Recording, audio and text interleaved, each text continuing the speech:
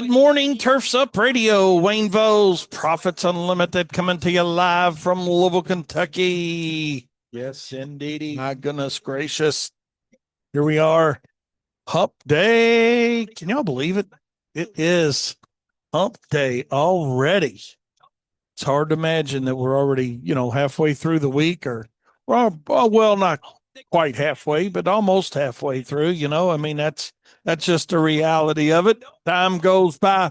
Can't think of that old country song. I make reference to it quite a bit though that says with the days are slow and the years go fast or something like that, or the weeks, but it seems like, you're going slow and then all of a sudden, boom, you're at the end of another week. And here we are at the end of May and halfway into June almost. And I just realized the other day that this non-lake season's what's got me messed up. I ain't gonna lie. That just yesterday, I heard some things about fireworks, talking about different fireworks and places that were doing that, and I'm thinking, oh my God, it is. It's less than a month away, July 4th, and it's just different this year, but that's okay. We take different. We take whatever we get because we don't have any choice other than taking what we get. But I do appreciate you guys tuning in with me. And one thing for sure, it's not raining again today. Woohoo! Yeah. So we're on like 2 days in a row now for no rain. we're setting a record if we ain't careful. And it looks like tomorrow's going to be another dry day, and then maybe most of the day Friday. So, man, we're not knowing how to act. I don't know. I hadn't talked to my buddies at BAM for a minute.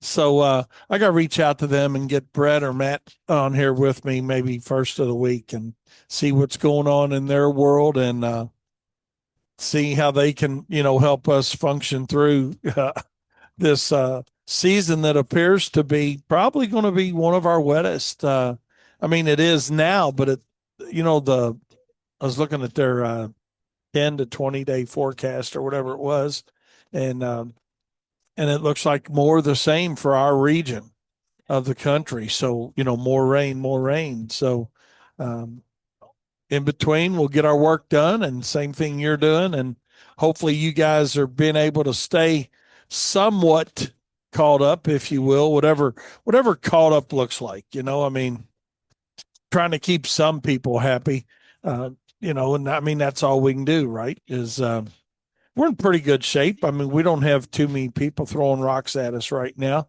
but and on the other hand, we got a few that are wondering, okay, man, where are you at, kind of thing. So but we do a good job. I will say, or now this is me saying this, and I think most of our customer base would say this too, but we do a very good job on keeping our customers informed on, scheduling and where we're at, how, what that looks like. So, but hey, we can only do what we can do. Don't hide from it. Don't hide from it. And just curious what you guys might be doing today.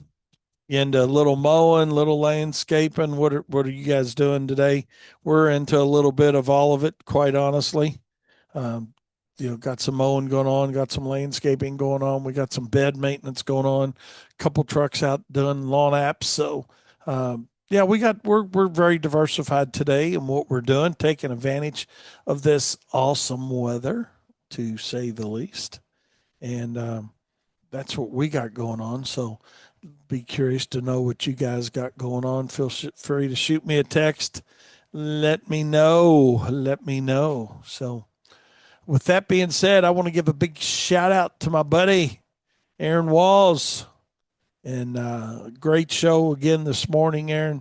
And Aaron's got a couple people that are helping him now. It's and he talked about it, I think, on his show. I was pretty busy this morning when Aaron hopped on. We were pretty steady around here this morning, getting things rocking and rolling and whatnot. But I had him on, but I didn't get to hear. But he's evidently got a couple people that are he's doing like a co-op with or something.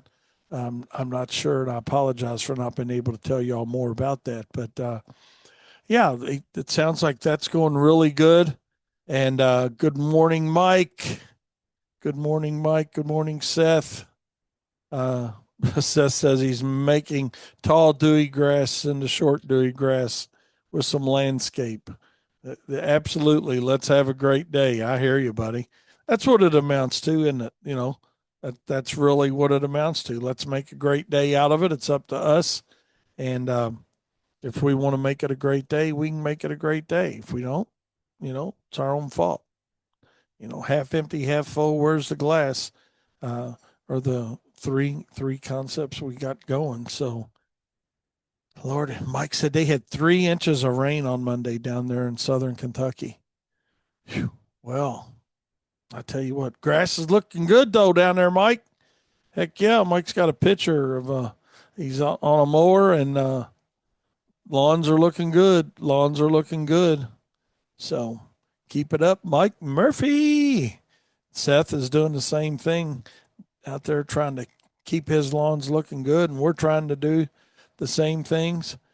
Corey out mowing today.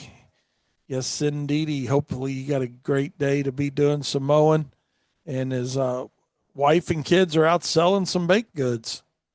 Good deal. Looky there, Daniel got a big table set up, and looking pretty good there. Got the treats all bagged up nicely. So there's his daughters in the back of the van. So hopefully that goes well, Corey, for everybody. Sounds like everybody's busy and got something going. There's Daniel might join us here for a little bit. And I know he's just got finished talking for an hour. So he's doing all right. But yeah, Corey, I'm glad to see everybody's at it hard this morning. So Seth is into making dewy grass short. So yesterday was really dewy, and today I came out and it's like I walk out and hop in my car and I see the dew or whatnot all over, and just know, okay, it's going to be a wet start. So Even when it's sunny, you still got that water to deal yeah, with. you still got the water to deal with. So, oh lordy, but I don't know. I'm curious to see where it's going to end up, say in 6 weeks, because I know we need. It's funny. So remember 6 weeks ago he said that, and it's still raining. It's still raining. Yeah, it Uh, is, and I can't wait to get Matt or Brett back on with us. Um, See if they can't hop on the first of the week with us. And there's Katie. There she is, back from the vet. Well, she didn't go to the vet, but her dog went to the vet. But anyways, Becca do good. Yay, she's smiling. I figured so. So, yep, Becca did good. So there you go. there you go. Nothing like getting the day started off at the vet's office. So, but anyways, that's all good. But yeah, I did want to give Aaron Walls a big shout out, and he's got a couple people that. Is it a co-op, Daniel? Do you know what's he actually got going? It's through the school, the high school. The high I'm not school. sure Is it they exactly have a like what kind of program or whatever, but yeah. couple students to kind of like tag along for Yeah. what did he say, 5 hours, I think. I think yeah, a And couple days a week, 5 hours a day, so or something like so that, somewhere along so those that's lines. pretty cool just to see what it's like in that industry. So I'm sure Aaron, he was kind of joking about it this morning, but I'm sure he's going to do a great job with it. And Yeah. Well, he says he's struggling as far as like being a teacher goes, but I think that he doesn't give himself enough credit in a lot of areas. And I right, think that could be one. yeah, I think he has a more skills than he gives himself then he credit gives for. himself credit for. Yeah, I think he does that too. So, but anyway, he's doing a great job with that. Uh, Eric Jones and Darren Grinner. Darren's doing his show now Tuesdays and Thursdays. So 10 a.m. So I Do you got. know if he was gonna hop on after your show today? I don't know if he was or not. He I said know. he sometimes was gonna try to. So Yeah. So, but it's nice to get back to full strength here, and everybody getting involved and getting back to normal, quote unquote, if you will. Let's see what Mike. Oh Lordy, Mike got a new puppy, Katie. Oh gosh, what kind? We he sent us a picture, and let's see what we got. Uh, Mike, what kind of dog is it? Katie wants to know. So it's cute. It's a cute dog. So it's laying there. Oh, it's a little bitty one too, little bitty puppy. So, Hmm. whew, tell you what, I feel like once you have a dog, I feel like you just are more susceptible to getting another one because it's just like, all right, I have a dog now. I have all, the responsibilities of having a dog and having two dogs. Like, yeah, I get you have to have double the things and, there is a different level of, potentially right? inconvenience or responsibility, whatever, possibly both. But it's like you're like 95% of the way there with one dog. You just add another one on. Just yeah, it's got mom used to always say that about a friend coming over to eat or something. You know, we'd say, "Oh, can so and so come over and have supper with us?" She's like, "Yeah, one more don't matter." Yeah. You know, so I feel like I might fall into that if I got a dog. I'd be the person that get like might have eventually have more like than more one. than one. Yeah. Well, Holly just got another cat, so she's up to two cats. So I don't know, Katie wouldn't do two dogs. Beckett's a big dog. I could, Yeah. Well, I think there's space limitation too. Having two Becketts would be kind of tough. yeah, that's true. Having two Beckett's would be a tough chore. He's what? She's only 74 He's pounds. only 74 But it'd be a lot pounds. easier to have two Lacey's in there than two Beckett's. Yeah, true that. Oh, it's a black lab schnauzer mix he got. Huh. I don't think I've ever heard of that mix. No, I had a friend that had a schnauzer, and it was a nice dog. It was a good dog. It was, yeah, Mike's dog was a good dog. His name was Mike too. Damn. What are the odds? What are the odds of that, man? But Speaking of odds and names, I heard this really interesting thing one time that depending on what city you're from, there's more people that have the name that start with B in Boston because it's Boston. really, And maybe more people that have the name L because we live in Louisville. or Larry. Yeah. Wow, isn't that something? I can't remember like where I saw that, but I thought that was kind of weird. That's really so abstract. It Yeah. could be true. Wow. Wonder what correlation that is. I don't know if it's subconscious, like something I within your wonder if you brain. live in Pennsylvania like Doug, if you have a higher probability of profit. There you go. Da da da da da. Or Philadelphia. Or what else starts with P? Phoenix. Pensacola, Pensacola. Poughkeepsie, Poughkeepsie, New York. Providence. Yeah, Providence, Rhode Island. There you go. So hey, let's just see with this Tim Brennan if that's the way it works. He's actually in Schenectady. Mm. So okay, super profits. But anyways, but no, hey, we appreciate you guys tuning in with us today. We're going to have a great show today. I wanted to talk a little bit about, and this has got, and, and I ain't turning my show political, but I just want to put this out there for a second, and then we're going to roll on. But uh, Corey C said Pennsylvania means poor. I know better than that, John. Oh man, I know better than that. But Corey said he left Chattanooga to go to Chesapeake. There you go. So, See? daggone that, there it is in action, isn't it? So, I don't know, but anyways, hey, this is not the view of Turfs Up Radio by any stretch of the imagination, but Wayne Voles personally did want to give a shout out to all of our law enforcement, you know, police, military, National Guard, whoever it is that's trying to keep order in L.A. or I think Chicago, Atlanta.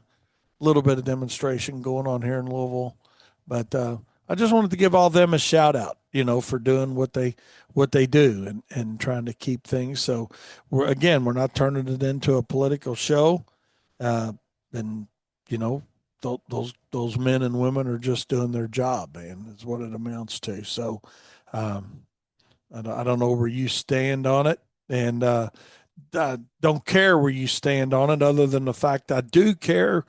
Excuse me for clearing my throat there on air, but I do care enough to bring it up in my show, and I hope I don't get anybody mad at me. But if I do, my point on it is simply, if you're illegal in this country, whether you've got a family or whatever you have, uh, and they send you back, then you go back. I mean, where's it stop? I mean, hey, guess what? We had a bank literally down the street got robbed yesterday from us, about or by right down the street from us that we bank with actually, and got robbed. So now if they catch that guy and he goes to jail, they're separating him from his family. So what the hell's the difference? You know, Right. uh, I mean, the law's the law. There's legal pathways into our country. And before anybody gets on it, I'm just going to do my rant and I'll move on. But, yes, we are a whole country of immigrants, but let's do it the right way. Let's do it the legal way. And don't don't put your life at jeopardy. Don't put the lives of the people that are here to enforce the laws in jeopardy. you know, and and I think really more than what's happening, I think it's a fact that everybody's pissed off and they don't like President Trump.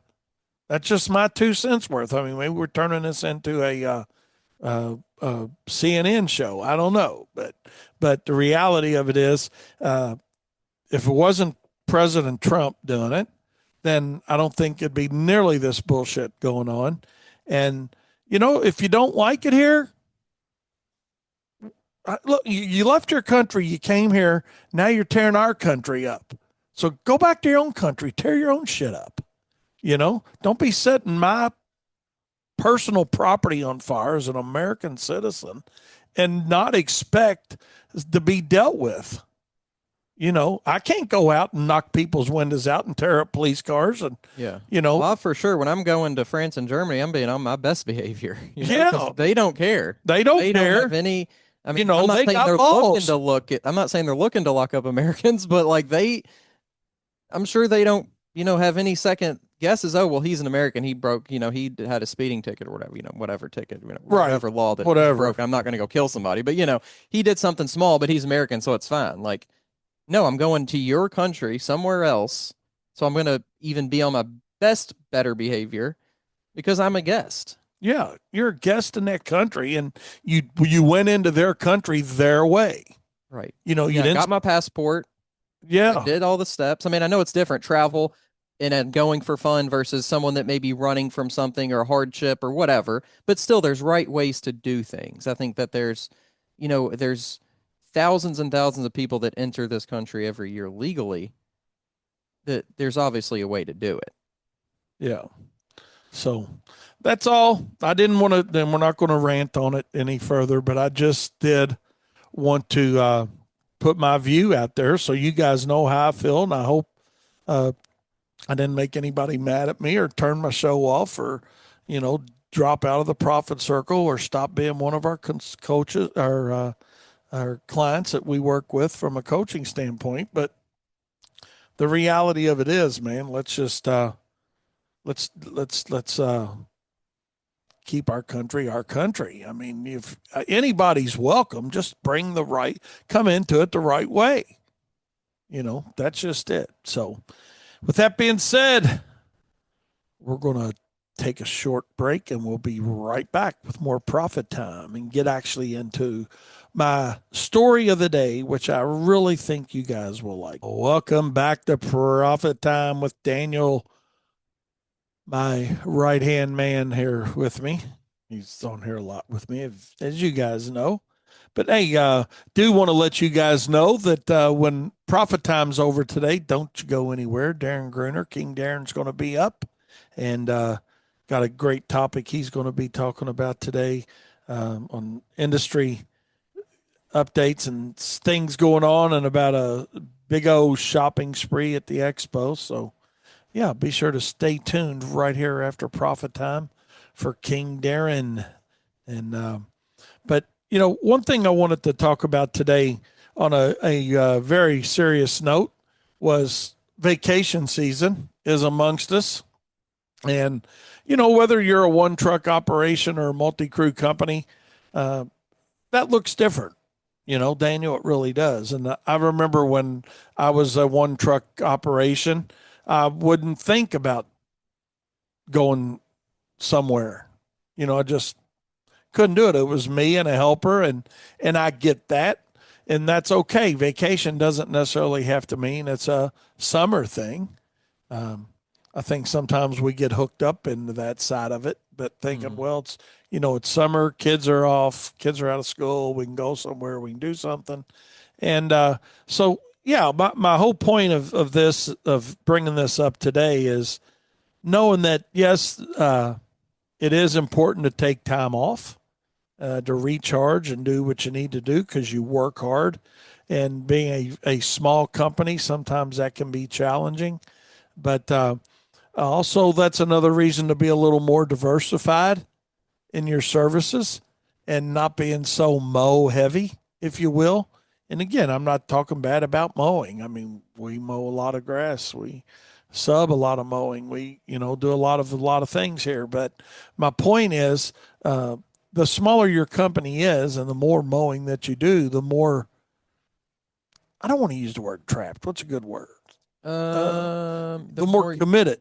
the more you're Yeah, and I mean, committed's not the right word. maybe I mean trapped isn't the worst word to use really. You're just locked into that routine. Yeah, I mean it's as you do it this week, and then okay, well, the next week we're going to mow again. Mm-hmm. So uh, where if you're a little more diversified and you're doing a couple days of mowing or 3 days of mowing, you know, uh, yeah, your hands are a little more tied. Yeah, Yeah. thanks, Mike. That's a good way of putting it. So that's one thing that could be an objective. Um, Yeah, restrict it. Yeah, Corey. I know you guys always take care of me. Between you all and Daniel and Katie, y'all keep me on the upswing of the right uh, words to use, whether they're adjectives or what not to use. But and Aaron Walls, his analogy was handcuffed, There you go. of course, handcuffed to the business. See, we all relate to different things, you know. But I think the importance of knowing you need to have some free time. And now as you scale a little bit, or even if it's just you and a helper or maybe two helpers, know that they need to have some time off too. Yeah. You know, it's like next week we got Derek, one of our leads here. He's taking off Friday, and next week he'll be out of town, and that's good. About the only time we have a no off policy is snow, Mm-hmm. in the winter, and they can schedule time, Yeah. but Got to be um, back. Got to be here for. you need to be here for snow because we're not running everybody on snow. Between us and our subs, um, we don't run everybody on snow. So it's not like, hey, somebody's out today. We have somebody take that, fill that slot. I mean, we do have Yeah. replacement players, And the good if you thing will, about the way that but you have snow set up too is it's not a crazy route. So if something yeah, happened where they just couldn't go, someone was actually sick or injured or whatever, you could still pick it up. But yeah. you know, So that we'll talk about that more later. But my whole point is, vacation season's here. Don't be mad. Don't get mad when somebody says, "Hey, man, I'd like to have a little time off, or a few days or a week, whatever it is." Yeah, everybody knows what reasonable is, and based on your company size, you're going to have different policies and procedures in place as you scale your company. Things will look different than they do as a one truck operation, but know that you need to have some time off and also know that your company's not going to fall apart. I think that's the main thing I want to bring out today, along with vacation time is, man, I'd love to do it, but oh my God, I mean, we're going to fall apart if I'm not here or if Daniel's not here, next week or, I think it'd be a you know, cool video to do within the profit circle too of like, here's, kind of answering the top questions of how do you keep your business from falling apart? How do you set it up? What things do you have in place? What do you need to do in order to get your business, even being a solo operator, to not fall apart Yeah. when you do take, some break Yeah. and time. When you do have time off, what systems do you have in place or do you need to have in place Yeah. so your company can continue on, for a week or hell, I remember the time when I didn't want to miss a day. It's like you didn't want to miss a day. So, uh, yeah, a lot of that goes back to systems that you have in place. Uh, Seth brings up a really good point. He said business owners need to realize it's okay to take off. Those yards or landscapes will be there when you get back. Yeah. Well, I mean, I say this quite a bit, especially when we talk about whether it's free time or, building a business to like as an investment or whatever, but your business should be a freedom tool for you, right? Like it should create freedom down the line. Now, like not necessarily like in 20 years, I don't think anyone wants to wait that long, but it should create freedom. It should create more financial opportunity and stability. It shouldn't just be this thing that, okay, here's another week where we're, pushing it as hard as we can. Here's another week we're doing that. Here's, 30, 40 weeks in a row where we're doing that. Like Right. that's why, like, I don't understand why you would get in business, have all of the responsibility and all of the, the risk and have no real reward other than just doing the same thing over and over again as hard as you can. Yeah. Build something that lets you benefit from it. Yeah. Absolutely. And I think, Daniel, that's a very valid point. And, Seth makes a good point too. He says, your customers will be there. And if they're not, then maybe they're not the client for you. If they don't understand that, hey, hey, I'm running this business by myself, but also I've got a family and I would like, I'm going to take off a few days. Yeah. I'm going to be out for a few days. So again, that goes back to diversification of services. Yeah. you know. And Daniel, you got a shout out. Seth said, "Absolutely, Daniel, preach it, brother." Hmm. No, but that is right. That's why you've got a business Yeah. is to create some personal freedom, financial freedom, Yeah. There's and plenty of jobs out there that you can get that will not be as stressful and not be as crazy and still and, and and if actually have those other rewards as well. that's So right, and if you need help with that, that's what we're here for. That's what Profits Unlimited's here to help you guys with. That's what the Profit Circle's here to help you with. What can you do and implement within your company? And that's what Turfs Up Radio is all about is, you know, what can you do? What do you need to implement within your business to set it up more as a business and not just job creation for yourself or somebody else? And like I said, your employees, I know we're team members, whatever the politically correct term is now, um, they deserve that same time and respect, you know. And I think that's something too that I don't want anybody to ever forget about is, yeah, it's great for you, but everybody needs that, you know.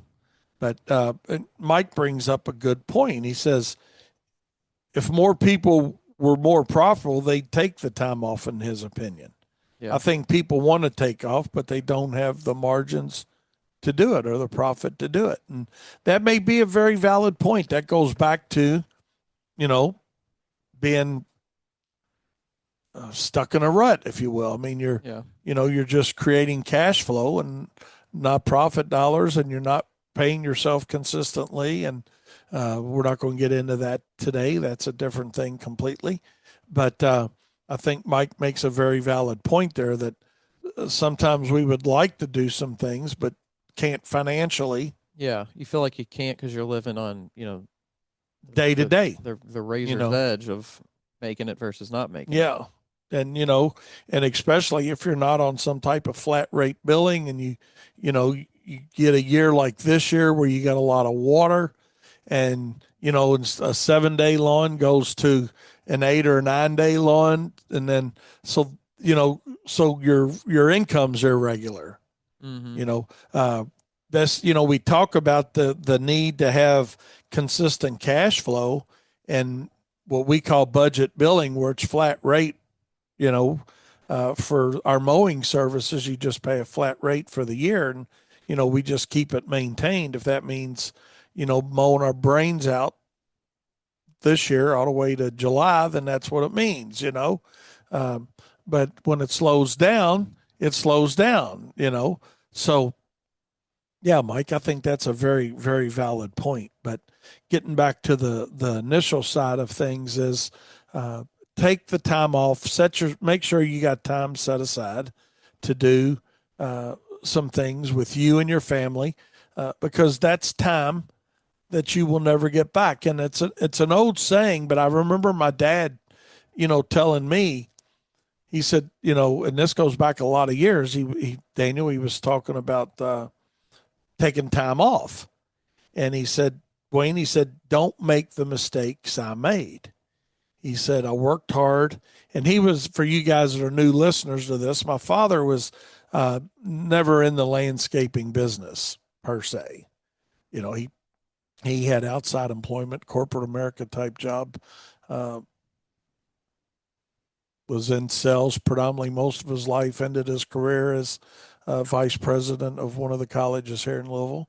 But the reality of it was, he told me, he said, don't make the mistake I made of working all the time and thinking I couldn't take off and not taking off as much time as I could have and should have.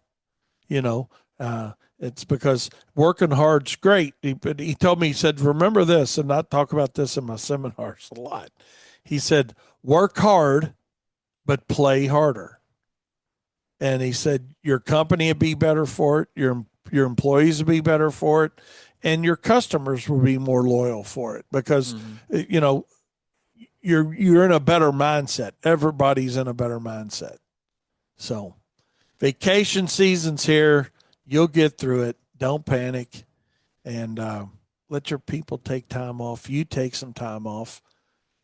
Your kids and your family will appreciate you taking some time off. Whether you joke about it and say, no, you can't, you actually can. And I think taking time off too, like we might be thinking more about like, oh, that week vacation going to Florida, right? Or the traditional week off or whatever. But it helps too, like times within the full season of like getting Memorial Day off, getting July 4th off, getting Labor Day off. Like You're those little breaks can be a big help and keep morale up as well. It's not just about the full week of vacation, your typical vacation, but right. just the interspersed days in the calendar that can really keep you from, feeling burnt out. Yeah. And I know around here we have a lot of Fridays, that we're either off or don't do stuff. I mean, we're waiting on rain to slow down a little bit to get to that point. But we've got what we call an upside down schedule here. Monday through Thursdays, is our scheduled work days. Friday's our catch up day.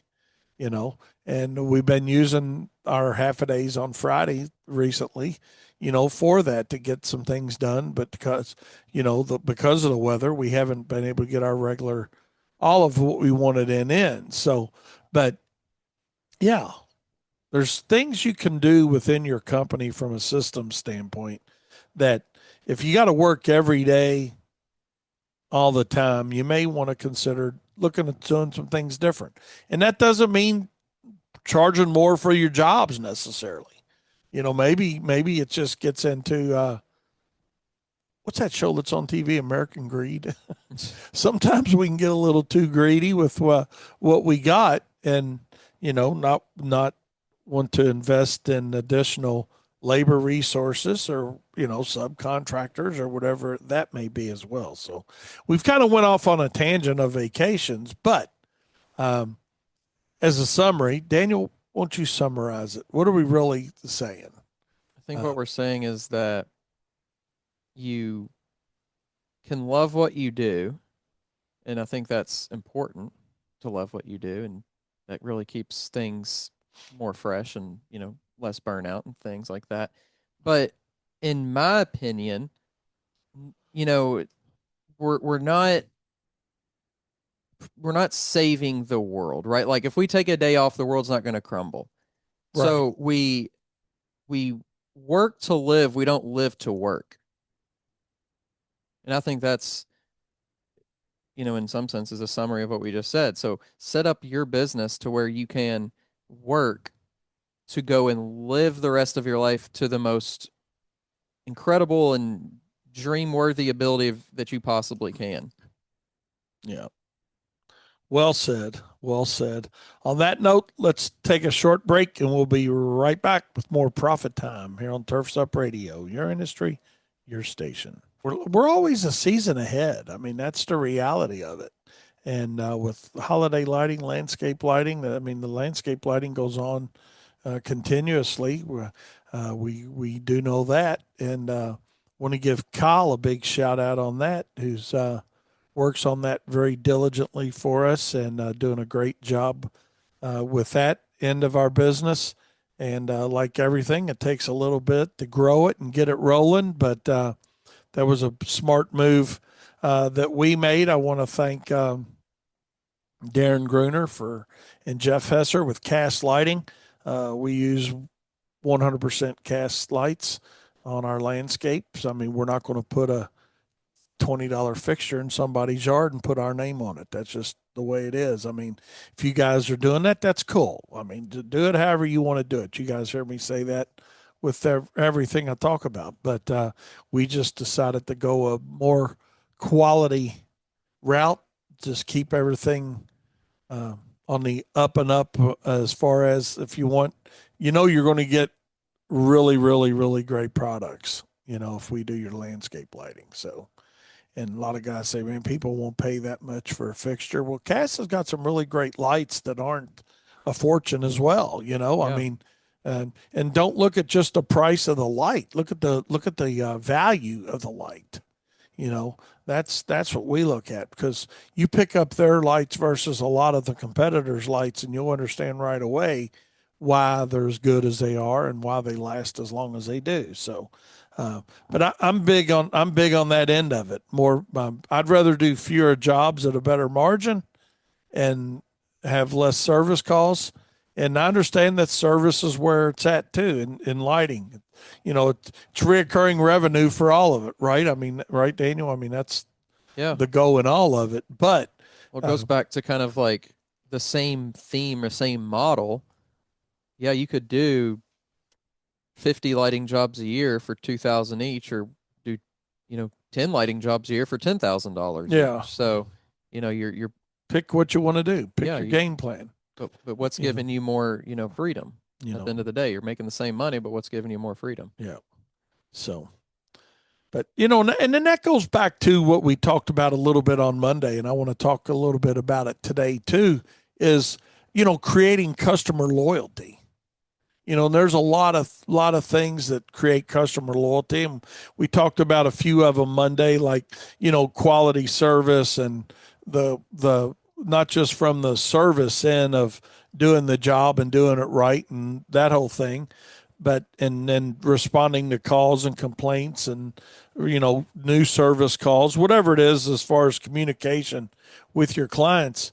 But something that we've found has helped create loyalty to us in our business, and this is something I want to elaborate more on in the profit circle, Daniel, with a video, is consistency with crews on jobs.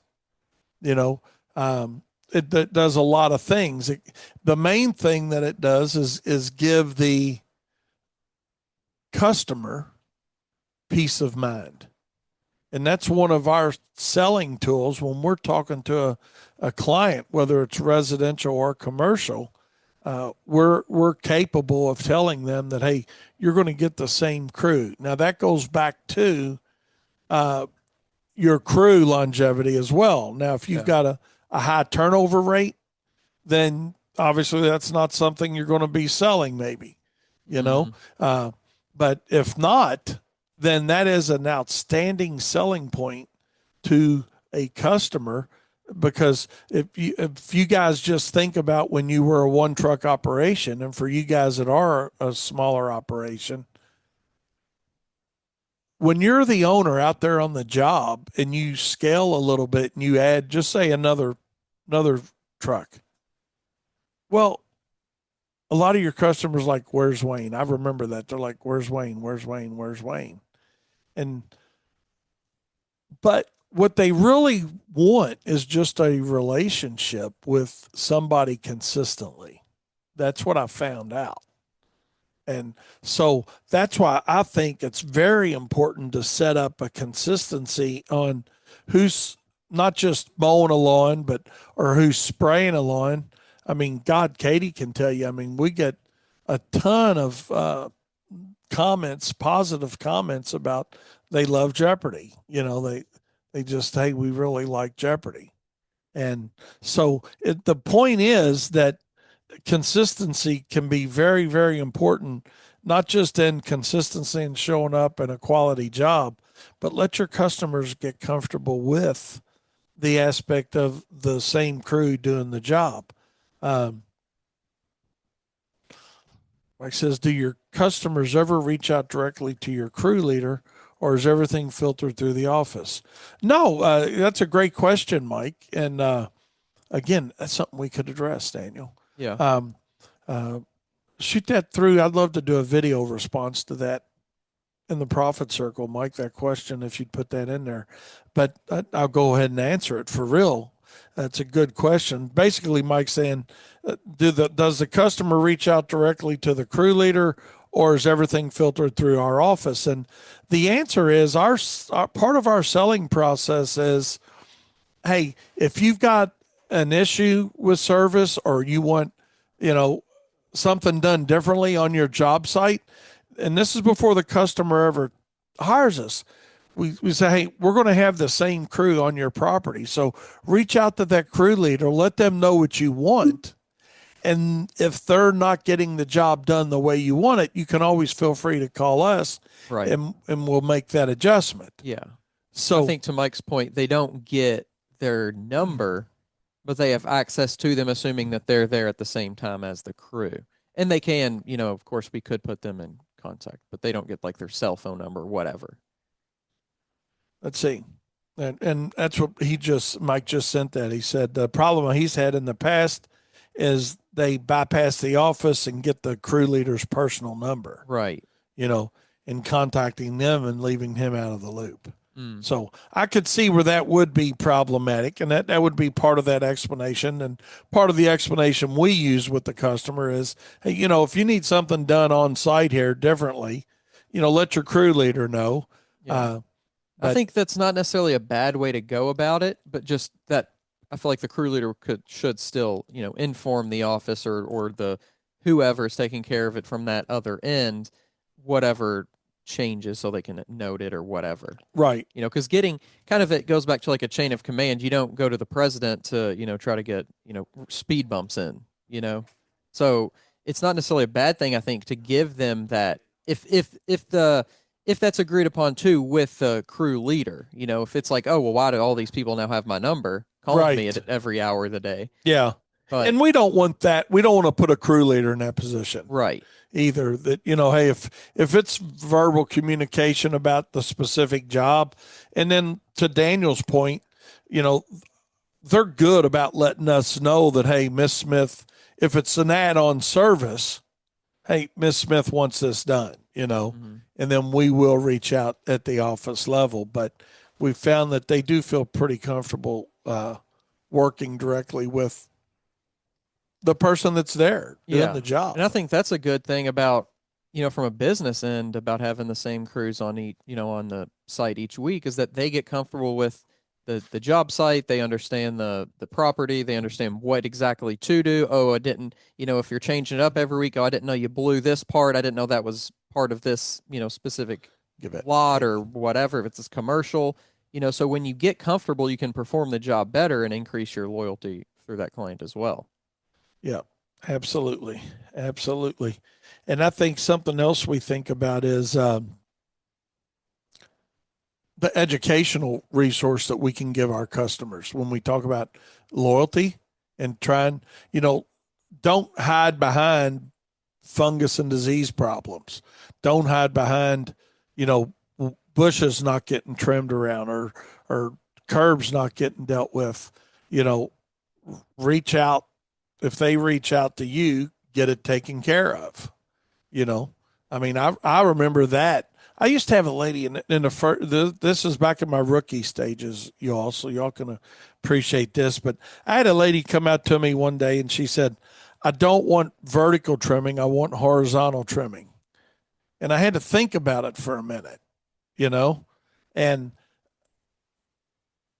vertical versus horizontal. Okay, so instead of going flat, she wants this, or she doesn't want that, and she wants so that goes back to part of the explanation when you're talking to somebody too is when you're educating your customer on how you're going to do things. You know, are you just sending a price at, let's look at it for mowing just for a second, and then we'll look at it from other services.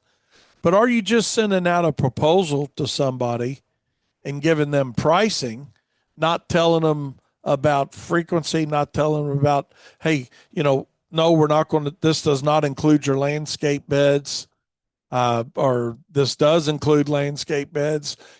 Are you explaining what you're going to be doing for their service? Because that's where there can be a significant breakdown on what somebody's expectations are. But Darren Gruner's an idiot. He's crazy. But he gets you off track sometimes, You're trying to have a It's certain payback yeah, from it's your payback. show or his show yesterday. Yeah, I was messing with him yesterday a little bit on his show. He was talking about acronyms if y'all didn't hear it on his shows, but on his show yesterday. If you didn't go back and listen to it though, because it was a really good show. We made a lot of really great points and stay right where we're here because when Daniel and I hop off here, he's going to be on here right after us. But education of your clients very important. Um, if you allow yourself to be positioned as the expert, whether it's lighting, whether it's fert and weed, whether it's mowing, you know, don't just say it, but show them. And what I mean by show them is, you know, uh, with your newsletters that you or your email contacts that you make, responding to their phone calls, whatever it may be. Uh, just it's the communication with the customer that makes things run a lot smoother. None of us are going to be perfect. I mean, hell, I when I was running a crew myself, I'd have complaints on my trimming, or you missed a spot, or you forgot to blow my patio, and so it's and Daniel, I swear to God, there's nothing I hate it worse than coming in and my mom telling me that. Miss Smith called and said you forgot to trim the back fence, or you didn't get under a rose bush, or you didn't blow the downspout, or. So like the last thing I wanted to hear when it was 180 degrees, and you've already mowed 20 lawns that day, and you're galded, and because that's when we used to walk everything, wasn't all this riding stuff going on, So I don't know. It's just communication with your customer. I got sidetracked again, but got sidetracked. See you, James. But the reality of it is, it's educating your customer. Uh, it's staying in contact with your customer. Feedback from your customers. Gaining that feedback from your customers. Uh, Working within the community engagement. There's simple ways to get engaged in your community. Whether it's going to, like got as simple as youth sponsorship, maybe at a baseball, basketball, football, whatever, some type of athletic community event, or maybe it's going to the garden club, literally, you know, uh, Mm-hmm. or HOAs. I know Yeah. I went with League of Cities, Bill Miner. Helped me one year with that when we were in the growth mode on snow, and he said, "Here, come with me, man." He said, "I'm going to a meeting tonight with League of Cities," and it was just a meeting that a group he was involved with that Daniel was pretty cool, and they just had like a semi-annual meeting. This happened to be their fall meeting, and I got to rub elbows and talk to people and create some relationships with, some HOAs and some six class cities and things like that. So it's not always about what's the right way of saying it? It's not always about the sell initially. Mm-hmm. It's having your name out there. So when somebody does maybe have an issue with a current provider, or their uh, bylaws state that they every 3 years we have to rebid it, no matter how happy or how sad we are, that your name get hops into that hopper. So these are all little things that not only can create loyalty from a customer that you've already got, but also potentially bring something in. So community engagement can be very important. And then last but not least that I wanted to touch base on before we turn this over to Darren Daniel was, you know, occasionally giving your customer a surprise for something. And when I say a surprise, I mean maybe it's from a landscaping perspective, maybe it's free pre-emergent, when they do a landscape with you. Hey, not a big deal, but it's something. You know, maybe it's free edging. When I say edging, mechanical edging, spade edging, whatever it is that you're doing. Maybe it's a gift card. Maybe it's for not and not have to be a referral. Just hey, we appreciate your business, and do it at a time of the year when they don't think you're trying to buy the renewal. If that makes sense. If you got a contract coming up, on a fiscal year of July 1st, I'm not approaching them June 11th and saying, oh, by the way, here's a dinner, Daniel, here's a gift card for you and your significant other Yeah. to Stony River, or here's a gift basket, or blah, blah. Do it in a time of the season that it's off. And when I say off, not where there's not a sale directly related to something. And I think that means more. Hell, we use baseball tickets. We got seasonal tickets for an example here. But we got season tickets to, our AAA affiliate here that we have in Louisville that we make available to our clients all year long. We do some fruit baskets. We got some rain gauges that we pass out. Sometimes if we got a long time loyal customer and they've got a fungicide problem or fungus problem or disease problem, hey, Daniel, you've been a customer for 10 years. We'll make that application for you. Just don't worry about it. Now we're not in the business of giving things away, but we are in the business of creating loyalty. And in my opinion, and we'll wrap this up because I'm creeping into the 11 o'clock hour, but you know, we're going. As a matter of fact, I'm going to save it. It's going to be the cliffhanger, Daniel. We're going to talk about that Friday. What I was just getting ready to end my show on. So, with that being said, stay tuned Friday. I know you guys will be back. You're always here with me. Appreciate each and every one of you guys on Turfs Up Radio. Stay tuned right here for King Darren Gruner. Got a couple great topics he's going to be talking to you about here in about a minute and 20 seconds. So appreciate you guys. Stay tuned to Turfs Up Radio all day long, every day. Be sure to share it with your friends. Let people know. Let people know. Let your customers know, that, hey, you're involved in listening to Turfs Up Radio. Darren talked about that yesterday. What are you doing? What are you putting behind your name to be more impressive? You're not just chucking a truck. And if you're Chuck and you got a truck and you're a great business, don't take that as a slam, But hey, let people know that you are a professional and you are concerned about their loyalty and their business. So, with that being said, we'll talk to you guys on Friday. Darren, have a great show. We'll be listening. And remember, profit is not a dirty word. Thanks, Daniel. Good morning, Turfs Up Radio. Wayne Voles, Profits Unlimited, coming to you live from Louisville, Kentucky. Yes, indeedy. Oh my goodness, we got a great show planned today. We going to have Katie on here with me here in a little bit. Looking forward to that. And Daniel might hop on here with us. He's got a little thing he's taking care of. So just looking forward to a good Friday. Can y'all believe it? Here we are, another week.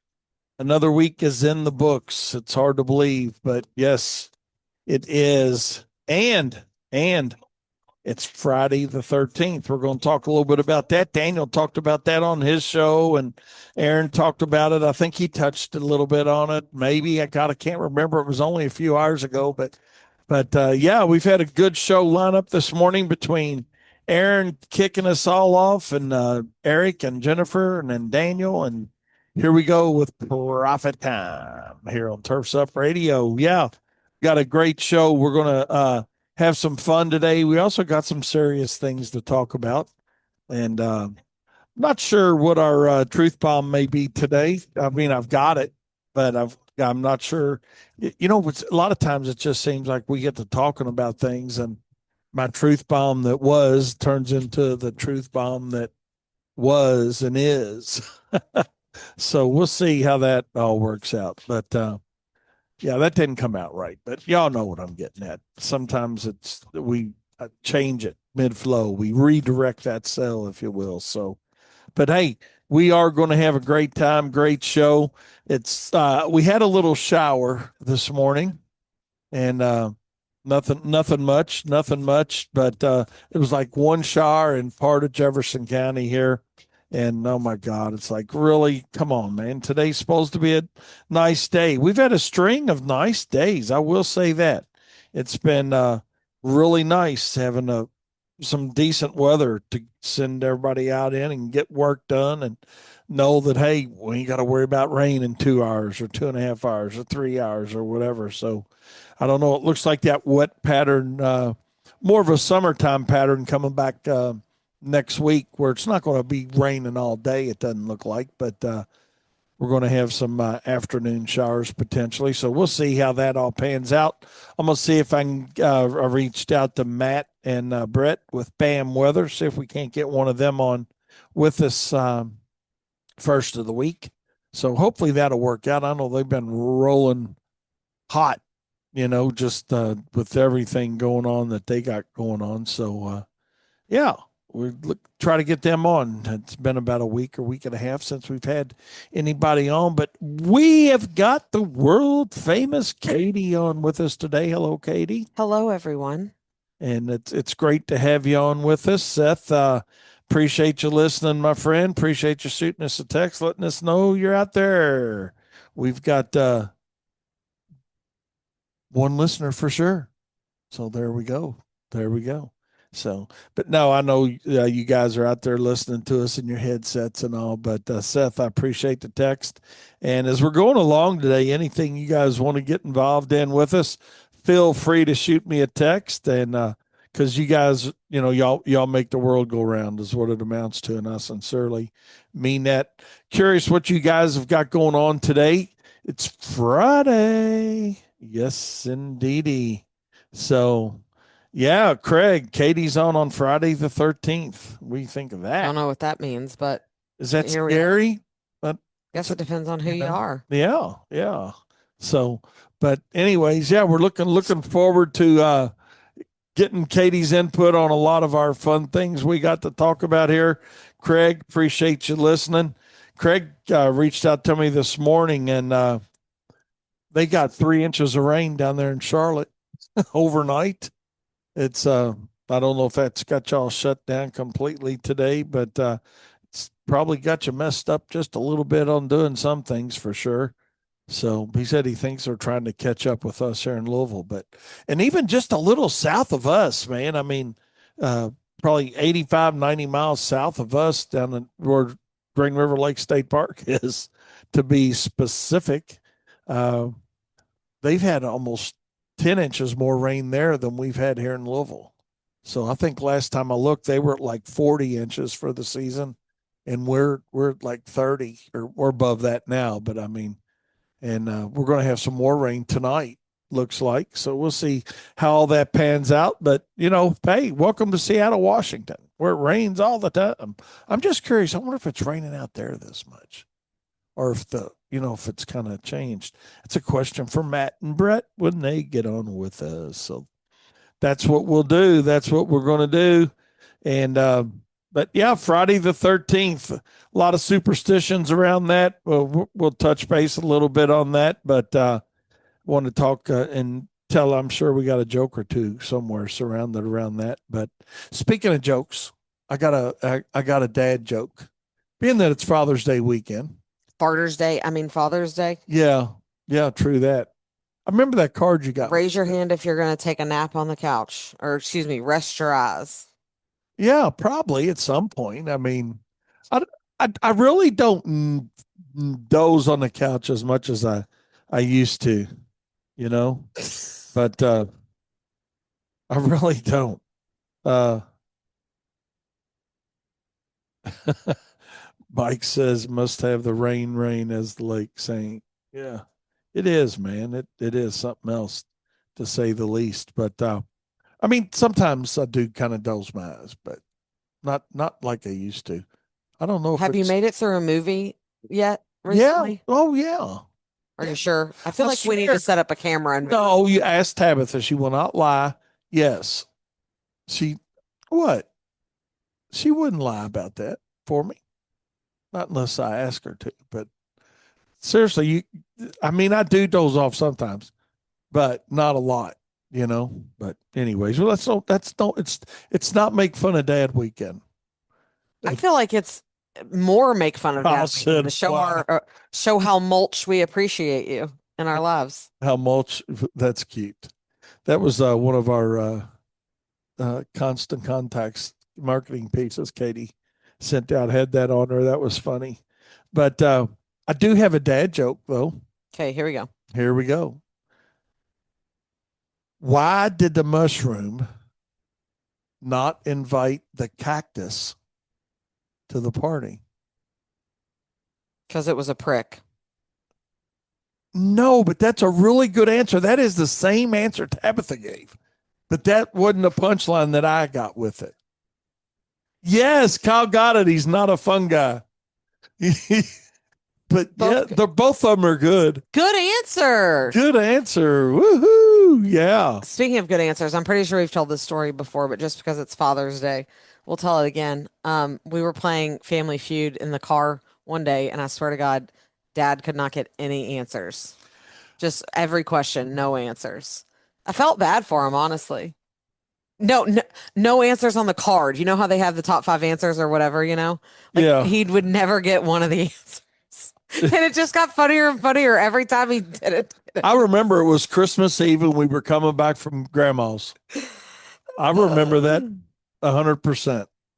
But I have gotten much better at that. I watch that about every night now, practicing for the next time we play. A girl I went to high school with, her family got on and they won all 5 days. Oh, cool. That'd be really neat. There's a show on I want to say it's Hulu, but it might not be.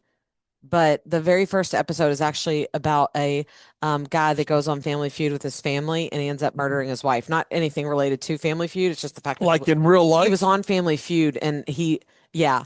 And one of the questions was something about like, I don't remember exactly what the question was, so I don't want to mess it up. But basically, he implied on national television that marrying his wife was the biggest regret of his life and like a mistake. And then he ends up murdering her Oh my later in his God. life. Poor thought through on that. Yeah, so that was like foreshadowing at its best, Shakespearean right there. Oh my.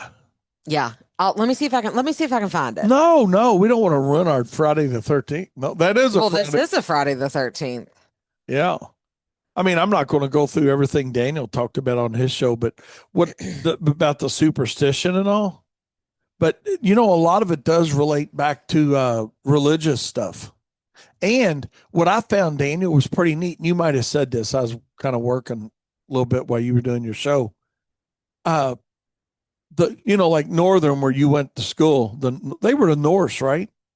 Yeah. I found something on Norse on that. Yeah. It was I did say something about it, but it might not be the same. okay.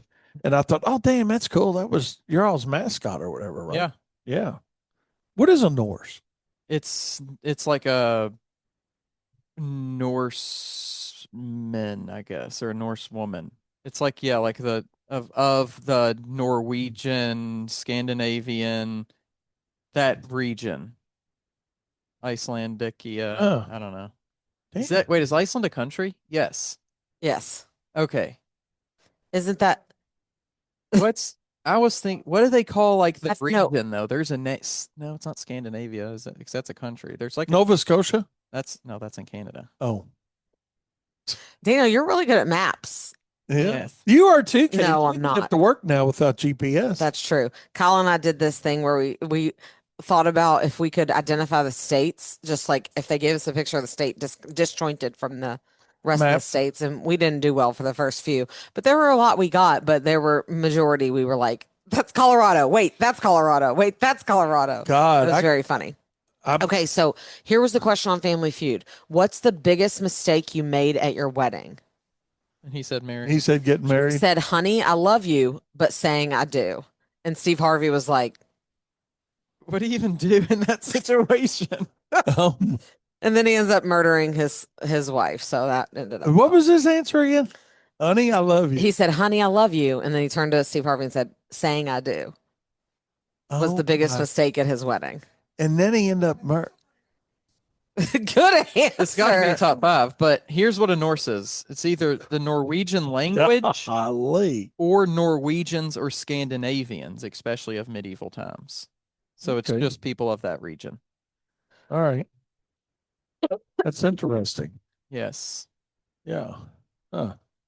All right. Well, the religious side of the 13th is the suspicion side. They said it likely stands from a religious and cultural beliefs, like I said. But here's the cool thing about it: 13 is often associated with bad luck because Judas was the 13th apostle that showed up for the Last Supper. Okay, I was going to say, was it in order of arrival, Well, alphabetical? What was the situation? wait, was he the Just says he was the 13th guest. 13th guest, including Jesus, right? So Yeah, he because would there were have been the 12th. Because there Yeah, was he's the 12 12th disciples. apostle. Yeah. yeah, there was only 12 apostles, right? Matthew, Yeah. Mark, Luke, John, Are Peter. apostles different than disciples? Now I'm I don't questioning know. myself. Honestly, I don't know. I don't know, but collectively we've got about 40 Here, I'll years of Google it. Catholic private education, and we're not sure. So that's really good. Honestly, don't know, don't care. No, That's- I know. I don't either. I mean, hey, my mom and dad spent the money too, just like me and your mom did, for you all. So I know there were 12 Apostles apostles. are individuals chosen by Jesus to spread the gospel, while disciples are followers of Jesus Okay, so there are who 12 are dedicated apostles. to learning from him. Oh my God. Kyle's complaining that Yeah. he didn't get Yeah, the, we got like second-rate Catholic education. And Y'all got high school Catholic private y'all education. also You just went to didn't. CCD or we whatever. did. And here's how seriously Kyle took that. He literally pants someone in the CCD pickup line. He did what? He pants Austin or somebody Fine in the pickup CCD line. pickup line. The pickup line is free range. No, I remember this. Mom picking us up in the minivan. It's fine in the pickup line. It's fine. Oh my God. Oh, Lord, shoot. memories. You know what? Something else about the 13 thing in Harry Potter Mhm. in the third book, the divination teacher, the one who has the prophecies or Mhm. whatever.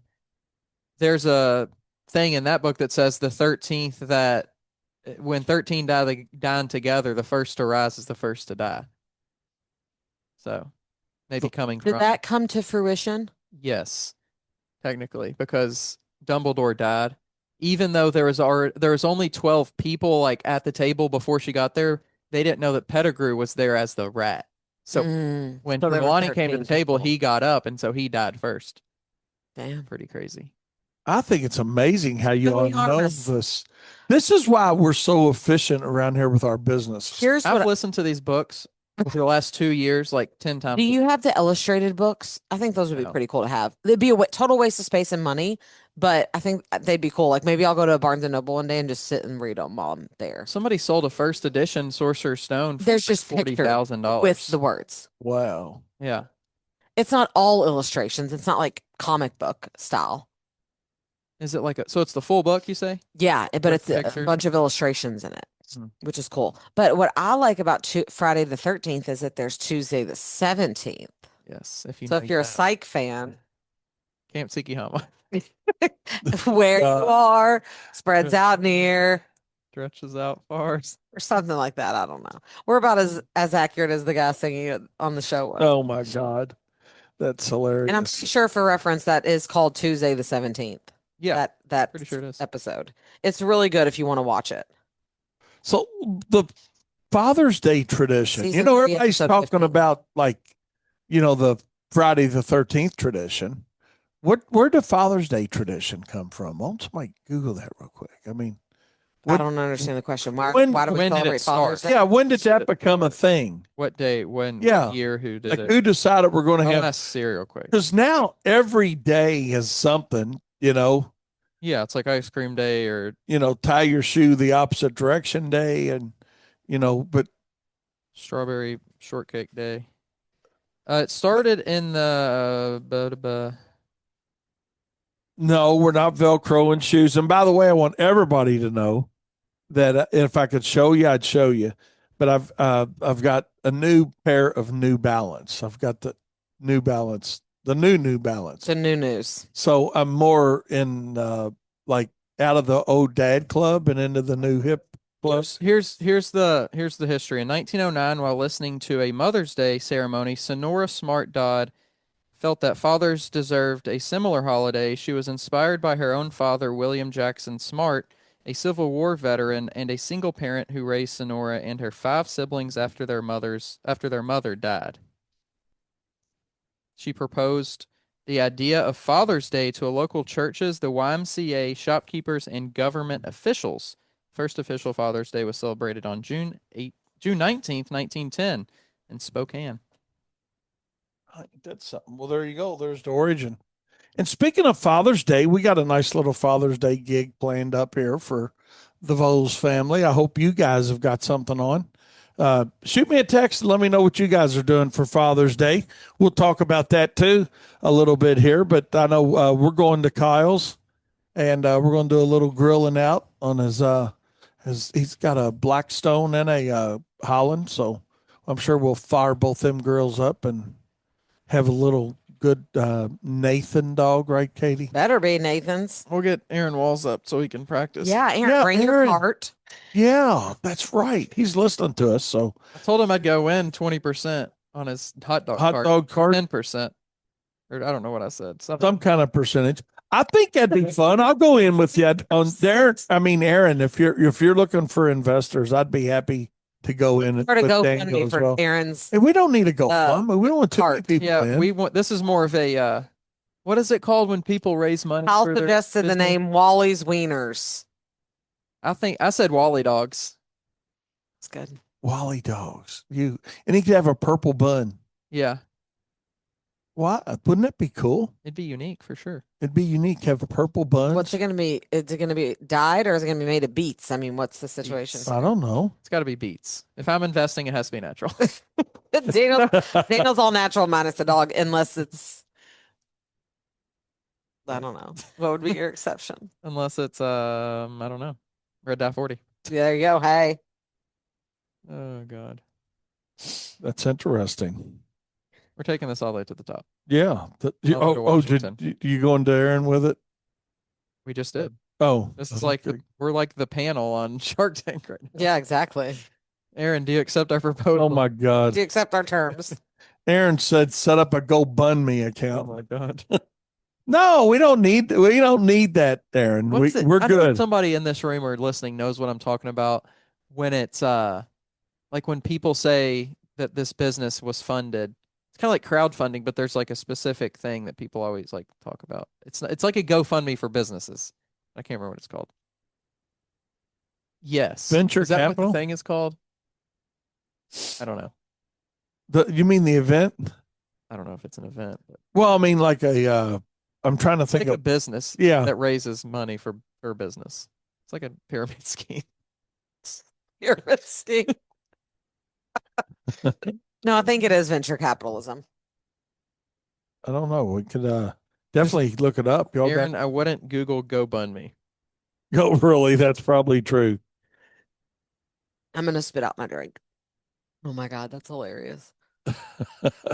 oh my God. So anyway, speaking of Friday the 13th, I'm I had some shingles blown off my roof, but it wasn't Friday, today. But you know, that's kind of a Friday the 13th event. Something weird that would Did you happen. all hear that Louisville snow leopard died? I did see that. They were 14 years old. Yep, 13 years old, and it died on the 12th. Oh, This says it was 14. Oh, was it 14? Yeah. maybe it Oh, was well, that I'm on the sure 12. that's right. So then 14 plus 12 divided by 2 is 13. 13 at Friday the the 13th. average age and date. I don't know. I've heard it both ways. But anyways, so hey, when we were talking about Father's Day earlier, and you mentioned love language. Hmm. That love language is different for different things, and Yeah. what? Let's talk about that for a minute. So, who was it this morning? And I'm really apologize for forgetting your name. I'm just not all there. Jennifer and Eric. Yeah. So they were talking about, not all people want, it's called words of affirmation. Not all people want gifts. You gotta, number one, you need to know what your love language is. So what that means is, how do you like for people to show love to you? What makes you say, like, oh, that person did or said this, so it makes me feel like they love me? Or how do you show love to people? And I was telling Wayne that his is definitely acts of service and giving gifts. Like, oh, I was out and I saw this and thought of you, so I got it. Or, oh, you need help putting up your da da da da. Okay, I'll come help. Or I'll call so and so to come help, like whatever. That's, I think, how you show love to other people. But I said, how do you like to feel love? Have you thought about that yet? So here's the five official categories, or love languages, they call them. Oh, Acts of service. And you can really? take a short quiz. It's really simple. Online, just Google love language quiz and you'll find it. Acts of service, receiving gifts, quality time. That's another big one for you, I feel like, is quality time. Yeah. Words of affirmation and That physical means like touch. coming back, like coming to see me. Yes. Yeah. So that must be why I'm on the bottom of the list. What? Remember the time you said, okay, well, if you want to come by, because I was over near you, Oh yeah, and I you were said, like I'm not 4 feet coming by. away, and you said I'm not coming back. And then later you said, I went and unlocked the door just in case you came by. And I said, I told you I wasn't going to come by. So anyway, and I also think that these can change, whether that's just as you grow up or whether, Because you feel sorry for me is why they would change and you would come by, or what? no, No, I'm saying yours would change, yours. not Like, Oh, someone's the habits. person. maybe when you were younger, yours might have been gift receiving or acts of service or words of Oh, okay. affirmation because you needed that to feel good, to like quote unquote boost your ego. Okay. But now yours is definitely quality time, Yeah, you know? What do that's you what true. do you think yours is, Dan? I don't know. Kyle, physical touch. Yeah. Daniel, let me just go ahead and mark that off the list for Daniel. We air high five and I'm his sister, so sometimes he just sometimes he turns away when I try to air high five him or air chest bump. Who do you He think's still worse, him does or it. Dane? Him or Holly? Oh, him for sure. Okay, because Holly don't like hugging much at No, all, no. and And Sherry, my sister, hates it. oh my God, I know. That one year I asked for my Christmas gift to be Holly to give me a hug. Good. But and that's funny, is that over I would say the past 3 to 5 years, I feel like I'm not as big on physical touch as I used to be. Like I used to be all in for some hugs, Maybe because you have Beckett now, and she's maybe. always snuggled up, so it's like Like I'm please here give me full. space. Yeah. Yeah. Could be. That's a good point. Beckett? Yeah, my love language used to be physical touch. That's how I showed love and like people to, hug me or whatever. Hmm, But I would say that's definitely changed. I gotcha. Love language. That's probably true. I do like to do things for people, and That's how you show love. And the way you want to be shown love, I think, is quality time. yeah, That would that be might Yeah, I your be. think top that's right. ones. That might be. Yeah, that's pretty good. Kyle, how do you like to, besides triple kisses? It was so funny. I never noticed this until probably about 3 years ago that Kyle and his wife always kiss 3 times when they leave. I wasn't sure if it was like an OCD thing or like a special thing that they did together, but now I just call it, okay, triple kiss. OCD. So what do you think your love language is? Acts of service. How do you like for people to show that they love you? Acts of service, receiving gifts, quality time, words of affirmation, or physical touch? Think about it. TBD on Kyle's and Daniel's. Yeah, I'm not sure. I love you. Words of affirmation. Oh God. The Yeah. calendar style. True that. Daniel's love language is going to be getting his door in today. True that. Maybe they are there. They did Oh, arrive. praise They Jesus. did arrive finally. Caitlin said it was raining. You should have borrowed our what's that thing that throws treats out to Beckett? We haven't Oh my used it in God. forever, but it has a camera in it. We could have turned it on and watched and listened the whole I time. thought you were gonna say to throw treats at them, and they did a good job. throw tax at them. Get back to work. Oh my God, what Furbo? Yeah. You know, y'all know the trials and tribulations he's been going through. I think we might have even talked about it here. Yeah. I But- can't Sure. I imagine think we every haven't. time a door is supposed to go in, you mentioned it. Yeah. Well, but just because it's jacked up, man. I mean, you know, Yeah. Hopefully, I don't have this much problem after the fact. with my other thing. Your roof my or ceiling or Ceiling whatever. thing. Yeah, it won't be. We're going to think positive, right? Think dry thoughts. So, come on. Nobody has sent me anything that they're doing this weekend for Father's Day Or just You know, this weekend. or this weekend. Yeah. You know, maybe you just want to Or what's your love language? Tell us Yeah. that. Yeah, tell us your love language. Acts of service, receiving gifts, quality time, words of affirmation, physical touch. And again, Mike said, here, I'm going to let you interpret that, the bottom three. he said, who doesn't love gifts? Okay. Gifts. My wife's love language is gifts. Kyle, listen to this. Which out of all the languages, gifts are the most sus. Oh, that's That's our buddy true. Mike, Mr. True. Mike Murphy. Everybody likes gifts, but I think it's more like not like, oh, it's my birthday, get me a big expensive gift, but like one thing that I do for myself is flowers. And anytime I'm at the grocery or if I go to a craft fair, what? Kyle said, all right, Miley. And if you don't know that reference, Google Miley Cyrus flowers. But no, that's something I really like. I really like, is just getting a small bouquet of flowers. So it's not necessarily always, big gifts or whatever. And we're not my super sweet 16 in it here all the time or anything, but little Yeah. things like what you do. Like, oh, I saw this miniature bottle of ketchup and I know you love things that are tiny, Yeah. or like I saw this purple stuffed moose Stapler. and I thought of Aaron Walls, so I mailed it to him, Yeah, that is true. Stapler. I take that too.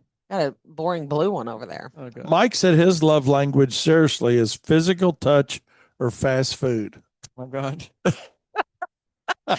Let's see what category it would fast Fast food. food. Receiving gifts, Receiving underscore, gifts. part you one, know, part 1B, fast food. specifically double Fun. cheese White Castles. No, he didn't say I was that. going to say what? It's Let's see. crazy. Does White Castle do a double burger? I think they do. Yeah, they got a double hamburger. And Which that's still where means they you're getting It's about still 0.1 equivalent to ounces like of no meat, one else's you know. regular size burger. No, God, they did just take that can of meat spray and spray it on 2 buns. Let's see. Stephen West says, simple Father's Day request for my wife and daughter. Let me lay on the couch, drink a beer, and watch the U.S. Open. No, I was going to say that and probably leave you alone, right? Yeah. Yeah, like be quiet, sit there quietly or don't be in the room. So how about this? To be out of the house. Kyle will come over to Steven's house and you all can do that together. And Steven, you send your wife and daughter to Kyle's house. That way they both be. That way everybody gets have what them- they want. Yeah. I could operate the Blackstone. The grill. Yeah. Look, we got we can figure out how to roast some Nathans. Yeah. Oh my God. Katie's fixed on Nathan hot dogs. They're just the superior dog. Nathans are bust, Aaron. Nathans are bust. Don't get Aaron started on the. All you got's a guaranteed piece of shit. Yeah, that's yeah. That is from the world famous Tommy Boy that y'all don't know. That is my favorite movie But of all time. also I don't know. I don't know. I haven't looked you recently, don't say but I anything don't name think brand in so. Costco. Yes, huh? Most stuff is not like national brands. I know. I was just firing y'all up. I do get Maybe my he's at Jeff. the big lots of Costco. I don't know where he's He's a shopping, fan. but No, yeah. Sherry makes me go to the dollar store, Dollar Tree. Okay, congrats. And now you got to pay attention because sometimes those aren't always deals. Sometimes you only get like 10 plates for $1 where you could spend $3 at Kroger and get 49 plates. You know what I mean? Yeah. Oh, I So you know. really got to pay attention to that Oh, stuff. I don't go to the Dollar But Tree. You buy shit at the Dollar Tree. Your paper plates are about as thick as this.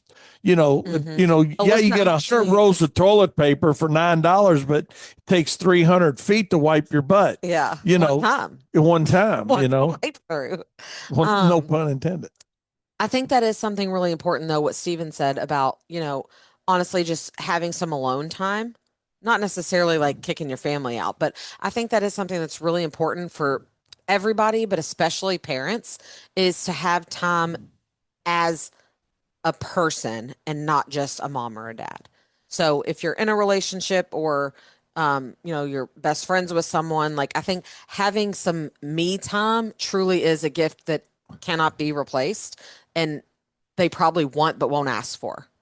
So like, hey, you So go, are you saying I'm like saying like I let's would say like mom to was be still alone? around. Let's say mom, Well, it's not about being alone. It's about doing something she want to do. Like Kyle likes to golf. yes. Leslie likes to run. And they give each other time and space to do that without saying, well, take one of the kids with you. Oh, okay. You I know, get it. like Okay.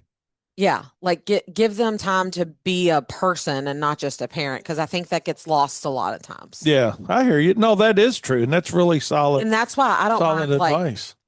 I don't mind like for Kyle's anniversary a couple years ago, I gave him a card that said your gift is a coupon for babysitting. Blackout dates apply. Da, da, da, da, da. But Lockout dates. like I don't care if you want to go sit in your Anytime car. between 6:30 and 9, I'll be available. Exactly. Go sit in your car at the around the corner so the kids can't see you. I don't care where you go or what you actually do.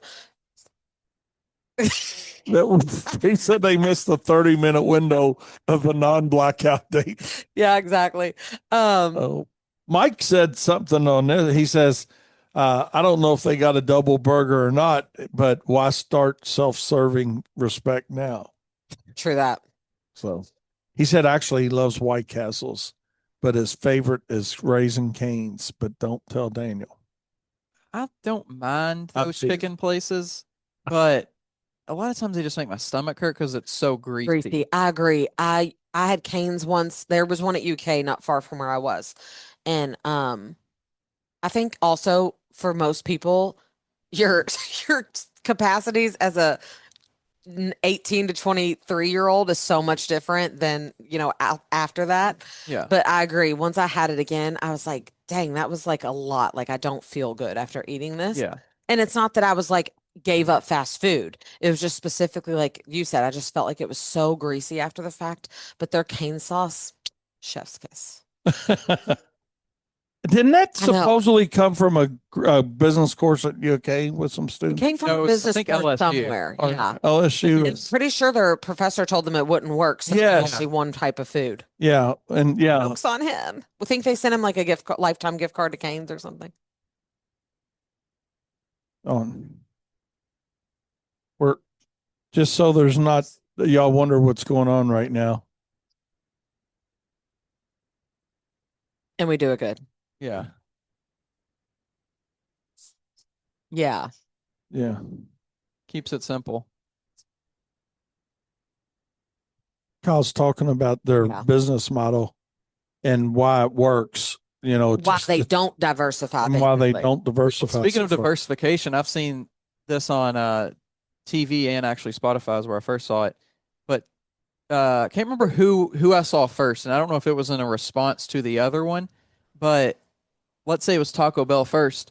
They brought back their chicken nuggets, Mm-hmm.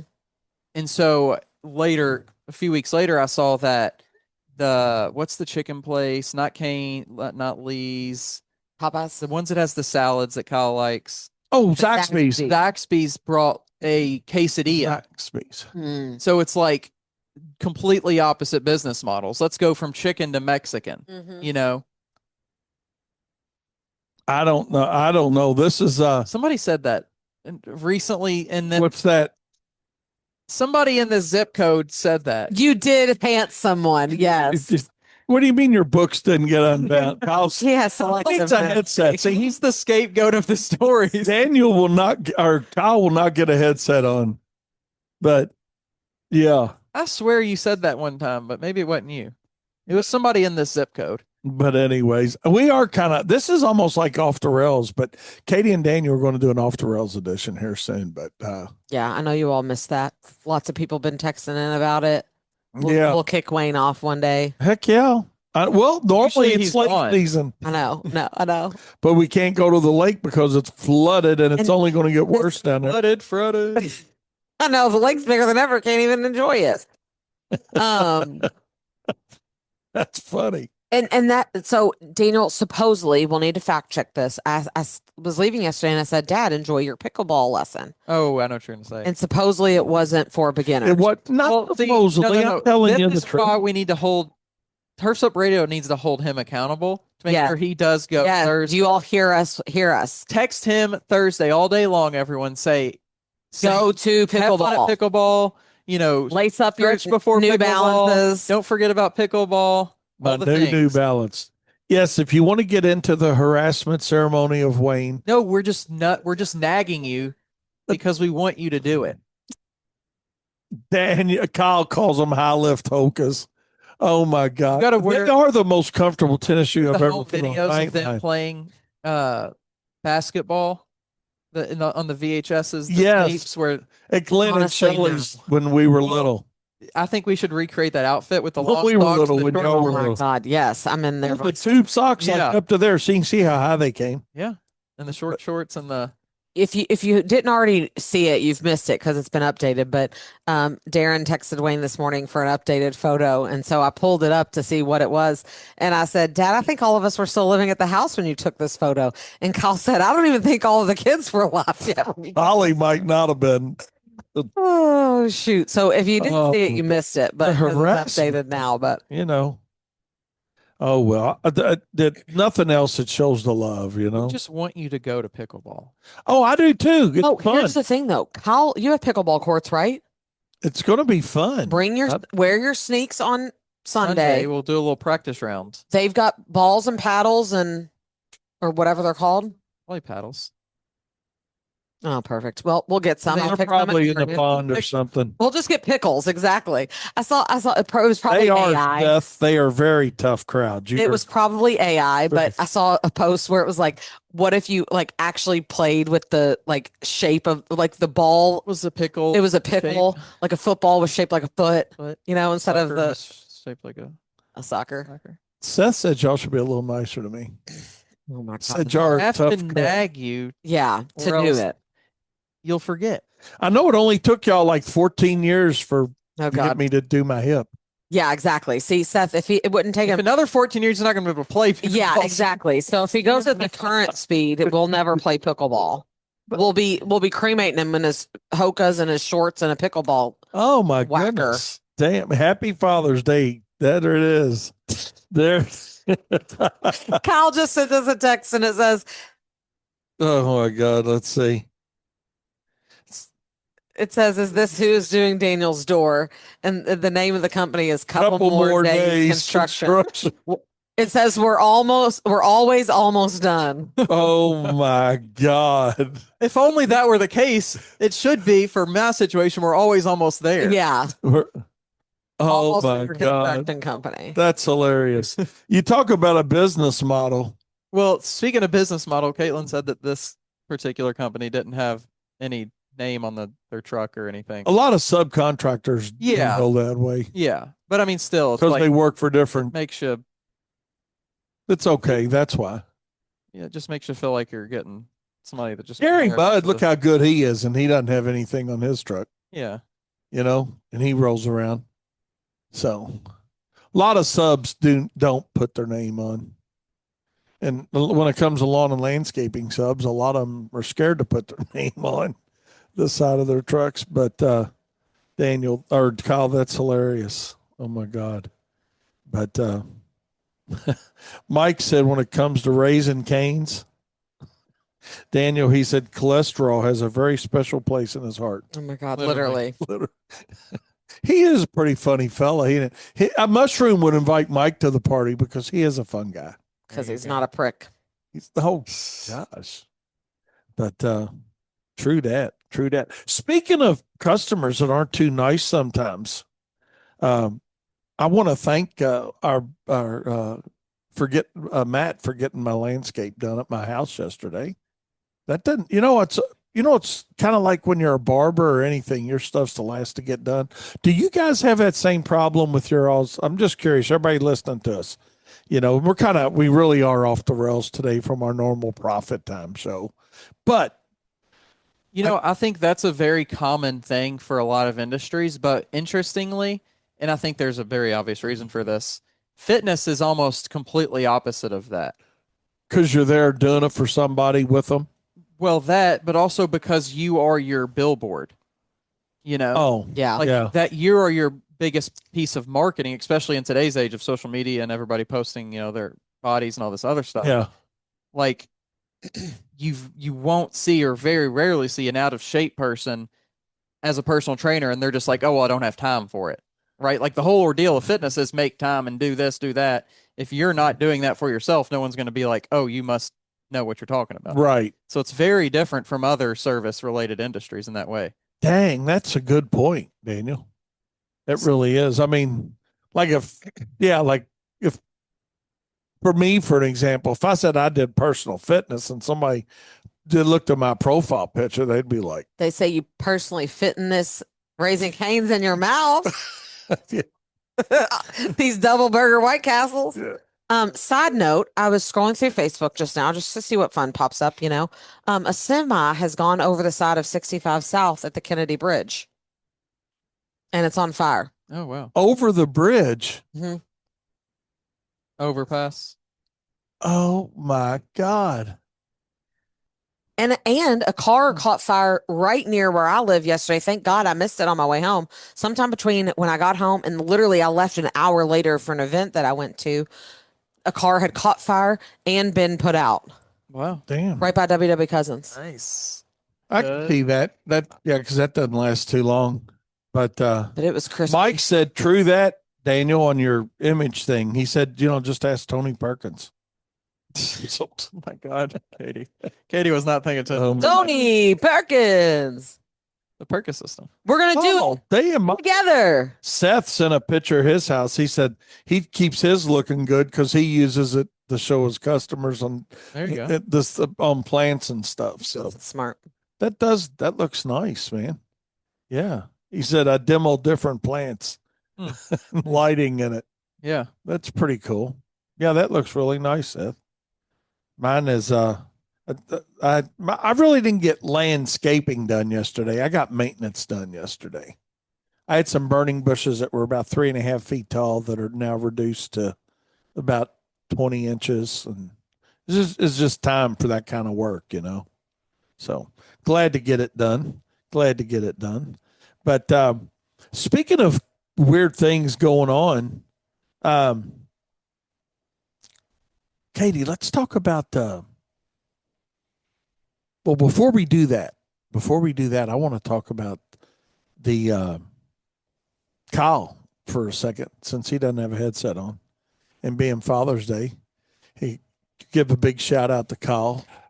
He had a record week this week for him for this year in Yep. sales. Good job, Patrick. Yeah. Good job, Tiny Pat. Little Pat. No, you're little Pat. No, oh, that's right. My mom He's was Tiny Big Pat. I'm Little Pat, and he's Tiny Pat. That's why we don't go by our first names. We go by our middle names. But anyway, yeah, seriously, big shout out in that. And Katie, a shout out for yours. I mean, you deal with a lot of fert and weed and mows, and so it kind of goes back customer count or dollar volume. I think Kyle still has us all beat on You know, that on both. Yeah, but We're not out of the race. we're not out of the We're race. in the race. Yeah, we're competitive. We're hobbling down the track. I'm here's not the thing. I hobbling think down the it's more track like a anymore. relay. My new hip. I think Yeah, it's more like a relay than it is a race, right? Like a competition. I don't think everyone's racing against each other. I think you're passing the baton. We're running around bat. with each other.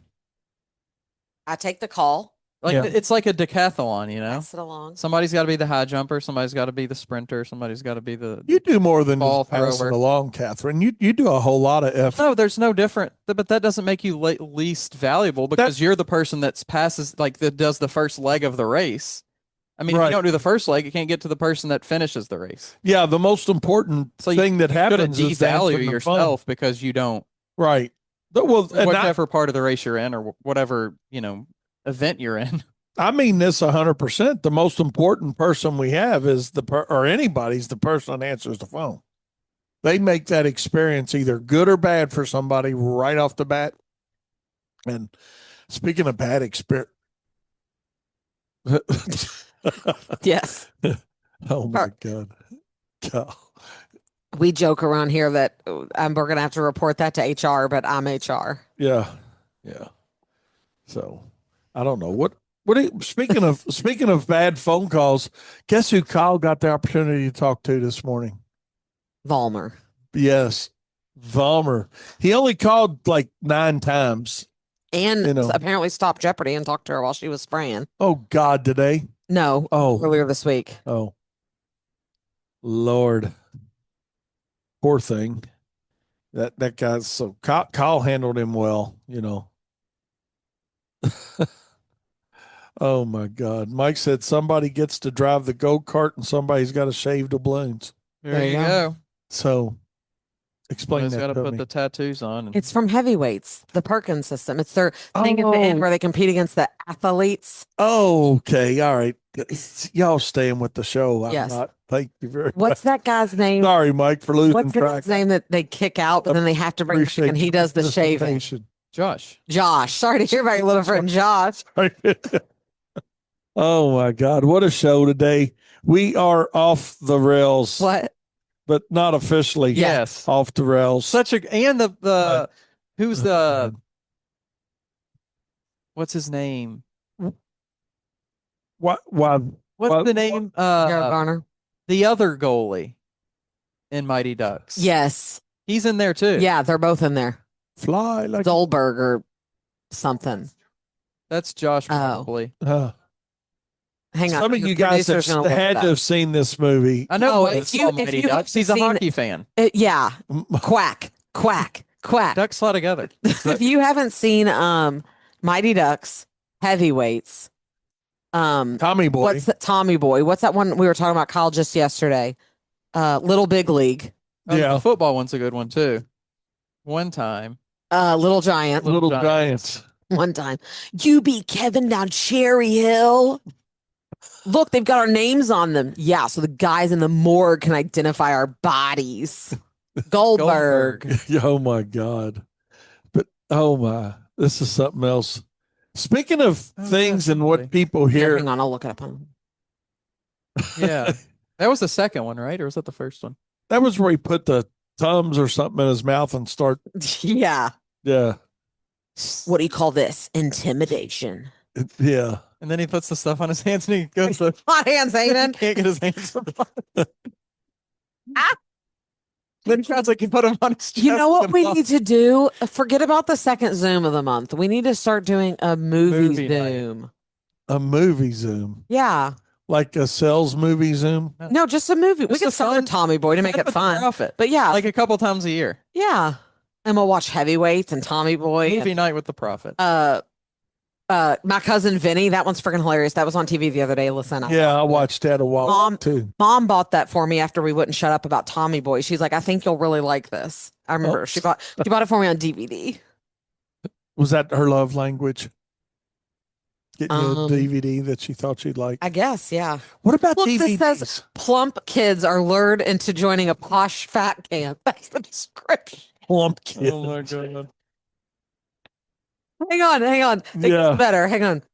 With the promise of quick weight loss and Hold on a second before you do this. This is knowing what to say and how to say it. Yeah, this is the description of Heavyweights, which is about kids going to fat camp that are fat and they cheat the whole time. So, plump kids are lured into joining a posh fat camp with the promise of quick weight loss and good times, only to find that it is a woodland hellhole run by a psycho ex fitness instructor. Daniel Bowles. No. Oh my God, that's hilarious. I'm on my way. Yeah, I'm on my way. There's so many good one-liners from that, honestly. Almost Steven said, "Here's one line. What's a ute?" Remember that? Yes. My cousin Vinny. It's a Yes. ute. Oh my God. The judge. Yes. Yes. A youth. Youth. Youth.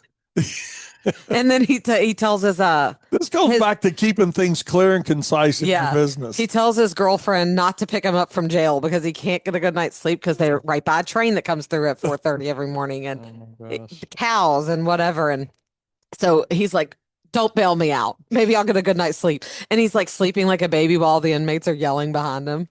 Oh my God, that is funny. Oh my. Speaking of being careful what you say and how you say it, tell everybody about the what's Situation. the Oh, okay. what was her The name? spray account. The spray can. Okay. We can say her So name. That's okay. We're going to warn anybody that might be local listening. we'll just call her Kay. Okay. All right. So Kay this was has been a spray customer last for a week. long time. I think last week Jeopardy was out spraying and got to her property, and she asked her not to spray because it was like barely sprinkling, and it ended up not even raining, remember? Yeah. Yeah. And she was like, "Don't spray, it's going to rain." So Jeopardy was like, "Okay." We have days with higher humidity. So I'm Daniel and I try to stay on top of our spray applications, and if we see they have like when they get the next sap, if they already have another out, we reach out, contact them, whatever. But I was doing some of that just general cleanup work, resending invoice reminders for people's spray apps that were outstanding from the previous round.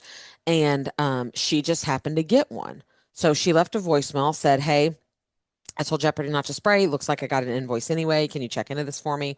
So I think this was Thursday. On Friday, I had that voicemail and listened to it, pulled her file, looked in the computer, and she Jeopardy had not gotten round three, and we had not sent her the invoice for round three. It was a reminder for round two that was made on March 26th. That you And still hadn't paid and been, our software has sent it more right, than one time to say right. the least. And so I called her back, and the funny thing, well, funny, haha, I guess, funny, weird, I don't know, but our power went out last Friday, as some of you all might know. So I wasn't able to like I was working off my phone. I was trying to look at, Yeah. our software from my phone and compare it to the file and whatever. And we keep a handwritten ledger sheet in the file of what round application we made, when we made it, when it was paid, how it was paid, and the amount that was paid. So I told her, I explained to her that it was for the round two application, not the round three that didn't have an invoice in the system because the app wasn't completed yet. And she was confused, saying, she how am I still outstanding? This happened in March and you're just now telling me. And, to your point, you just said, like, Yeah. there's no way this was our first contact. Technically, your first invoice is that sheet that we leave. It says on it application and invoice, at the top. Thanks, Matt.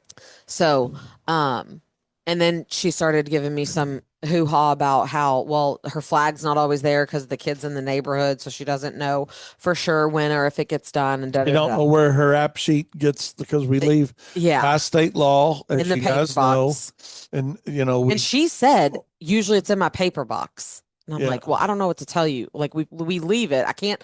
It's like Yeah. it's like USPS. Once it's in the mail, I have no control. Yeah. Once we leave it, once we put that flag in the yard, I can't help what your neighbors are doing. Like, Yeah.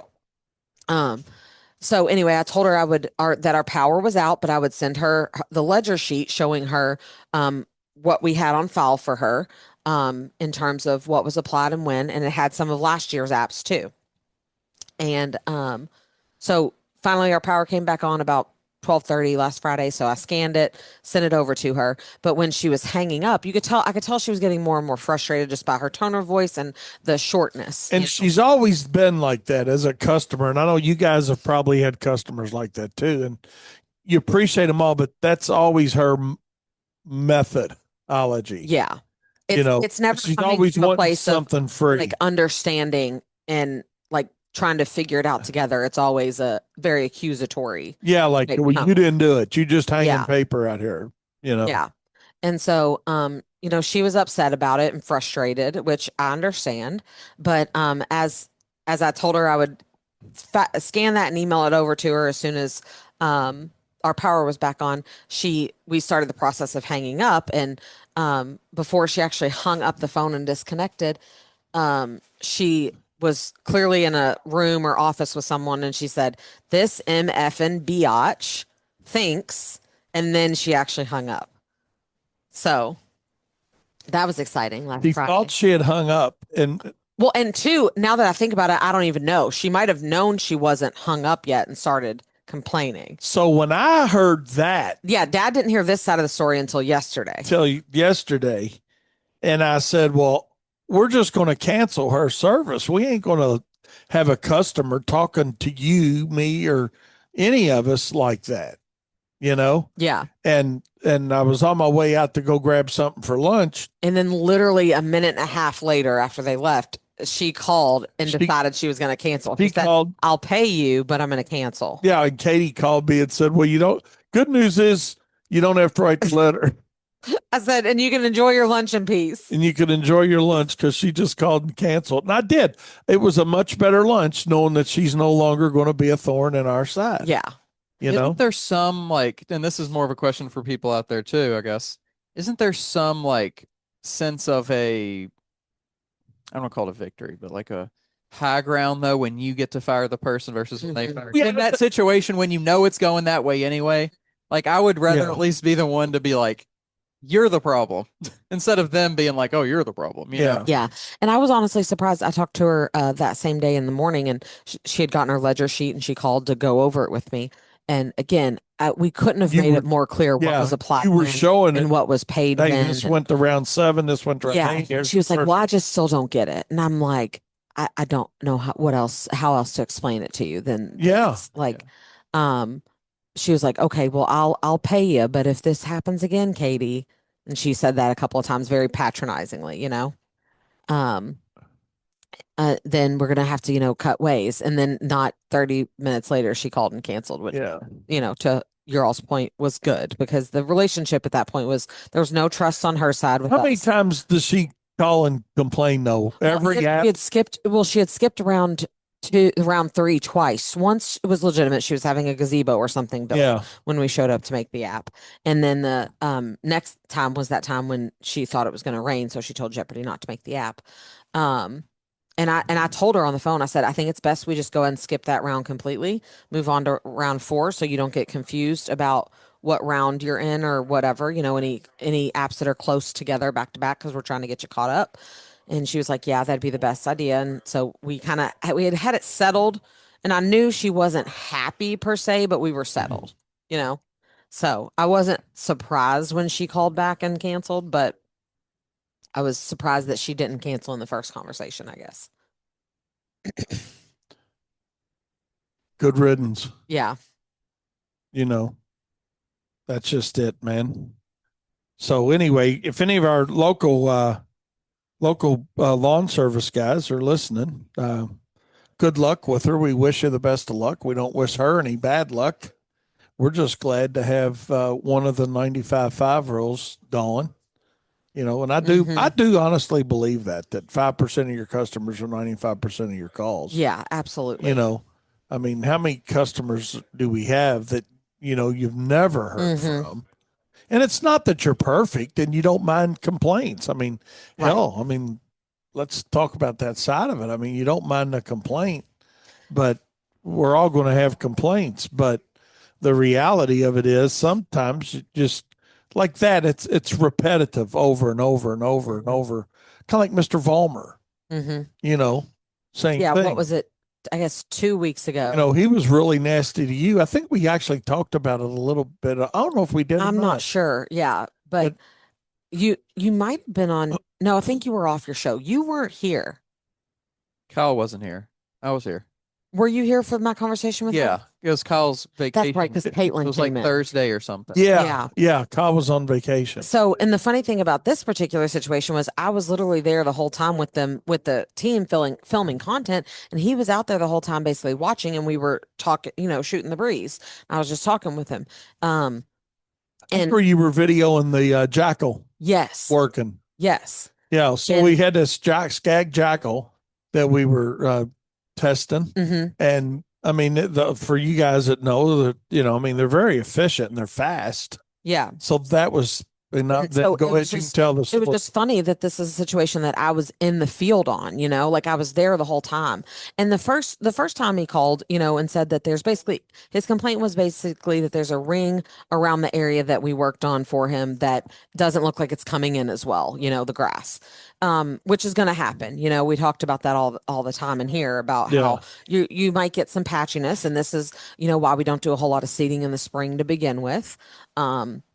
But it had been 2 or 3 weeks at that point, I think. I don't yeah, remember. I looked it up during when I had the conversation with him, and I told him, it's been this amount of time. If you look at your watering instructions, this is, what it says. And he was complaining about the mowing guy was complaining to him because of the area slash he was complaining because the guy was getting mud on the driveway. And I said, told our customer, why? I said, Yeah, well, the only way you're getting mud on your driveway is he's driving over the area that we have seeded. yeah, Like, he shouldn't be doing that. Like, we're not getting the mud on your yeah, driveway. He is with his machine. Like, so that's not on us. And then he started wanting to complain about, well, I just wasn't expecting to get these results with the amount I paid. And he just kept going on and on. And guys, I'm probably the most patient person in this office when it comes to customer complaints. I will listen to someone complain. I listened to absolutely, that you lady are. literally bitch me out. Um, so I had already listened to him complain a couple of times, but at this point he was like you say all the time, he was questioning our integrity. Yeah, I said, we did the job. You were there. I was there watching you watch the job get done. So I know we did what we said we were going to do. You agreed upon the job and the price before we came out. You paid the deposit. That locks you in. Sorry, if you were uncomfortable about that, you shouldn't have signed the agreement. yeah. No, that's right. And I want to say this too, and this is the takeaway from this whole story is you did listen first to his complaint. Yes. You let him say what he wanted to say, hmm and told him, frankly, we need to give it more time. Like, yeah, you need to give it more time to come in. We've had a very weird season weather-wise. Grass can only grow so fast. We're not going to not make it right. We will make it right. I told him we could bring seed by, or he could come get some seed if he wanted to spot seed it himself. And frankly, he was upset, but I thought we left it at a decent place. Like, he yeah, understood where we were. I had listened to him, like you said. And then Jeopardy was out this week, and he was doing the same spiel to her. yeah. And she came back and told me about it, and I was like, I think they're just wanting absolutely people to not. get two different. They're that It's like Dad didn't say yes, so go ask Mom. go ask mom, and now anybody. I'm gonna try to get a different answer so I can call in and say, well, they said. Yeah. That's one of the things. Daniel, we talk about our video, right? That's one of the things. As you do scale your company and you got multiple people potentially providing different services for the same hmm client, you got to make sure that everybody's staying on the same damn page. Well, and that's why number one, I try to take really good notes both in our software system or in the file or in the file. I try to put it in both places most of the times. But when Jeopardy brought that back to me, I immediately went and like in person talked to Kyle. I said, "Here's the situation. He has literally asked for you to talk to him, so he's probably going to call your line.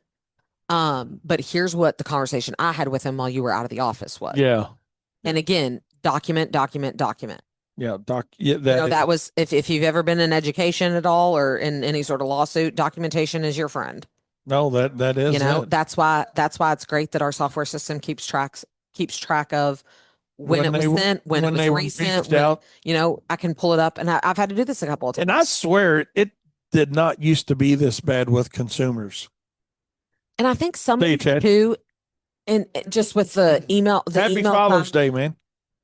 the email side of it, Sorry, like Dave. you're fine. Singularly is so many people like have either multiple emails because they get so inundated with newsletters and junk mail and stuff, that they're not actually checking their emails.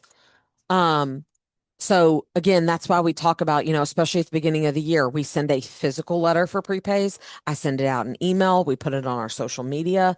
And obviously, you're not going to do all of that with someone's invoicing. But my point is, don't rely solely on your emails, even if it is a CRM system that's going to follow up like ours does, Yeah, sends the that's right. automated emails.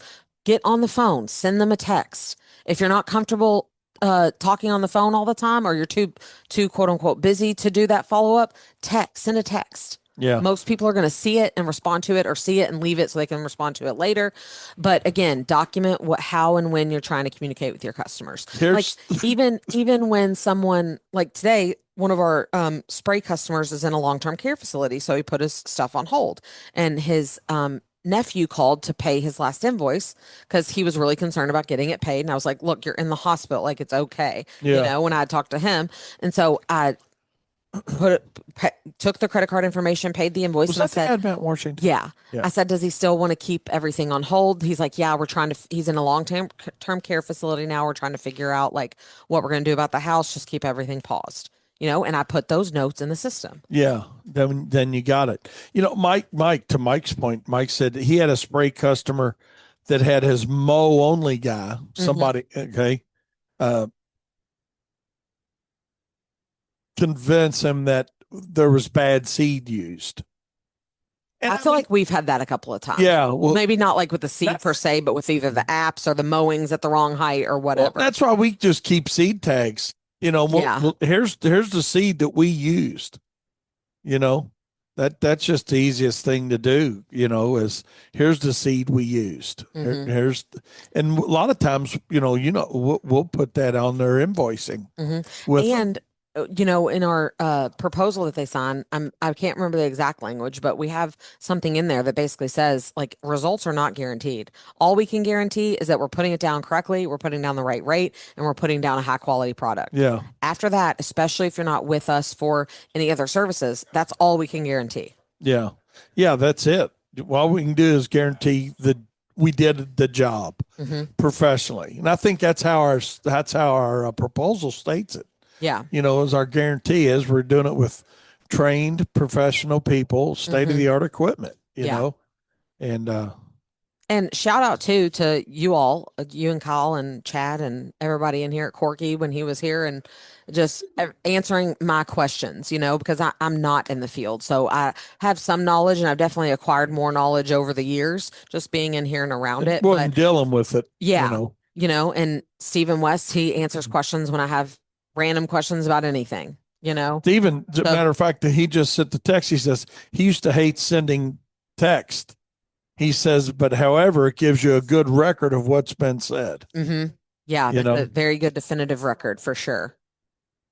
yeah. He And said, it seems tedious sometimes, but you're going to thank yourself for the documentation when it becomes necessary. yeah, it doesn't matter. It's one of those things that doesn't matter till it matters, Hmm. and that's the reality of it too. So have the documentation of. We even track like when we're collecting money. Hey, we called the customer, no answer. Called the Yeah, customer, left a voicemail. left a Yeah. voicemail. The dates. So then they can't. Well, nobody called me. Well, no. Here's our call log. And sometimes you'll get, oh, well, that's not my current email, or oh, that's not my right number. Well, that's fine, but like after a while, didn't you think, oh, I'm not getting anything from them anymore? Like maybe Yeah. I should reach out and let them know something's changed. So yeah, something's a little different here. Oh Lord. Aaron said this is the time of year he gets more complaints than any. I Yeah. can believe that. We're in the time of the year where you're past the spring push. And that depends on service too, Yeah. you know. But like in the spring or early spring, it's always a spring push of weeds at first. Yeah. For us, You it's know, like that in between rounds 1 and 2 time frame. yes. Where if Yeah. someone was early on round 1 and then the weeds start popping up, well, and Before we've got to round two on them. hmm Yeah, that's why we got what we call a fire list. Now we well, it's just like you said, like we've told Daniel, squeaky wheel gets the grease or whatever the yeah, saying is. Like sometimes people aren't complaining to complain, but they're complaining because they feel like the only way they'll get heard and get done is if they complain, If they, you know? yeah, And like but credit to Mike, Daniel for right. handling his door situation with as much He was much more patience. patient on I that. told him he was definitely channeling Jane there Yeah. because the rest of us would have been much more I would have been a lot firm. different, especially on that call this week. Yeah. Yeah. To say the least. Let me give you a high one and you can decide what finger I'm using, you know? Yeah. Yeah. It's certainly, And it's raining. God, rain, rain. That kid can't get a break. I hope it ain't Maybe it's raining. not running in Maybe Fern it's Creek not raining out there where he lives. or wherever he is. Yeah. That's right. Ish. Yeah. No, that's it. Fern Creek. Yeah. But Fern Creek.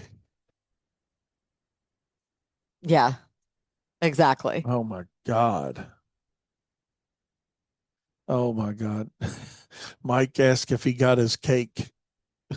The lady that brings the cake, I guess. Oh, Miss- I think it was right before Kyle went on vacation is when they came in last. yeah. Yeah. Because you asked Kyle if they wanted those chairs, remember? Yeah. That's right. 6 months later. Mike said they should set a canopy up over it so he get his door done. That's what Mike. That is exactly 100% Mike. what Daniel said. He said, "Man, I've got a 10 by 10 easy up thing set up on my deck." You know, Yeah, there's no reason it shouldn't get done today. he said, "No, no, the cake for the door being late." Oh yeah, he Oh, should get something. yeah, he should get something for sure. But I don't know. Daniel's all still good in the hood. It is pouring raining, Oh so God. that's not good. But they do have my door completely off, so they're to the point of no return. So Yeah. I have to They'll wait on the do rain. something. Woo! Mike We're- just sent us a text, said what you said, Daniel.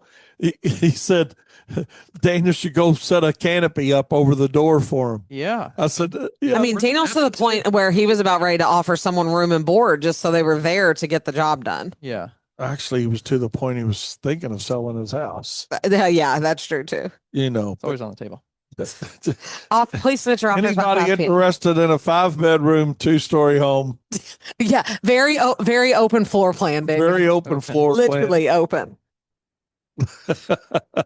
What do they call that? I think there's a name for like a open, not a veranda. That's not what I'm looking for, but it's some sort of like architectural name for like a a room that has like a literal like no door on it.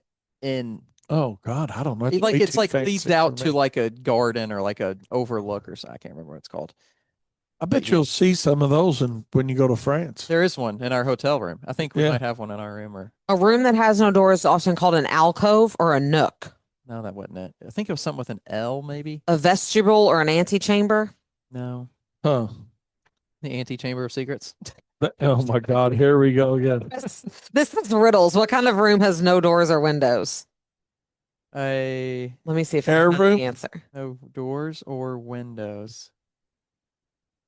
The outside? Someone said a Roomba. My God. Oh, Let's see. This is on Reddit, and everything's blocked out. How am I supposed to get the answer? Now we'll never know. Does anyone have the answer? Someone said I read this on a popsicle stick when I was 6. Uh, Mike said he thinks it's called homeless. my God. Oh, Oh my shoot. Room with no doors or windows. I don't Oh, know. no, closet. That's a good. Question is, how do you build? You'd have to build the room, and then I've got a joke. I got a joke for Caitlin you can use on her that I found last night. Oh, this goes back to Dad's joke. The cactus. mushroom. What kind of room has no doors or windows? A mushroom. Oh my God, isn't that cute? There you go. Add that to your dad jokes. I got another dad joke for all you fathers out there. Da, da, da, da, here it comes. Why does a nurse carry a red crayon? Because Is it funny or like, Yeah, okay. yeah, it ain't like the mark out where they died or nothing. Not to do what they call a silhouette of where you're laying when you. Oh, yeah. That's white anyway. You know what's humbling? Having a toddler draw your outline because they don't get close to you. You know what I mean? Uh, So you end up just looking like a blob with like barely T-Rex on. It's like, okay, it's so why does a nurse carry a red crayon? You can do this on Caitlin tonight. Because the blue one was too depressing. No, in case they got to draw blood. oh my God. Dun, dun, dun, dun. We need a badun dun thing. Put it on the board. You just the record saying it and I'll put it there. Okay, put it on. Sorry. Yes, indeedy. Yes, That's indeedy. gonna be the new sound. Yes, indeedy. That's what we need. One Yes, of those. indeedy. My God, we went over 15 I minutes. know, that's because but we're off the rails. that's okay. I don't think Darren was coming on today. Well, he Well, probably would have texted you and said, get off, yeah, get man. off the radio.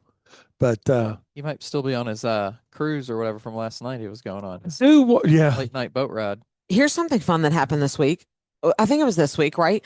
I was looking at a job. Someone called to ask if they had paid, and its completion date was 2026. And that really effed me up the rest of the day. Oh. Remember? Wasn't that Yeah. this week? Oh yeah. Date. Yeah. And then I wasn't Almost sure a the year date ahead. because I was already in 2026, and it was just the whole thing. Yeah. You know, we talk about And Daniel said, "Look at your watch," and my watch was dead because I'd lost my watch charger. Uh, So he's This like, is "Well, you like- have a phone." I was like, "But what's it's that over there." thing where it's like a series of events. And a series of unfortunate events. Yeah, that wasn't that a show or it something? was It was a book series. and then turned Yeah. into a movie with I think Jim Carrey. Yeah. Yeah. But Speaking of Hey. you know how you're talking about movies coming back and stuff. Obviously, Final Destination came back. oh, is I it did on not go now? see that one. Yeah, Alyssa went with a couple of our friends when I went up to get my haircut. I don't like that. I tried watching it. For me, it's like the jump scare things. I don't like that. Yeah, it's like people getting caught in Spooky, elevators. creepy, I'm Did the okay. guy get run over by a lawnmower? One of them was a guy getting running over himself with his lawnmower. I don't remember. I think Alyssa said that was like a Philly fake out, No. but it led to something Trailer. else. Yeah. Let's see. It could have been a cut scene. And too. you might not remember this one. It was a little more my generation than yours, but I know what you did last summer. Do you remember that? Yeah, is that about the kids watching the neighbor? No. It's Yeah. where they I know what you did, and I know who you are. That's a crazy one. That's like That's a That's crazy one. Disturbia. the Serbia. Yeah. Oh, Yeah. and she Is that- she Yeah. Is that Jessica Alba? No. Who's with him? It's a young actress. It wouldn't be like anybody like big that Okay. we knew. I'm pretty sure she was pretty big. We want me to look it up? Yeah. Okay. I know Megan Fox was in Transformers. but Yes. But then and the one I was God, Mike just sent us something crazy. I know what Yeah. you did last summer is coming back, and some of the original cast members that survived the 9 movies, to your point, that have come out since. Thanks, Chris. We know. We did too. It was. I did too. As soon as you left, they came and got that scooter, like literally like 3 minutes after. Mike said that the ceiling fell in at the theater of Final Destination. He said no. Send us a link to a He news said article, or we don't he thinks believe he you. killed somebody. He said he's But, not like- joking. Google it. You And Google it. You Chris said send it us the happened. link, Mike. Chris said You it. have time to Google your stuff. Her name was Sarah that's Romer. wild. Damn. I don't Yeah, think she Chris would've- said that did happen. the blonde. Maybe Wow. it's something else. no. That's Badgley or whoever crazy. you was in a movie called The Stepfather or something like that. You know what book we read in 6th grade that was creepy? Oh, God. Was Babysitter, I think is what it's called. Or The Babysitter or something like that. And it was pretty creepy. Recommend it. It's pretty good. Was it like Read it. Good. just weird or? No, it was like a murder thing. Oh, If you want a fun movie for Father's Day, it's called The Stepfather. Ooh, Huh. what's the movie with Mark Wahlberg and Four Brothers. No. Oh, that's I mean I guess it could have some, but that's more like a Mother's Day movie. What's the movie with Mark Wahlberg and it's pretty new, like newish. There's 2 I think now. Daddy's Home or something like that. Yes, I think I know what you're talking about. That might be what it's called. Hang Huh. on, I'm looking up Mark Wahlberg. He's also in Instant Family, which is really funny. oh, I saw that. Yes, Daddy's Home and Daddy's Home 2. That's where they went out and adopted the 2 or 3 kids. Instant Family. That's is, a- yeah. We watched that last weekend or something. Daddy's Home is where he comes back after whatever, and it's pretty good. I can't remember. Is it? It's not Will Ferrell, is it? In I Daddy's think home? it is. Is it? Hang on, I I'm thought it trying to was find someone it like again. that, but I couldn't remember. In Here- Daddy's home? Here's Yeah. Daddy's Home too. Let me see. Yeah, Will Ferrell is in that. And Mel Daddy's Home too is Will Ferrell, Mark Wahlberg, Mel Gibson, Huh. Stone Cold? Goldberg? Cena? John Oh, Cena. Cena. As soon as you did this, I knew that. He did the hand in front of the face. You can't see me. You're talking about. You just can't see him. You just can't see him over. I used to when kids wore camo to school, I would be like, "Oh my God, where's so and so?" Jesus Christ. And You're this is fat high teaching. schoolers, you guys. This is I'm high sure they were schoolers. just like, They were "Oh, like, God." "You're an idiot," but it was funny. Me and my like neighbor across the hall teacher would just pretend and be stupid with them, but it was funny. God, look at that truck that one did go over the bridge, man. Yeah. I just Or the told you, embankment. I know, but that's wouldn't that suck if you were on your way to work? I mean, obviously, it sucks mostly for that person. that Let me guy. I let me mean, just clarify. It sucks most first and foremost for that person. Well, yeah. also, if someone else got killed because of that, it would suck more for them, I feel like, because Yes. it wasn't their fault. Like, Correct. it wasn't their thing. Right. They were just like a Existing. bystander, whatever you call Final Destination it. What AF is it right there. called whenever it's like a war and they say there's casualty? You're Casualty kind of like a of- casualty. The accident. What was I gonna say? God. Something about Mark Wahlbergers.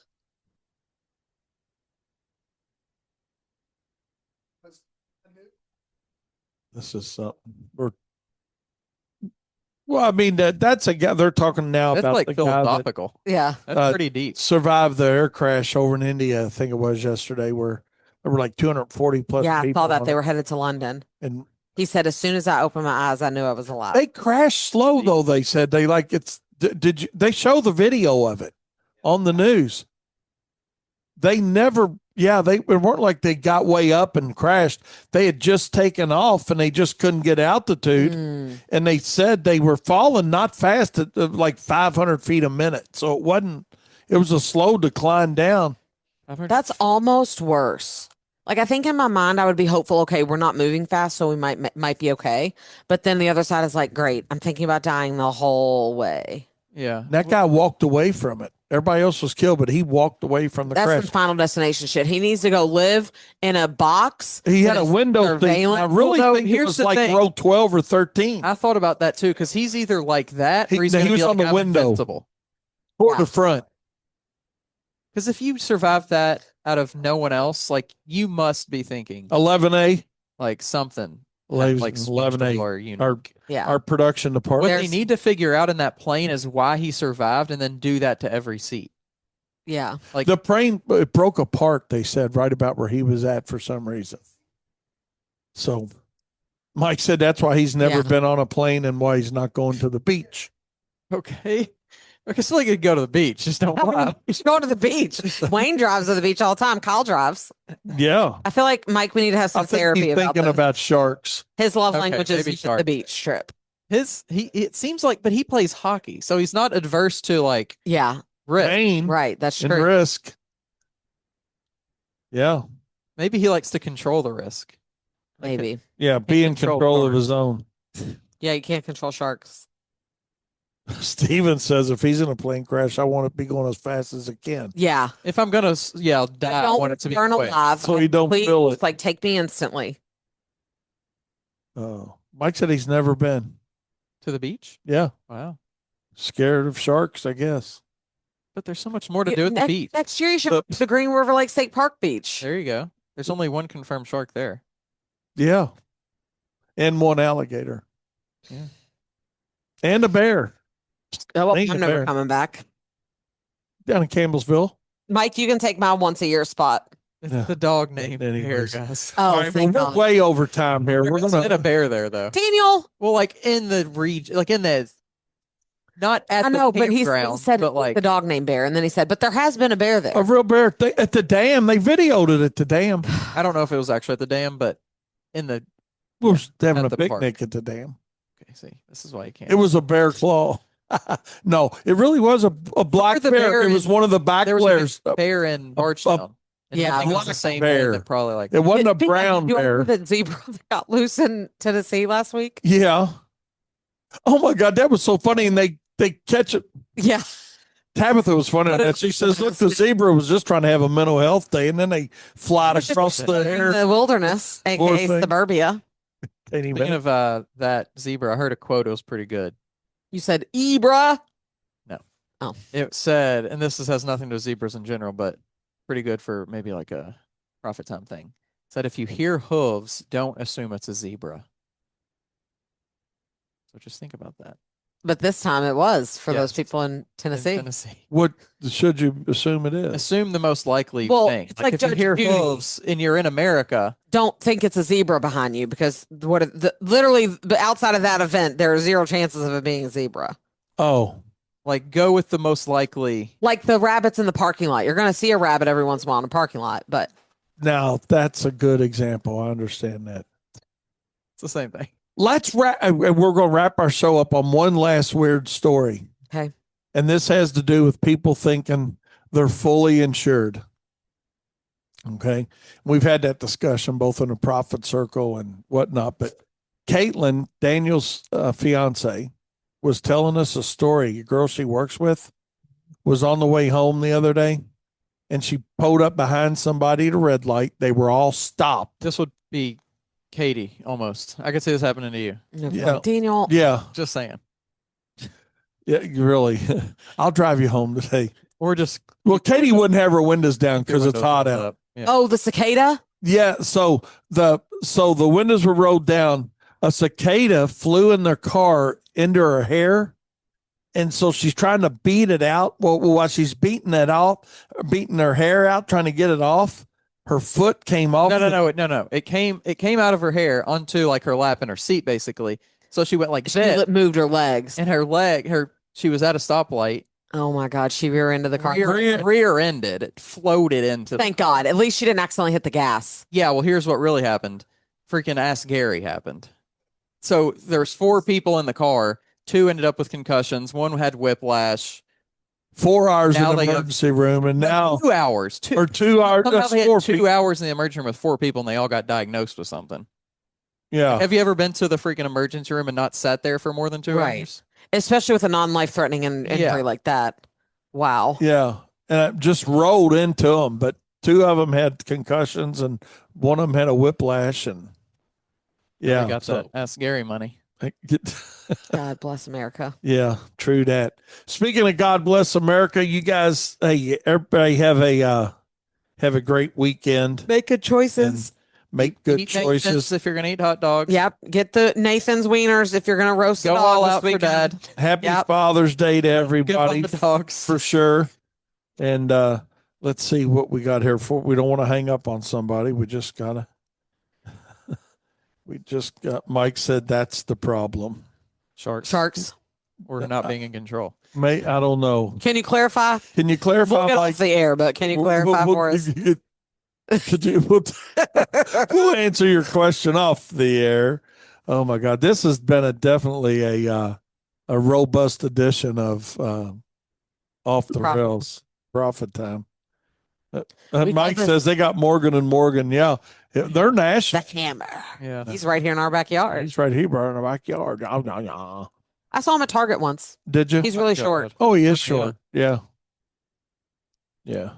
The hammer. Everybody is Sue happy. You're right, Mike. That is the damn truth. So, Especially Sue. but I Sue, feel bad for Karens and Sue's. Sue's and Kevin. just I'm gonna let this out. I'm gonna do it. I wasn't gonna let this out of the bag He's yet, flatulating. but I'm gonna let it out of the bag about something new that's coming. Oh God. Something new that's coming from Wayne and Daniel on You know what it on is? Profits Unlimited and our Profit Time, and coming out for the Profit Sure. Circle. We're gonna do some really neat things video wise. So you all stay tuned. I wasn't really letting anything out of any bag. Okay, all right. Well, we'll let it out. What you wearing Wednesday? That's our new thread. That's that. Yeah. Tune in Monday to find out what we're revealing. What we're I'll yeah, let we'll do you. that. What we're revealing. You apparently. Yeah, everybody's gonna play. All right. Now they're making fun, so I'm feeling The love. Normal. Yeah, back to normal. Here we go. maybe so, Mike. Maybe so. That's a really good idea. That's a really good idea too. But What is? anyways, Mike's idea. He said, I can't tell you. That's a good idea. What That's is it? fine. Mike's idea. We'll keep Honestly, that right here, Mike, you between you and I. you know me, I'll sleep just fine at night. Oh yeah, Katie just says I don't care and it's all good. So but anyways, hey, you guys have a great weekend. Happy Father's Day if it's appropriate. And even if it's not appropriate, happy Father's Day to everybody. Appreciate you listening to Turfs Up Radio. Farters Day. Appreciate you listening to Profit Time on our Off the Rails extended version today for 91 minutes and 12 seconds. We certainly do appreciate you spending your life with us today. Stay dry, stay safe, and remember, profit is not a dirty word. We'll see you guys Monday. Good morning, Turfs Up Radio. Wayne Vos, Profits Unlimited, coming to you live from Louisville, Kentucky. Yes, indeedy. Can I get rid of this workplace Zoom? Yeah, of course you can, Daniel said. So, hey, you guys got to hear that. That wasn't supposed to be on there, but hey, we're just making a few adjustments here as we go. But if you had one chance, one opportunity, would you take it? Or are you just going to let it slip away? Well, I don't think too many of you guys are going to be letting anything slip away. But I'll tell you one thing, I got a great show planned for you guys today. It is, we're going to talk bidding. Yes, indeedy, we are. And I got this YouTuber thing. You know how we got all these great YouTubers out there on telling you how to bid your jobs. Oh my God. And they ain't mowed enough grass or done enough landscapes to figure it out in most cases. But hey, again, I don't want it to sound like I'm talking bad about it, but I just want you guys to understand that it is my obligation to make sure that when you hear stuff that don't make sense, like Judge Judy says, if it don't make sense, it don't make sense. And it was really cool. Eric and Jennifer touched on it a little bit today about pricing and subcontractors. Great show. Aaron had a great show this morning. Daniel had a great show, but God, before we get to all that, man, I'm getting so far ahead of myself. I'm so excited about what I'm going to talk about today. And you know, oh, we're just going to have a good day. We're going to have a good day with it. I'm glad you guys are with me. I wish everybody, and I hope everybody had a great weekend.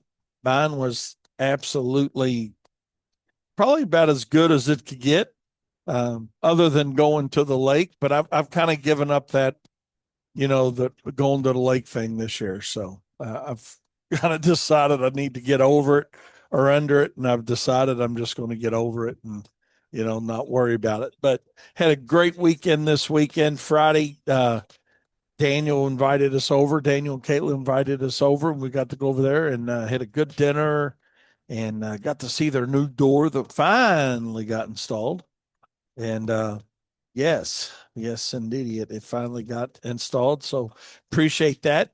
And then Saturday got out and Saturday morning did a little running around and went out and went to Mars. Trying to think for you guys in our market what it's like. I don't know, like a Target maybe on steroids a little bit. Uh, so yeah, I went to Mars and it was funny. Went over there to take a couple things back with Tabitha. She had a couple of returns and we ended up leaving with a cart full of stuff. But yeah, that was cool. And then Saturday afternoon, my very best friends, Timmy and Robin Hamilton, came up and we went out Saturday night for their anniversary. 32 years for them. Congratulations by chance if you're listening to us, Timmy or Robin or both of you guys here.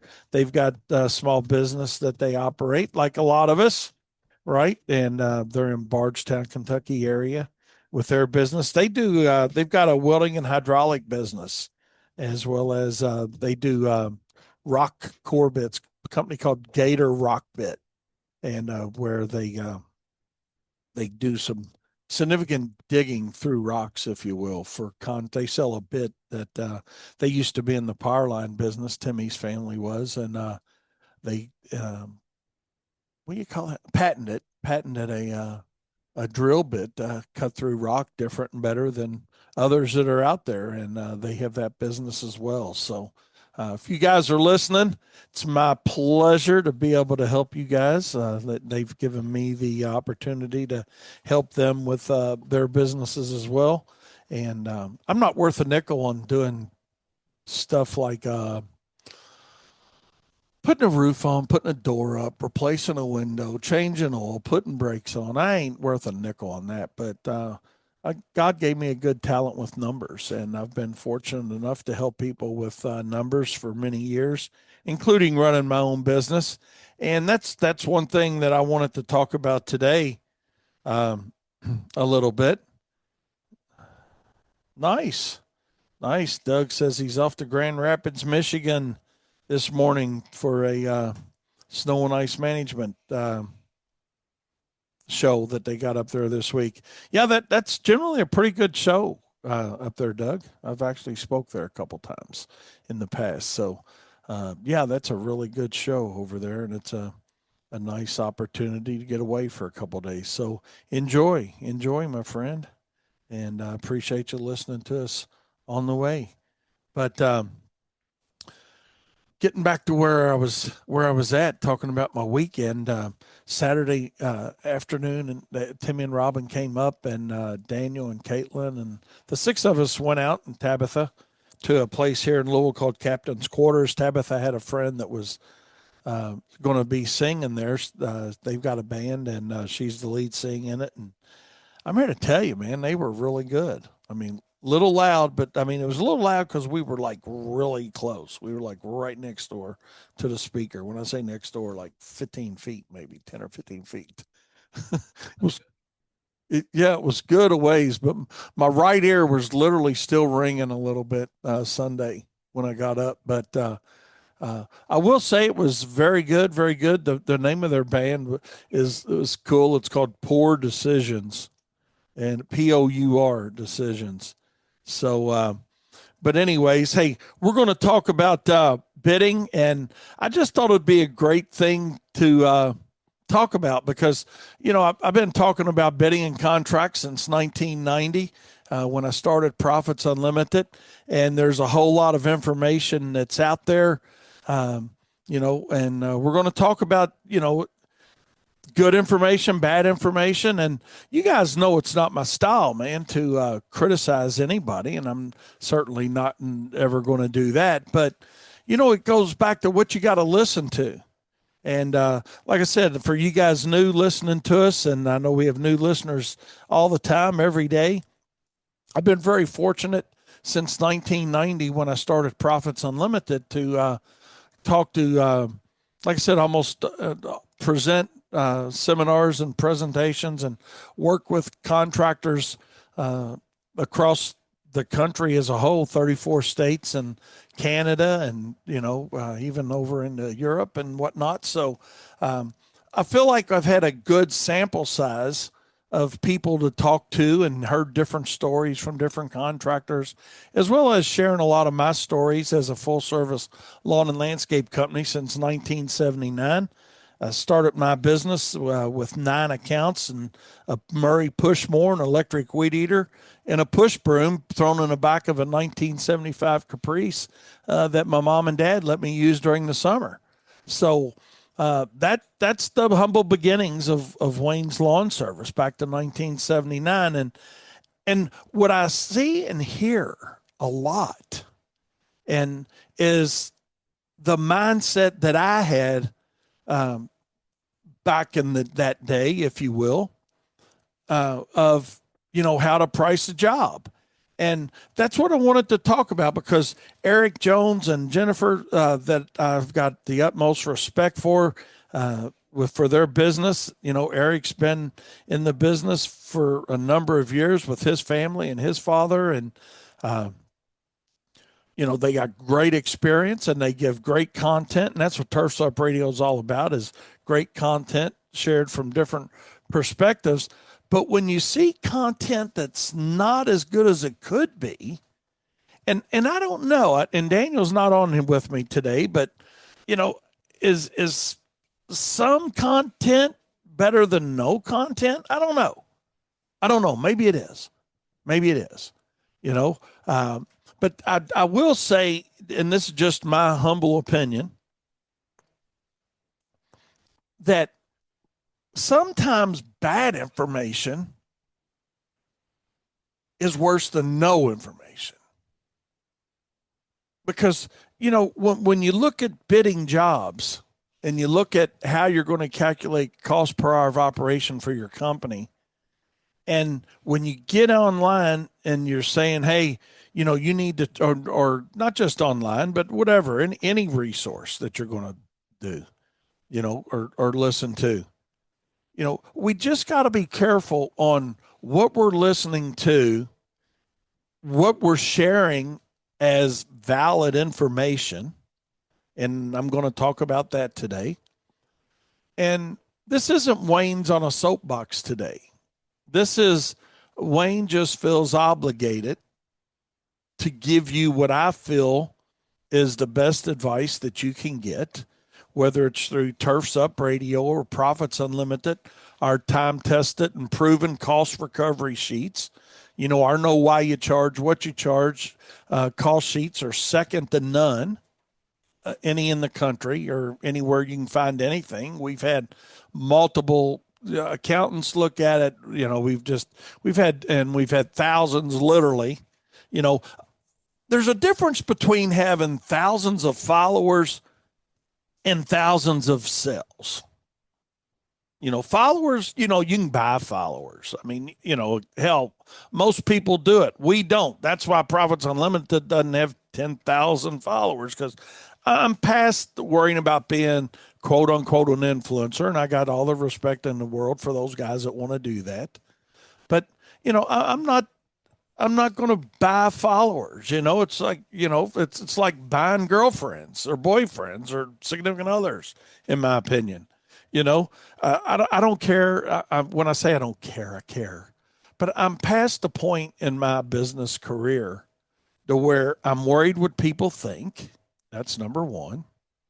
And having to be the biggest, baddest, fastest thing out there any longer. I mean, I enjoy sharing good knowledge that I know is accurate and I know it's professional with other contractors that want to hear the opinion of somebody that's went from 9 accounts to being rated as a top 10 small business in Landscape Management Magazine.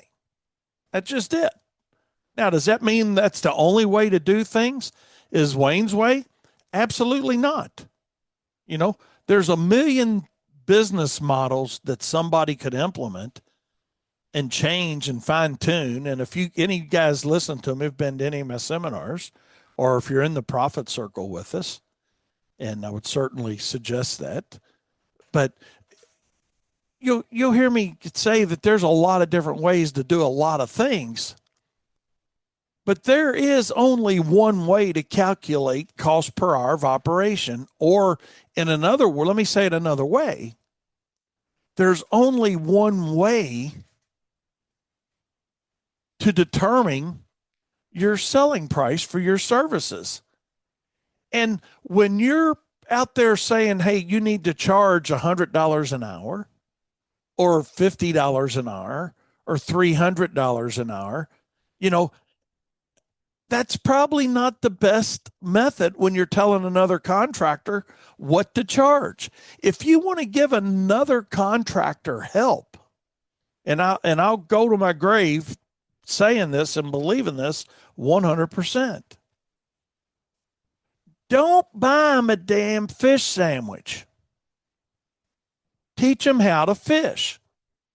And that's why we've got that on our website. We're not going to buy you a fish sandwich. We're going to teach you how to fish. And what we mean by that is the only way,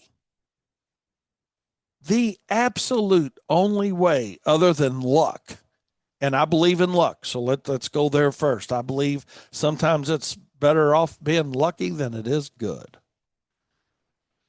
But the only way you're really going to take your company to the level at which you want to take it And that can be a successful one truck operation or a successful multi crew company. And that is to understand how to determine your company's break even point per hour. That's the right way to run any business. Whether you're selling widgets, whether you're selling lawn care, whether you're selling lighting jobs, whether you're selling service, whether you're selling welding and hydraulics, like my best buddy down there in Balltown, Kentucky's doing. It does not matter what service business you're in. You better understand, and I'll take it further than service business. Service business is a little more challenging because a lot of what we do don't come with a little sheet unless you get it offline from some of these guys that think they're giving you good knowledge. And that's okay. That's okay that they think they're giving you good knowledge. They just don't know what they don't know when they say, hey man, excuse me, here's my price sheet. Here you charge $100 an hour, $80 an hour. Hey, and their disqualifier is, well, hey man, this works for me. It might work for you. What kind of bullshit information's that? What kind of BS is that? You know, and Eric, I got all the respect in the world for Eric Jones. And he made a great point today on his show. If you didn't hear it, you need to go listen to it. Him and Jennifer talking about, just guys that he's talked to. And he talks to a whole lot of contractors as well, like I used to. But he said it's amazing. Some people sitting in there are charging $50 an hour. Some people in his classes are charging $150 an hour and everything in between. Some more, some less. If you want to really help somebody, and I get it that you think you're helping somebody when you say, hey, here's what we charge. This is what you ought to charge. Or see if it works for you, it worked for me. Now, like I said, that information is better than nothing, maybe. But the reality of it, and what I've found in my 46 years in the lawn and landscaping business, is that whether I've got somebody in my own market or somebody 5,000 miles away in the same industry, our costs are not the same. Our desired profits aren't the same. Our desired markets are not the same. But what generally happens is,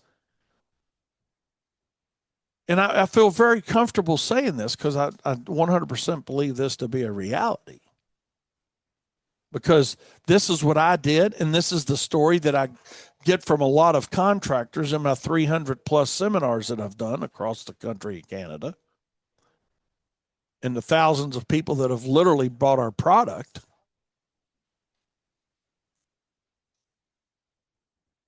Our main problem with pricing starts out with these 7 words.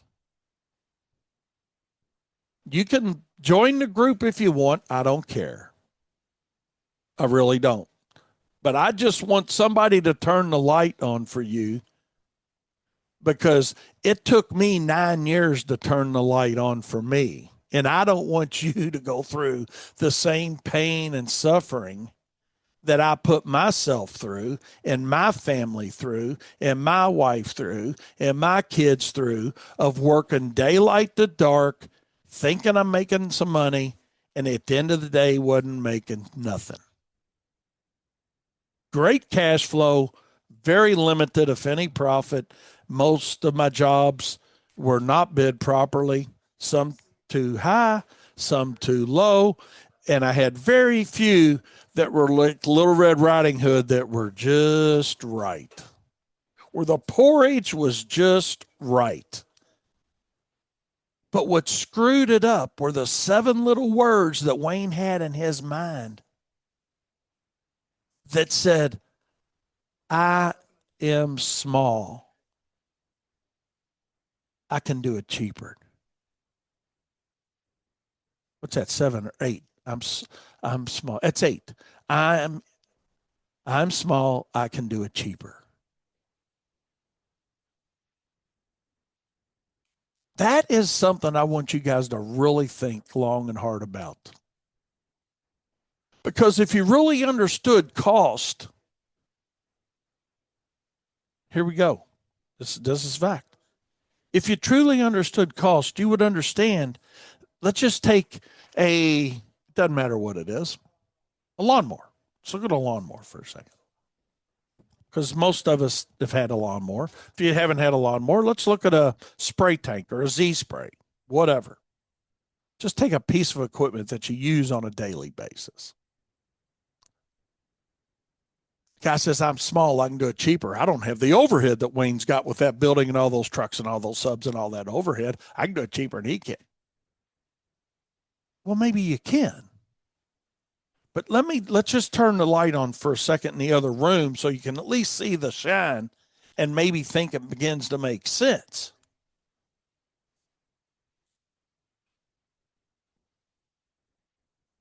A piece of equipment is going to have direct cost and indirect cost. In other words, let's just way oversimplify this for a minute. Let's just say you buy a lawnmower or a Z spray for $10. If I use that piece of equipment, and these use rates are not right for anybody, but I just want to, the methodology's right. If I use that piece of equipment on 10 yards, or I use it 10 hours, my cost per hour is $1, right? I paid $10 for it. I used it 10 hours. It's no longer useful. That means it costs me $1 an hour. But if I bought that same $10 piece of equipment and I used it 20 hours, and now it's not worth anything, my cost per hour is 50 cents an hour, my direct cost. Now you say, well, Wayne, that's the dumbest shit I've ever heard in my life. You've got more maintenance, you got more fuel, you got more repairs. Exactly. So that's why a guy that says, I'm small, I can do it cheaper, I don't have the overhead, you're exactly right. Your indirect costs, your fuel, maintenance, and repairs are not nearly as much as mine are going to be, or a larger services are going to be. But your direct cost, because of your lack of use rates, is a lot higher. And what you're going to find out is you're going to spend the money somewhere, either direct cost or indirect cost. But at the end of the day, it's going to work out pretty close. So when you say, I'm small, I can do it cheaper, you just don't know what you don't know. You're like Wayne was for 9 years. You're not stupid. You just don't know what you don't know. So now you see some video that some guys got out there online, or somebody talking on Facebook channel or TikTok or whatever the social media is. If Daniel was on with me, could help me with that end of it. But you all get my point. So you get information from somebody like that offline that don't understand, and they say, well, hey, this might work for you, it might not, but hey, try it. Well, you're already trying shit. Why don't you look for the right information, the information that shows you how to calculate cost per hour based on your overhead, your use rates, and your desired profit margin? If you do that, you're going to find out that there is a better way. There is a different way. And you don't have to believe me on this, any of this. That's the same thing I tell guys in my seminars all the time. You don't have to believe Wayne Vos. You guys are really good on a computer. Just Google it. Google it. Google the failure rates for our industry. And I'll tell you 100% confidently, what you're going to find is your chances for failure far outweigh your opportunities for success. And it's not because you're lazy. It's because you don't know what you don't know.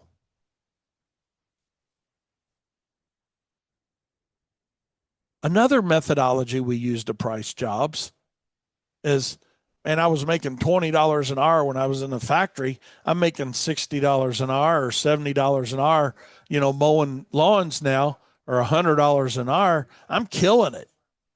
But you know what the difference between your factory job that you had or your office job like Wayne had? I had a corporate American office job right out of college. I was a cool kid, man. Suit and tie, administrative assistant, office with the window, secretaries. I know they probably don't call them that anymore, but that's what the name was back then. Administrative assistants, whatever. My point is simply this. When I got a paycheck, that money was mine. I didn't have to worry about turning the lights on in my office. I didn't have to worry about buying pens and pencils or paying the phone bill. I didn't have to worry about the depreciation on the equipment that was there in that system, the college that I worked at. That paycheck was mine. So we get messed up a little bit when we leave a position of getting a paycheck and providing some source of labor to a business owner. And then we assume all those expenses as a business owner when we go to work full time for ourselves. So that's why you can't take that paycheck mentality, I call it. And another one that's one of my favorites is people that say, Wayne, you don't know our market. Our market will never pay it. It's the first great thing I've heard said. You're right. I don't know your market. Whose responsibility is it to know your market? Now, you guys all like different equipment, but I'm just going to throw some names out there because it doesn't matter for what I'm talking about. Whether you like Skag or Ferris or John Deere or Exmark or Echo or Still or Husqvarna or Crest, it doesn't matter who you like. How many of you guys can believe that they know what it costs to manufacture that equipment and build that equipment? But yet they sell it in different markets all over the world, right? And generally, it's not all the same price in Podunk Funk as it is in Joe Schmo Kokomo, Indiana, and anywhere in between. So when you say, Wayne, you don't know our market will never pay it, guess what you got to do? You got to know your market. More importantly than knowing your market, you need to know who your customers are or who you want them to be and define who that niche is going to be for you and your company. And then we fall back to the excuse. And I love this one. This one made me feel really good when I gave this excuse to myself on why I was doing a great cash flow, but no profit. I was like, well, the competition's charging that. It must be right. Because what I did, I looked at Billy and Larry and Susie and Johnny and Caroline and all these other people in my market and said, well, they're charging 50 and 40 and 60 and 80 and 34 and 29. And I'll just get in the middle of all that and be competitive. Again, you don't have to believe Wayne. Wayne made that mistake, but you cannot count on your competition to set your pricing.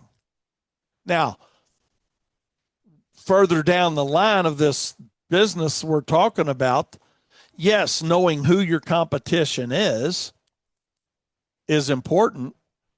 But like I said, more importantly, the first thing we got to understand is who are we? What are we charging? Why are we charging what we charge? You say, well, Wayne, I got this high powered software that tells me what I'm making. It gives me a P&L. And it tells me that I'm really profitable. Are you? Because a lot of software that's out there, and I'm not downgrading any of it. Hell, we use one of the industry leaders here. We pay a pretty good chunk of change every year for it. I think we're paying, I don't know, to us, it's a lot of money. $13,000, $14,000 a year for it to use it. And it's great software. It does great CRM. It does great tracking. It does great re-notification of customers. It does all the great things that software is supposed to do. But you know what else it does? And we talked about them. And the only reason we went with this company is because they were honest enough to tell us that what the other companies wouldn't spit out, that it always says enter your cost per hour. And then they can determine if you're profitable based on, from a math standpoint, based on, hey, you entered $120 an hour, but based on your cost, you made money or you didn't make money. But they didn't show you how to calculate that 120, that input of what you're using. I would just like to see one of these software companies do that. Integrate, that's the right word, right, Dana? Integrate. Yeah.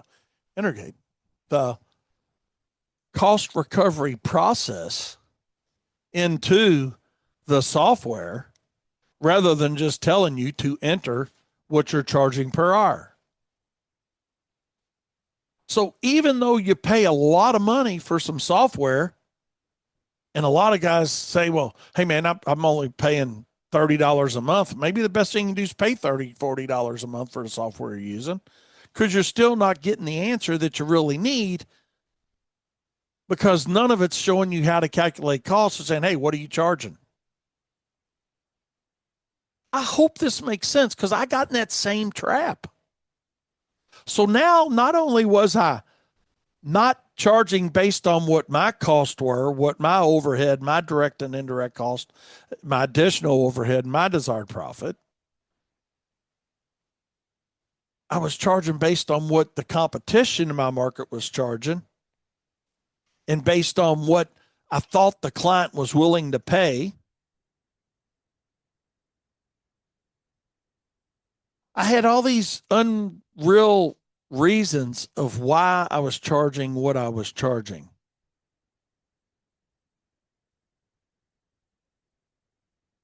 You're right. One price per hour does not fit all companies. I like running my business understanding why I'm charging what I'm charging. If I get some, I get some. If I don't, I don't. Because then what it boils down to is some will, some won't. So what? You move on. And whether how good you think you are, or man, my close ratio is 96.7%. Well, maybe your pricing is 96.7% under market value. Do you know why you charge what you charge? And what I can tell you from talking to contractors all over the country in Canada is most people really do not have, and when I say most, it's most by a long shot. Less than 10% of contractors really have a methodology in play of why they charge what they charge to mow a lawn, spray a lawn, do a landscape install, holiday lighting, landscape lighting, fill in the blank, snow and ice management. But the nice thing about it is you owe it to yourself to understand the most fundamental part of any business, regardless of what it is, on why you're charging what you're charging. Because true profit, true profit is not a figure you hope the market bear. It's a figure above and beyond direct, indirect, and overhead cost that it must bear. Just that simple. It's just that simple. So, regardless of what some people want you to believe, or maybe regardless of what you believe, because you simply just, you're like Wayne was, you don't know what you don't know, profit is not a dirty word. But a lot of times we think we're doing better than what we're doing because some jobs are carrying the company while other jobs are tugging and stealing from the profits of another job. Now, let me say this as well. I still miss jobs today. I still miss jobs. I'll be the first one to raise my hand, go to the head of the class and say, you know what? I still miss jobs. But what I don't miss jobs on is basing it on our cost per hour of operation. I may miss the number of labor hours to complete the job, or I may miss the amount of material to do a job. But what we're not going to miss, and what I want you to get really good at is not missing at your cost per hour. And the only way to do that is to sit down and utilize a methodology that calculates direct, indirect, additional overhead, and desired markup that you want or desired profit.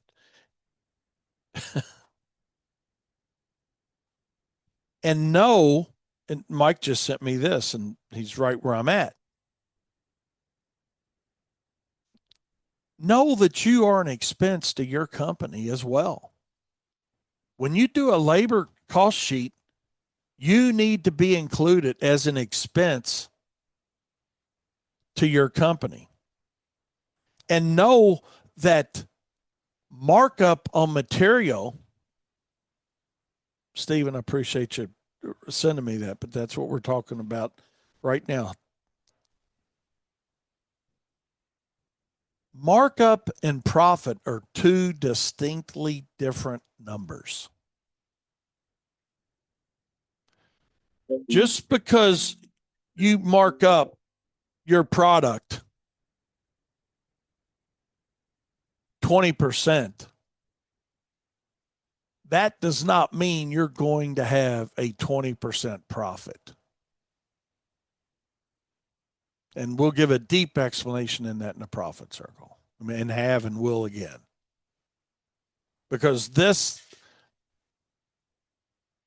video that I saw this weekend just reiterated the fact to me that we as an industry are no better off or not much better off. Let's use those words. We're not much better off than we were 46 years ago when I got in this industry, because we are in an easy industry to get into. we are a very easy industry to get into. We work hard. We just don't understand cost. Just that simple. We don't understand that we need to calculate the cost for what's that Z spray cost me per hour based on the number of applications a year I'm making and based on the number of applications I intend on making. In other words, having goals. That's why that's so important. A lot of people sit back and talk about, oh, you ought to have goals. They use all the acronyms of SMART goals and dumb goals and stupid goals and whatever the name is you want to fill in, use it. I don't care what you use. But know why you're really setting a goal. And you're really setting a goal so you can understand what the cost needs to be for each and every piece of equipment that you're putting out on the job. And if you're utilizing a subcontractor network like we do,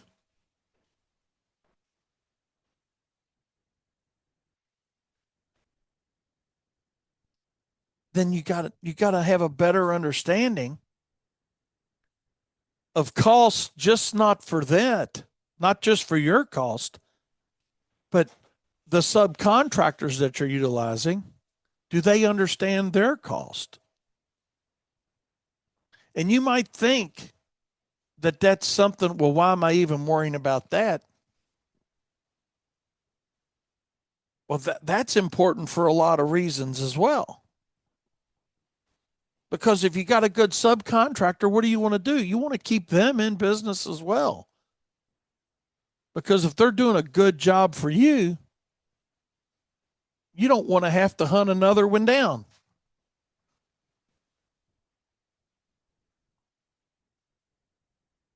But it's all up to you. Now, the mindset is you'll lose all your customers. Because I remember Wayne Voles thinking that exact thing. I'm going to lose all my customers. When we finally sat down and figured out the problem was not needing more work, we needed to understand why we were charging what we were charging. We got a whole lot better at everything we did. Everything improved once we got that methodology in play. And you know what? We lost some customers, but we kept a whole lot of them.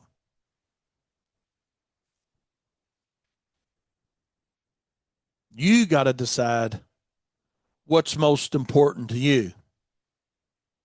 Do you want to risk losing some of them?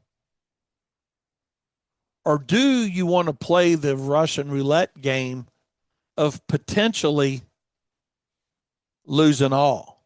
Because at the end of the day, what are you really risking? At the end of the day, what are you really risking by not knowing? In my opinion, you're risking the most important thing, and that's your whole business. Are you willing to risk the whole business?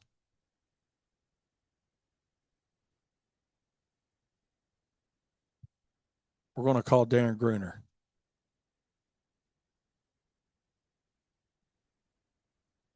See what he's got to think about this. Going once, going twice. All right. Think. All right. I was reaching back out to you, Darren. I guess you're back on the phone with somebody, but that's all right. But we really got to look at that. So, how do we determine cost? Let's look at that for a second. Let's look at cost for a second. We talked about the lawnmower or any type of equipment, right? Having direct cost or indirect cost. And the small company says, I'm small, I can do it cheaper. That's not necessarily true. Here's, you guys can't see this, but I'm holding this up for a video that we're doing. There's a cost sheet. One of the cost sheets that's in our know why you charge what you charge thing. And what you see within that cost sheet is all of ours is specific to your company. I'm not saying you got to buy ours. There's a lot of different things out there, but just make sure whatever you buy and whatever you want to implement, number one, do not ever do it to yourself or your family. Do not ever use somebody else's call sheet. Never, ever, ever. And I will get on and talk to anybody in this country that wants to say that's the right thing to do. Hop on my show anytime you want. Don't ever offer a call sheet to anybody, because everybody's costs are different. Everybody's overhead is different. Everybody's desired profit margin is different. Everybody's market is different. Everybody's market within their own markets are different. So you're not helping anybody. And this is just one mistake of many that I see out there on social media. You're not helping anybody by disseminating a cost sheet that you say, well, this works for me. It might not work for you, but it might. Well, then why keep somebody in the same messed up position that they're already in? Because you know what? If they weren't looking for help, they wouldn't be looking for your price sheet. So why do you want to say, hey, take and use this if you want to use it? Or, hey, charge $120 an hour because that's the industry standard. Well, you know what also the industry standard is? Almost 50% of our industry is accepting less than a 10% margin on mowing. Google that. Look that up. There's a whole lot of state of the industry reports out there. That's not exact spot on, but that's pretty daggone close. So why are those statistics the way they are? Because we're looking for help in the wrong place. Everybody on Turf's Up Radio, and I can say this with confidence, is looking for help in the right place. I'm looking for your all's help. You look for my help. I've said for years that I've been on Turf's Up, you guys help me as much as I help you. But we got to look for help in the right place. We got to look for help in the right place. But when you look at a call sheet, the guy that says,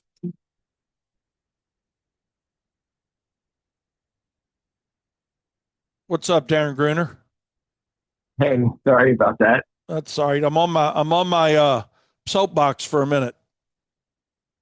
Hey, no, I think it's great. I wanted to tell you something. I wanted to ask you a question. What's your electric bill monthly? What's your monthly electric bill? I don't know. I got 76 vendors. Take a guess with your electric. No, Give me a guess. seriously. We normally run, all joking aside, we got about, I think we're in neighborhood this time of the year, probably a little less in the winter, but on average about 400. Yeah, mine's 100. Yeah. And what the point is that, like you're Yep. talking about, right? That's overhead, right? It's overhead. And it's overhead, and my overhead that regard is less than yours. So I can charge less if I don't have to recover $400 a month for electric. I only have to recover $100 a month for electric. Therefore, I could be cheaper than you if that was the only thing that was in the overhead, right? And we bid the same, and we bid the same job, and we got to be different, right? That's exactly right. You know, and Yeah. you know, I like to take Tabitha out to eat a lot, you know, or not a lot, but on the weekends, right? Well, I generally do that with my company credit card. So if you guys like doing that, Yeah. that, hey, you don't, I bet you're not thinking about that when you're saying, hey, that's what I'm going to charge to mow a lawn or spray a lawn.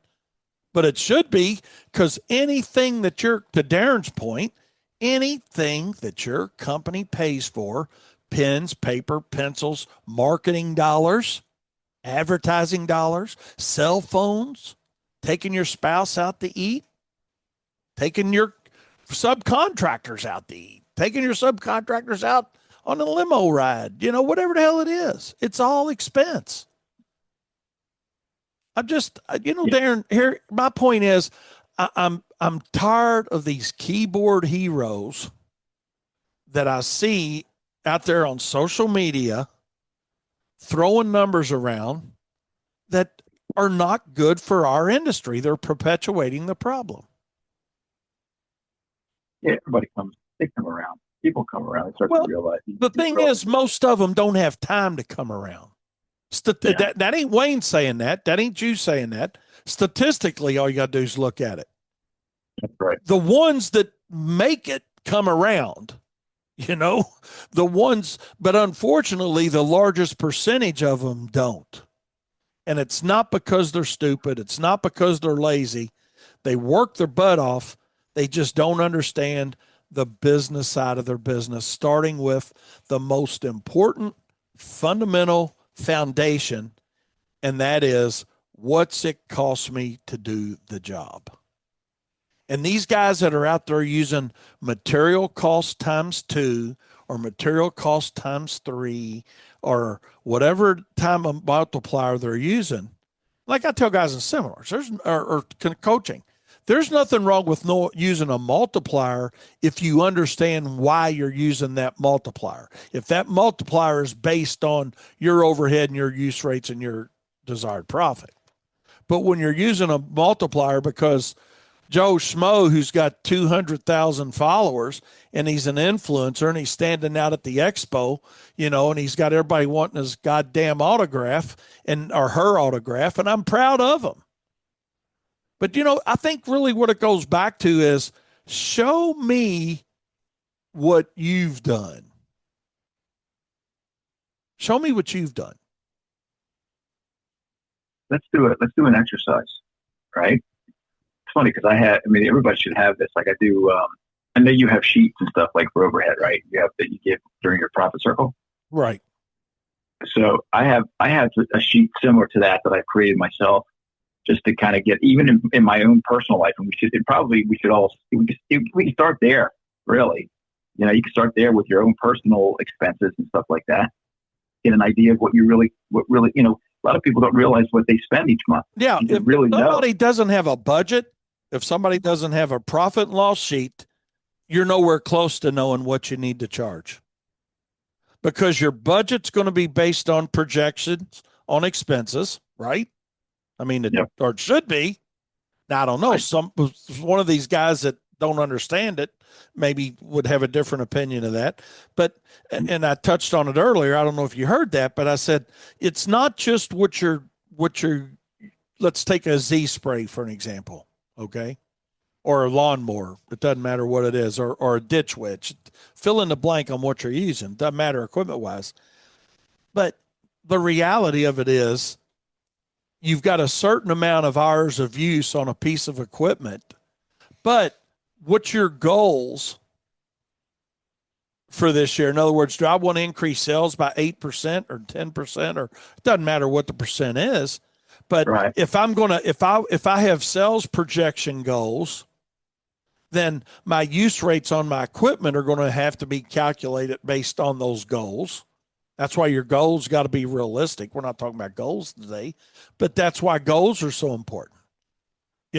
Because I might be, let's take a new guy for an example. Hey, I'm on 40 yards, but he wants to go to 60 yards next year. Well, maybe the answer is 50 that he's going to calculate cost on. I mean, that's on an individual basis. You got to sit down with somebody to figure out what that number is going to be. But the reality of it is, if I want to go to 60 lawns that I'm going to be maintaining next year, or 6,000 or anything in between lawns, the reality of it is I got to project my cost based on that, and not where I'm at, but where do I want to be by the time that next pricing cycle rolls around.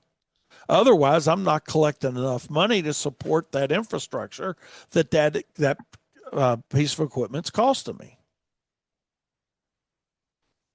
Yeah, that's a good idea, by the way, too. Like, you can think, if you want to buy, like, say you want to potentially grow your business, down next year down the line, start net today by increasing, your percent, you're adding your percentage on top of that for next year. So you have that money. You don't have to go back and say, oh, well, I'll be able to afford it this year. Just, Yeah, if I increase my number now, let me buy I used to do that. Let me buy equipment. Okay, I can afford it because I'll sell more. Sell more first and then buy the equipment, right? and then buy it. That's right. It's like people say, well, hey, my equipment's paid for. Well, that's a great thing. You don't have a payment on it, but guess what you're going to have to do? You're going to have to replace it.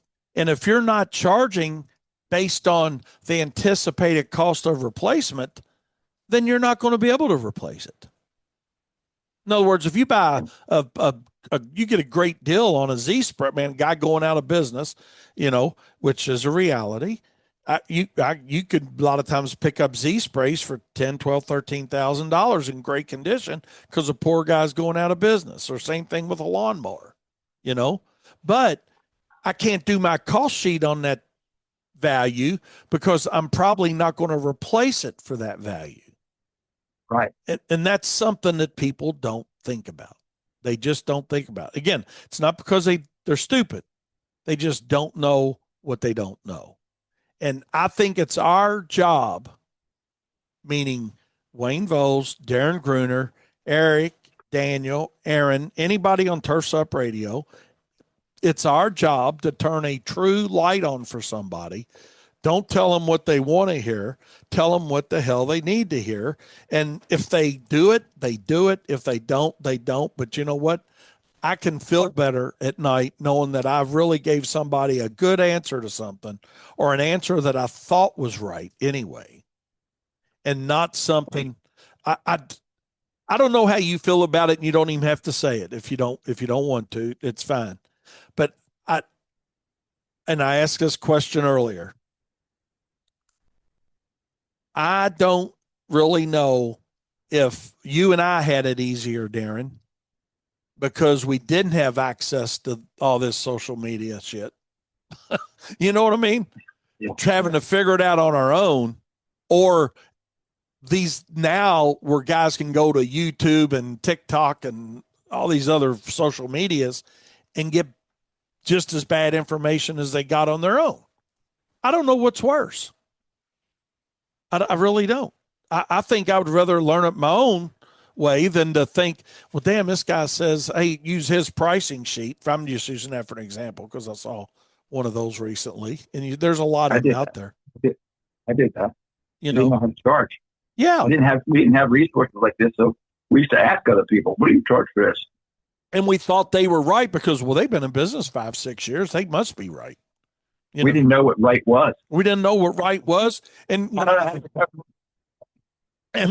it all boiled down to, yeah, who knew what right was? We knew what we knew something wasn't working for us, but we didn't have. What do you think? What were we really asking? What were we really? How do I charge for this? Or were we saying, what do you charge so I could be cheaper?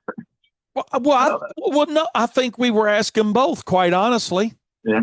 I think because I, honest to God, had the mindset initially on in my business, even when I went from part-time to doing it full-time. But that's when I really found out I was jacked up, is when I tried living on it 100%. When I decided to go into the landscaping business and lawn care business full-time. But the 8 words that kept me restricted was, I'm small, I can do it cheaper. My overhead was a lot less than other companies that were bigger than mine. Still is. Can be lower than companies that are bigger than mine. But what a bigger company has, and what I talked about a little bit earlier, was use rates on the equipment. Those larger companies are using that equipment more, so their direct cost is lower. I used the example of buying something for $10. It's just an easy example.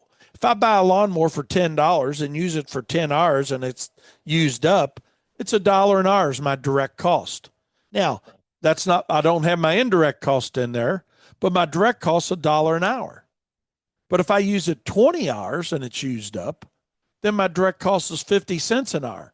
Now, because I'm using it more, now I've got more fuel, maintenance, repairs. So that's going to be higher for a larger company than it is a smaller company. But my whole point is when you run it through a cost sheet, they balance each other out pretty much when you really sit down and Well, figure out your costs. look, if you're looking to lower, if you want to be cheaper, don't just be cheaper. Just say, because you're just going to screw yourself. Look for ways that you can be cheaper. Like if you want to, you lower some of your overhead costs, and you have different segments of overhead. You have your equipment overhead, and you have your office. What it costs to run your office, and what it costs to house all the equipment. So you have to go and figure out how you can lower those costs all individually. And it could be that maybe you don't buy a skid steer or well, I don't know how much is a freaking stand-on mower these days. And maybe or not. What is it? What's a ride-on 60-inch mower go for these days? I mean, you're talking 13 to 16,000. That's insane. So that's crazy, right? Then you got to get a guy on top of that to run it, right? So what if and how many lawns can you, and I remember buying these big lawnmowers. Like I remember back in the day, these walk behind button 52-inch mowers wouldn't even go in the backyard. So I'm only cutting front yard. You could probably do the math on that, right? Like, what should I even bought a 52-inch or 50, what, I don't know. Bigger's not always better. That's right. I mean, yeah. You're not, and right. So you're not using it all the time. So what if you had 100 lawns and only 30 of those lawns needed the big equipment? So you don't buy a mower to run 30 lawns. No, you do that. You're better off using a smaller piece of equipment for a little bit longer time and keeping your prices more competitive. Right. Or you rent a machine for those 30 lawns, right? And then you have your direct costs. You know exactly how much that mower is going to cost you to do those property. There's different ways to play around with those numbers, so that you should actually know your numbers, right? That's the biggest thing. That's the whole conversation of my show today. Is don't take a price sheet offline. Don't take an industry standard offline. The only thing that matters are your exact numbers. And like I said, and I wasn't shooting any software down. We use one of the most expensive software programs in this country that run our business here. And I'm not giving them any free advertising. I ain't going to say it. It's great, but they've got the same problem that all the other ones have. And if you want to use their profit analyzer, all they ask you is, hey, what are you charging per hour? But they do not show you how to calculate what you're charging per hour. So the profit margin that you think you're seeing is a bullshit number. Yeah, right. I mean, that's just the reality of it. And I've talked to all of them about it, and none of them want to change it. They don't want to have the variables. I just talked to a guy last year that's doing some snow software. Okay, same thing, and I really respect this guy and like this guy. And same thing, Let's I want to show you something. The reason why I called you for a reason, right? And it all has to do with a lot of this, right? First, do you have your computer with you or in front of you? Well, I got Daniels, so if it's anything that I'm using Daniels. Can you log? What do you want to know, really? That'd be an easier question. I'm going to tell you this. I'm going to tell your listeners to do this. Log on to turfstuffradio.com/profit time. Simple as that. turfstuffradio.com/profit time. Wayne's got his own page on Turf Stuff Radio, and he kind of gives you a little bit more about Wayne if you're just listening for the first time. Wayne's got a great background, and it's all listed there so you understand who you're talking to. And then at the bottom, I got a little promo for the Profit Circle. It's a good opportunity for you guys to click that join today and join the Profit Circle today and have access to all the things that Wayne's talking about in a private profit circle. What do you do it once a month or once a week? Our Profit Circle is on. It's ongoing all month. I mean, we have Daniel's constantly putting up blogs. We do live videos, several of those. I mean, we do a webinar every month. We also do a Zoom call once a month for everybody to get into, just have conversation with each other. And what does it cost? It's free, $19.99 a month. incredible. And you have access to all of those things, right? You Yeah, have access to all your overhead sheets of how all the stuff. So, right? Is that what you do? we have now we've got different products that are not included in that, but we do have special discounts on all of our products for any of our Profit Circle members. They get an automatic 15% off of any of our products for bidding, You make, contracts, marketing, selling, snow and ice, etc. So in other words, you don't have to ask the expert. It's there. It's there for yeah, you, and you put your own numbers in and stuff like that. I love that. you're So, not guessing at but any of it. no, I think that's great. I wish no. So going back to your question, we didn't have any of that. No, I absolutely think not. the closest thing that I remember that we had before all this technology, or maybe at the beginning of all the technology, the closest thing that we had was Clip. Remember? Oh yeah. Clip. Uh-huh. Yep. That was it. And I don't remember. I'm like, God, that was too difficult for me to figure Oh, out. And we couldn't either. We bought it, and I swear we just it sat in our shelf because we couldn't figure it out. Yeah, it was that was the beginning. That was it. So there's some. I think someone owns that still. yep. Isn't that owned by somebody that is out there that's around right now? We end up utilizing a product up in God called PFS First Choice. It was actually Yeah. a DOS based program for some of these guys ain't even old enough to remember that. But it was a DOS based computer language program. But it allowed us to um, oh God, can't think customize it. It allowed us Yeah. to customize it. But now, so I don't. I think it might be. Look, I think it's so easy now to get onto a program, to any of them, even like these entry level programs like a crew control. Right? There's so many cool programs that are out there. If you don't get in on it, you're not really serious about being in business. That's all. That's the only thing I can think of. You're just not really serious. I remember I didn't care because I wasn't really serious. I wanted to drink beer, party. I didn't care. Yeah. Right? That's right. And there's like I said, you bring up like crew control or whatnot. There's a lot of stuff out there. That's what I tell people. You don't have to use ours, but when you compare, and ours is not software. I want to make that perfectly clear. You're not going to get rid of crew control or single ops or fill in the blank on whatever you like. With ours are strictly cost recovery sheets. That's it. If you're still using, we use ops, QuickBooks, and our cost recovery sheets because we like our cost recovery sheets because they're 100% inclusive of all expenses. It's the only one we found that had it. But so that's why we technically we use two different. We pay for QuickBooks and we pay for single ops. So and single ops ain't cheap, but we use it. But we use our cost sheets. So What do you mean it's not cheap? Who's paying for it? our customers are paying for it. There you go. That's who's paying for it.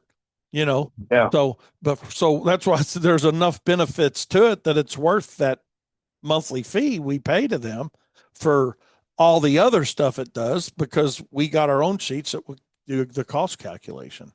So when it says, "Hey, what do you charge per hour?" we know that when we enter 119.35, we know that 119.35 is accurate, and it can calculate a decent P&L on a job for us because we know that price is right. But if I've got information from somebody online that said, "Hey, I'm using this price sheet, or I'm using $100 an hour, or $80 an hour, or whatever," then when I enter it, that's only going to give me information out based on what I put in as my cost per hour. In other words, the math behind that software, it doesn't know if that number is right or wrong, right? I mean, that's the reality of it. When you enter what your cost per hour are, Yeah. it's assuming the number that you put in there is correct. Now, if you're building budgets with it and it's pulling numbers out of your budgets, then now you've got something that is a successful product. But I don't know. We'll see. I think Single Ops just bought somebody. Who they just buy, Darren? Was it LMN? Well, they're all Yeah, they're all buying each other out. Yeah, I think I'm not 100% sure with that, Yeah. but I think Single Ops just bought LMN. I wouldn't Yeah. swear to that, or when I say just, like Well, last fall or something. Service Titan owns Aspire and Food Control, right? And then Single Ops bought LMN. I think that's what it is. Yeah. Yep. So Single Ops is coming around, but I mean, we've done our fair share of help, offering help and giving them. They've made a lot of changes, not just because it's us. I ain't patting myself on the back. This is more of a conversation between you and I, and all of our listeners are listening now, but they've taken quite a few of our recommendations and improved that software. You Of know, course, that's how they get better. that's how they get better. I will say they Yeah. listen pretty well, Of course they do. Yeah. That's not stupid. you know. You know? Yeah, that's right. I They're mean, not- that's where they get feedback as their customers. yeah, we can get paid for freaking give. I know. That's what I told them. It costs so much freaking money.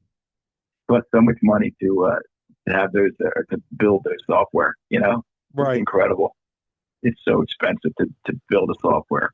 So really, that's all it is. It's just technology that's kind of grouped together to make it easy for you to just navigate through it. Just information. Yeah, that's all that kind of stuff is. And it's good because you need it. You need it. I'm working on putting a new.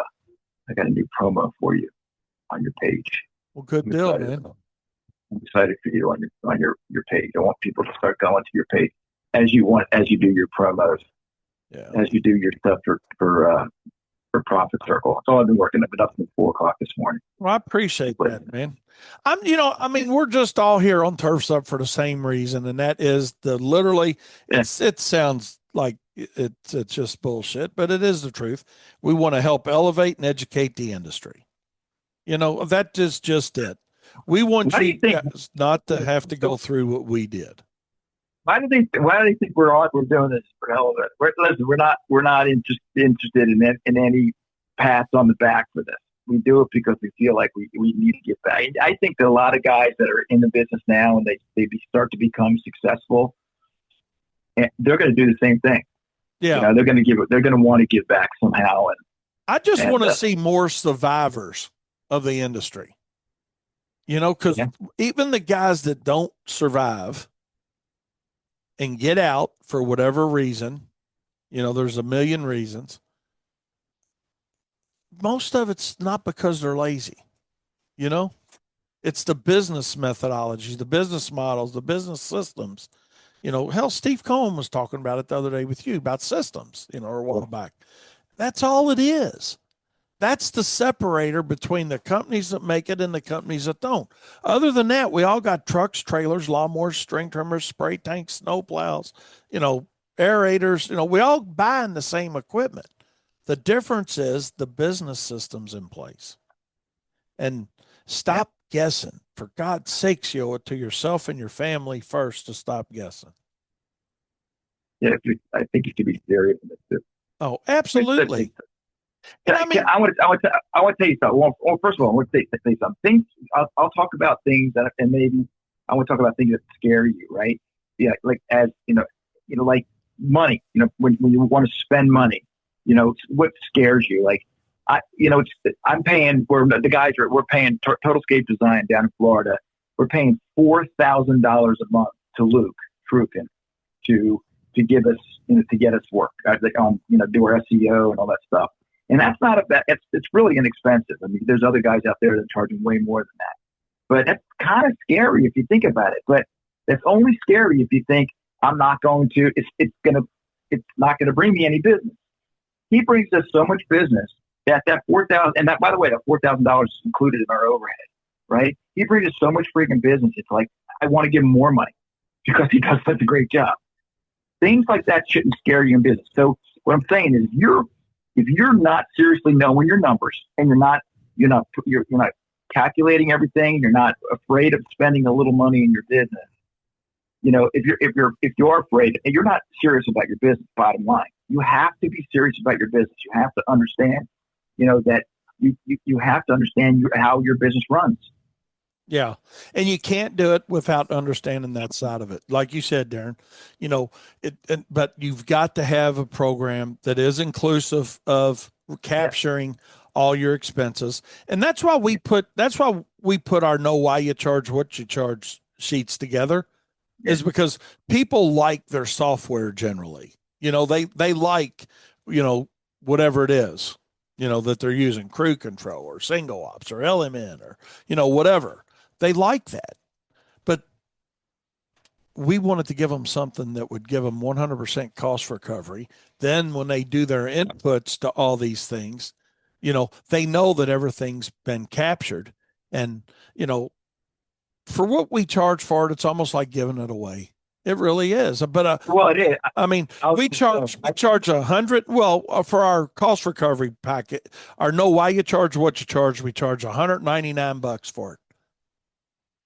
You bid one residential spray job right, yeah. and you've paid for cost recovery methodology. And here's the nice thing about it. I send single ops, so I don't even send it. I'll do an auto charge on my account once a month for using their software. Ours, you buy the methodology.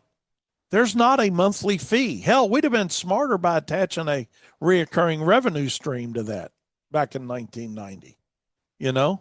Quite honestly, I mean, we're talking business. Let's talk business. But no, somebody buys our cost recovery methodology. The only thing that changes from year to year to year is the numbers that you're putting in it. Hey, lawnmowers used to be $5,000. Now they're $14,000. Trucks used to be 28. Now they're 63. So if you really want to have a good handle on what your hourly cost should be for any service that you offer, check out our know why you charge what you charge methodology. For $200, you're never going to undersell your services again. You might miss material on the job, you might miss labor hours on the job, but you're not going to miss cost per hour on the job. And Let's do it. We do have a discount code built in too for Turfs Up Radio. Any of you guys listen to us on Turfs Up Radio, it's really simple. It's Turfs Up Radio, all lowercase. 10% off anything you ever get forever from Profits Unlimited. So use the discount code. It's been in there forever. We have some people that use it. We'll do that with our paraphernalia, Turf Radio hats and shirts and stuff like that. I got these really cool packets of stickers. They come in like baseball cards. You remember baseball cards? Yeah. So I got these packets with our logos.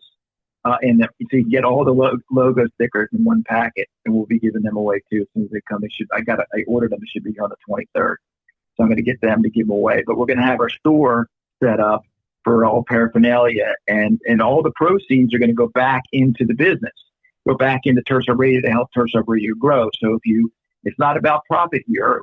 It should be. There's profit on this show, but for Turfs Up Radio itself, it's not about profit. We want to give back to the community. So by buying Turfs Up Radio gear, you'd be actually giving back to the community. Another way to give back, and then we're going to offer some discount codes. Especially if you are in the profit circle, you're going to get an extra percentage off. It's going to be cool. Cool. How's that? Try to keep everything together. I think it's awesome, man. And I got to put it on your website. I got to figure that out, how to do that. If you can get people to, when you're on your show, get people to go to turfsupradio.com/profit circle, and we're going to post stuff all over there, whatever. And if you want me to, Wayne, and you want to have Daniel or Katie work with me on some stuff on your page, let me know, and we'll put it right there. Okay. Yeah, I think it's great.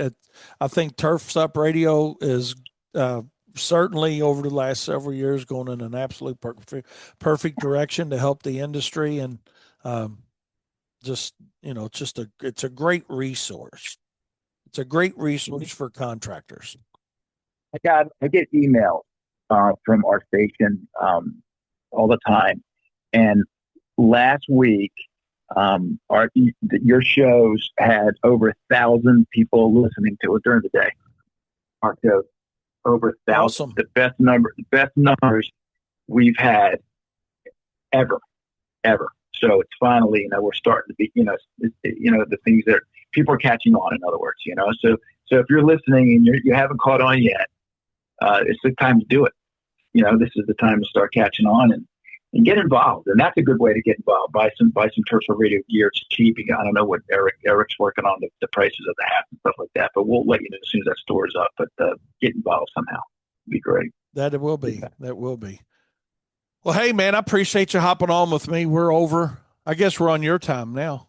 Yeah, that's right. Yeah, that's great. I love it. I love it. We're, I love it. we're rolling on your show, but I was on a little bit of a soapbox today because I love it. I just see so much information. You got to too, Darren. I mean, you talk to a lot of people. You just see so much misinformation out there that I just wish we could get better as influencers. And Why does it piss you off? Seriously, why does it piss you off so much? Is it because it's because you're not helping somebody. It's the same. You're not helping somebody when you're telling them, "Hey, use this price matrix, or use $100 an hour, or your minimum should be $50 a lawn." You're not helping somebody with that. You're still not telling them why. And maybe because I'm such an analytical thinker, I like to know why. My brother Corky, who's dead now, he was more of, Wayne, these guys don't care why, they just want to be told what to use. I and he meant that in a positive way. I can agree to some people not caring why, just give me a number. But I don't think you're doing anybody a favor by just giving way influencers. I think it'd be a big problem. Yeah, that's where, and I got all I got all the respect in the world for these guys that are influencers. I really do. It's great that they're making what they're making. I know they make a ton of money. Some of them doing what they do. But I would just soon have less followers and just do. I don't know. Like I said, I'm a little bit older, Darren. Like we're not past the game. The game is not past us. But I would just, I would, and there's going to be good people coming along, and there are good people now, other than Wayne Voles and Darren Gruner. And there's great people in the industry now that want to help people. But when I think Steve Cohen was talking about something he's got coming out that's going to help the industry. That's just that's really cool. So I mean, there's people out there that want to help, but I think there's also people out there that they want to help, but they're just, in my opinion, this is just my opinion, you're not helping somebody in the right way. And to me, you're not helping anybody until they implement their own methodology for cost recovery. Nothing else matters until the foundation is right. And I think all of us could agree to that. You can go out there and you can bust it out and do a hell of a lot of cash flow, but not make any money as far as that goes. So it looks good, it feels good, but at the end of the day, what do you got? What do you got to sell? And I think you brought it up. Didn't you talk about that the other day? I mean, that should be the ultimate goal for anybody, whether you're a one truck operation or True Greens of the world, or anybody in between. At the end of the day, it's about who wants to buy it, because that's the value. That's the value in your time and effort. Other than that, you've done nothing more than create a job for yourself. And I'll tell you something else really makes me sick. And I've heard this for 40 years, and it is what it is too. People that say, well, I don't, it really doesn't bother me because my spouse is the breadwinner. Well, so what are you saying? You got you got no pride? You got it's no big deal. Well, I'm just waiting for her, or she's just waiting for me, or that just runs through me like a hot knife. I ain't gonna lie, like a hot knife through butter, man. It's like, okay, so you got no pride. You're not trying to build something worth a shit. If you want a job, come work for me, man. I'll give you a job. Yeah. That's funny. We'll take care of you. We'll treat you nicely. You won't have anything to worry about when you go home at night. you know, you know, you put, God, I hate that. That goes through me. And you hear so many people say that. Well, I'm small and that's ever what all I want to be. Well, that's fine. But be Yeah, good, funny. but be small, I be got. good, be profitable. I moved to. I hope this doesn't sound bad, but I moved to New Jersey. I kept it. I still have ownership in the business in Florida, but I'm obviously not there. What am I doing? I can't do anything. I have my appointments. I do my stuff online, and I certainly I make still part owner, so I get paid to do that. But I'm looking for stuff to do, and I'm thinking I could start a business down here, but who cares? I mean, what do I really need to do? And instead of thinking that way, right? Like my wife has a job, right? So thinking that way. I think, I talk to, I have a lot of buddies up here, and they're like, Darren, did you want to come work with me? I'm like, sure. I just can't I'm not going to make a 5 day a week commitment, but yeah, and let me, and because I can bring my expertise and help you in your business, I'd be happy to do that. Yeah. Why don't these people, if you're not serious about having your own business, because I don't want to be serious about starting a business down here. So I'm not going to do it or up here. I'll go work for somebody else. Go work for somebody else. And if you're that good, you can bring some value to somebody else's company. Yeah. You're I going like to that. bring value to somebody. And I mean, and you Right. look at it from what have you, twice now you've built something that people wanted to buy, right? Yeah. Yep. You I weren't would, just, I would only buy. I would only be, if I started a business, the goal of that business would be so that I would be able to sell it down the line. That would be starting from day one. That's how I run my business. yeah. Well, what's and a lot of people don't want to think of it this way, but what's your exit? What's your exit plan? And that's where a lot of guys don't think Yeah. about it. Well, my exit plan is, well, when my spouse retires or my significant other retires, then we're done. Okay, well, great. Then don't run around and act like you got anything, you know? Yeah. Shit. Why not have your exit plan? Hey, if you know that he or she or they, whatever, is going to exit in 3 years, 5 years, 10 years, why don't you set a 10-year plan up or a 5-year plan up that says, hey, I'm going to build this to this point, and then when we go, we go. I'm going to sell this, and they're going to do that, and we're going to go. Have fun doing that too. Why is that not a solid plan? I talk to my clients all the time. Like now sitting here, I talk to them and I say to them, you're about to do something. My company is about to do something to your house. It's going to be improving. Improving your investment, right?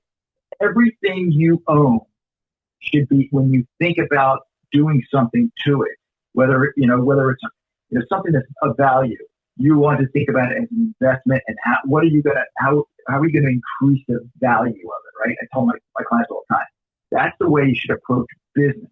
If you're working in your business, that business should be improving in value every day that you're working there. You should be doing something to increase the value of that business.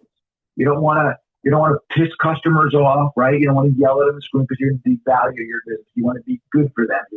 You want to buy the right equipment. You want to have be trained employees the right way, so that somebody else outside looks at that and becomes, hey, how many people have you been envious of, Wayne, throughout your career? I mean, there's been other companies out there. Wow, I want to look like that. Absolutely. Or I want to be like that, right? Absolutely. Why don't you be that person? Be that company. That's right. Emulate what they're doing. Yeah. That's what you can do. Instead of asking what they're charging, ask them how they're doing what they're doing. Yeah. And then see how it would cost you to do that on your own. That's cool. That's a good concept. Yeah. But I mean, and when it comes down to it, I mean, I don't know for sure, but you work with a lot of subcontractors, or did, in Florida, right? Yep. I mean, that was your model. So, and that worked. That worked. Yep. So it doesn't have to be. It's funny because I wanted to keep my cost, my monthly cost down. Yeah. Like my monthly overhead. I didn't want to be committed to payments. That to me, that's the scariest thing. All right, well, I have to buy all this equipment. It's going to cost me what? $200,000 a year to run. So now I knew. So if I had $200,000 worth of equipment, I'm sure you guys have a lot more than that. Say it's $500,000 of equipment. Well, I did. I used to have $1 million worth of revolving credit. It's a big nut you got to worry about covering. Yeah, and that's scary as hell. But I didn't want to feel that way. I didn't want to be worried about, I got to get up today and I got to go make it X amount of dollars because I took that $1 million and divided it into 52 weeks and per hour. I didn't want to do that. So that's why I did that. To me, it took the stress off me. It probably cost me more because I had to rent the equipment, right? Or maybe it didn't because I didn't have to maintain it, whatever. Yeah. That's just the way I did it. Nope. It's a good business model. You did both. You did businesses both ways. Your first time you were, and then your others, and you're the one that helped me see the light on utilizing some subcontractors. I mean, well, it had honestly what really got me, and just like it got you too, I'm sure, 2008 recession. We got stuck with equipment that we were not using, and we had to pay for it. Yeah, that's right. Yeah, the overhead continued on, so you got very creative as businesses on what you were going to do, and different.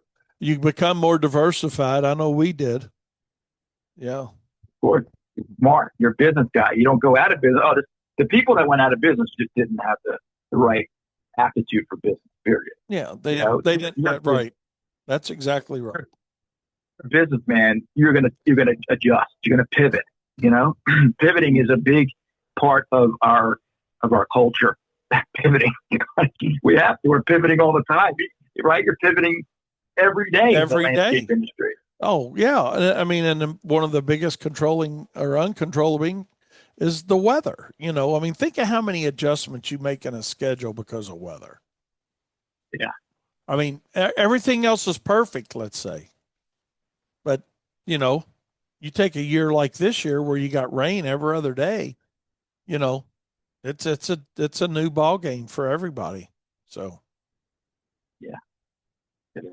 It's just that's good. Got to have systems in place. Well, I'm going to hop off here, man. You going to hop back on? I am going to keep my show going. I got till noon. I want to keep. So we got a great lineup, by the way, always, right? Yeah. Great lineup with, we have starting at 7:00. We got Landscaper Roots. Then we got Aaron Walls. Aaron Walls. That's right. He's great. He's got some good stuff he talks about. But you know what I like about his show? He's in tune with the guys that are just really starting out. You know? And he's asking them to come along with him and let's experience shit together, and then we'll grow together. And he does. I love that. And then Eric's back and with Jennifer, and he's on friggin' fire. He brought back traffic on the turf. Yeah, I hear him talk about that this morning when he was talking about that. They were talking a little bit about subcontractors, and he got into talking about it is when he does his classes. And that's what got me. He was the second thing that got me talking about what I was going to talk about today, because he was saying like how many contractors he has, and that go to his classes, and their pricing is all over the board. Some of them are $50 an hour, some of them are $150 an hour, and everything in between. And I'm like, Jesus, that's exactly what I'm talking about today. So I mean, he gave me the perfect lead in to what I was talking about today. But that's all. Well, it's great for you, and it's great for because that's the stuff that comes up with us all the time. Yeah, I love that. I love that he does that. Let me ask you something real quick, because I'm actually, as we're talking, I'm working on your webpage. What's the promo code for the Profit Circle? It's $19.99 a month, right? It's $19.99 a month. Okay, and then there's no promo code required for that. And right. Your first month is what's it, Daniel? They got a 7-day trial, 100% entry to it. It's like a lot of shit. You sign up for a free trial, you get access to part of it. When you sign up, you get access to all of it to see if you like it. If you don't, you opt straight out after your free trial's up. So, but what's the promo code for? the promo code is for any of our products. So if they want to get, for an example, our know why you charge what you charge spreadsheets, okay, the promo code is 15% off of any of our product. Okay. Okay. 15%. I'm going to put that in here. I'm going to send this to you when I'm done. Yep. And Turfs Up Radio is 10% off any of our listeners or any listeners on Turfs Up Radio that would like to try any of our products. They have a 10% discount it's just simply Turfs Up Radio, all lowercase. Can you make it just Turfs Up? It doesn't fit in my little promo box. I'll ask Daniel. All right, Turfs Up Radio. All right, I'll make it work. Yeah. We'll see. I'll make it work. Try to make it work. I hear you. Oh, that's so cool. I love it, guys. I love you doing that. And listen, I know why you're charging, and it's really admirable. I know that it's that because I know you would do it for free, and you feel like you need to charge because just so people can see value, and that's how we are. We're wired that way. If you don't charge, Yeah. I was offering free commercials to anybody with that's part of Project Evergreen, and not one person called us. Yeah. It must not be worth anything. No, that's just it, man. I mean, I don't want to be just another thing out there.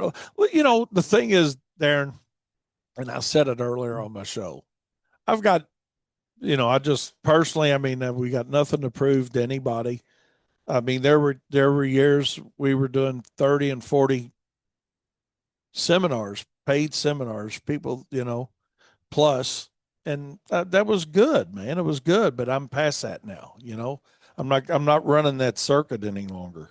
It was great. I enjoyed it. I still love doing business coaching, but I've got no interest in being gone 100 days a year any longer or more, and just, yeah, yeah. I got you. So my give back to the industry now is Turfs Up Radio, the Profit Circle, and 5 or 10 seminars a year for some key dealers that I have, and that's what we're going to do. And other than that, I'm gonna let these young guys run with their knowledge on doing it.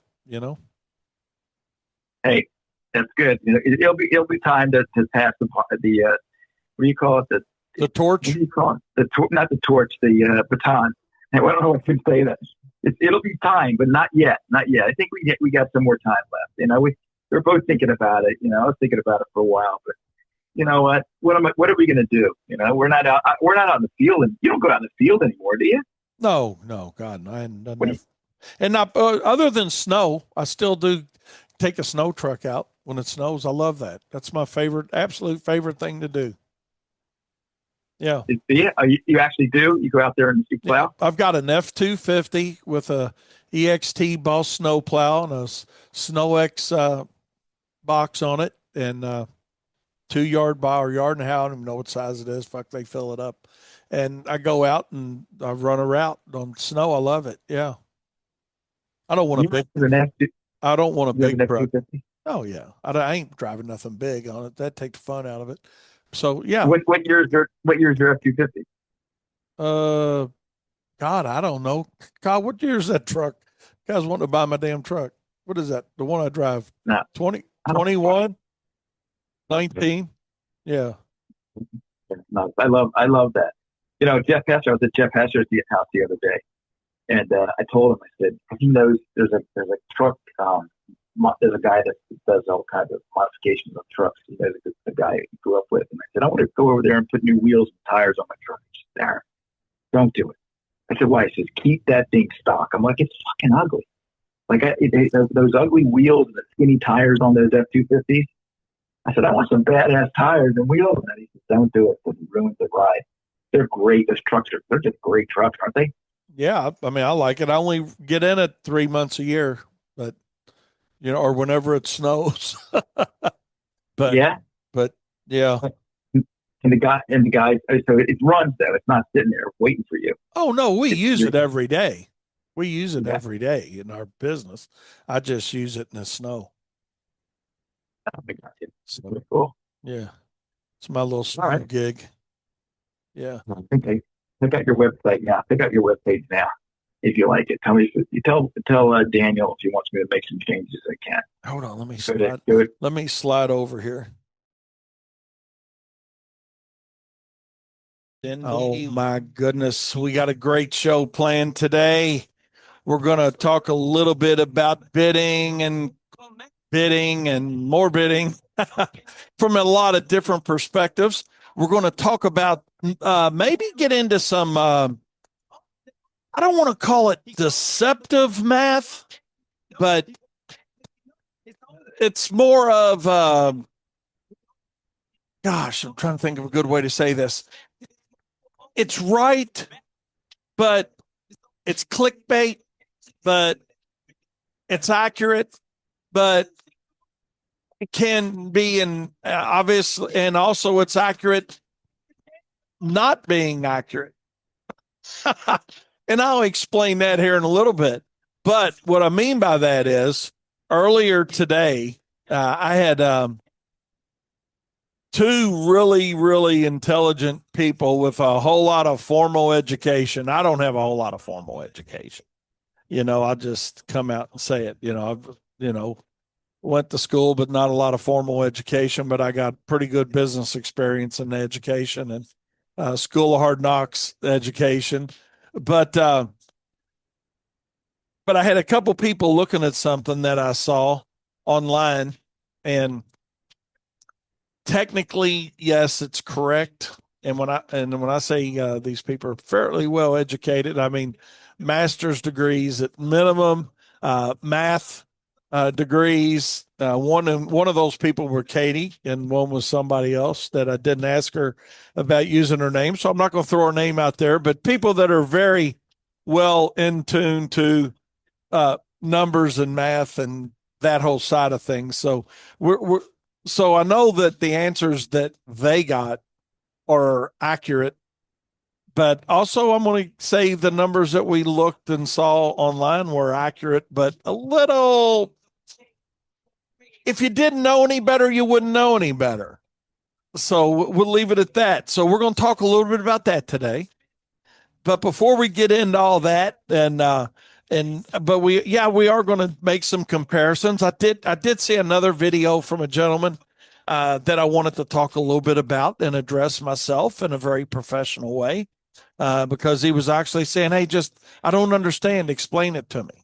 So we're gonna talk about that today as well. We're going to talk, and along with a lot of other things, but we're going to talk about why it's important to know your hourly cost, even though you're using flat rate pricing.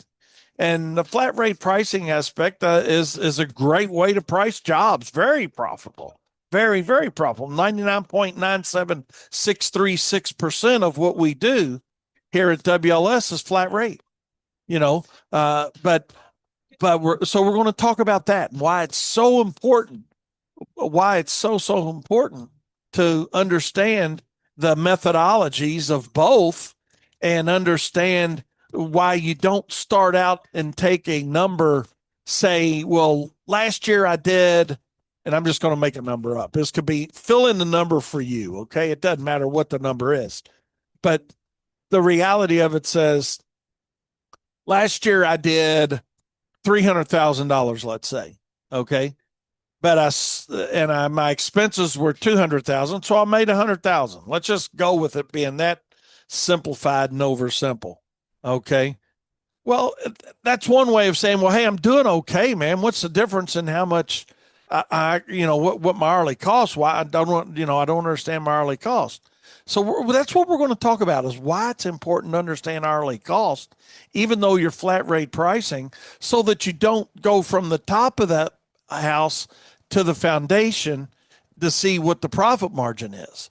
Let's figure out cost, sell what the market to bear, and we're going to talk about that to get to projected profit margin, and then the realistic profit margin when it's all said and done, regardless of what system you use. So we're going to talk about that, and I'm sure we're going to get some input from you guys as we move along.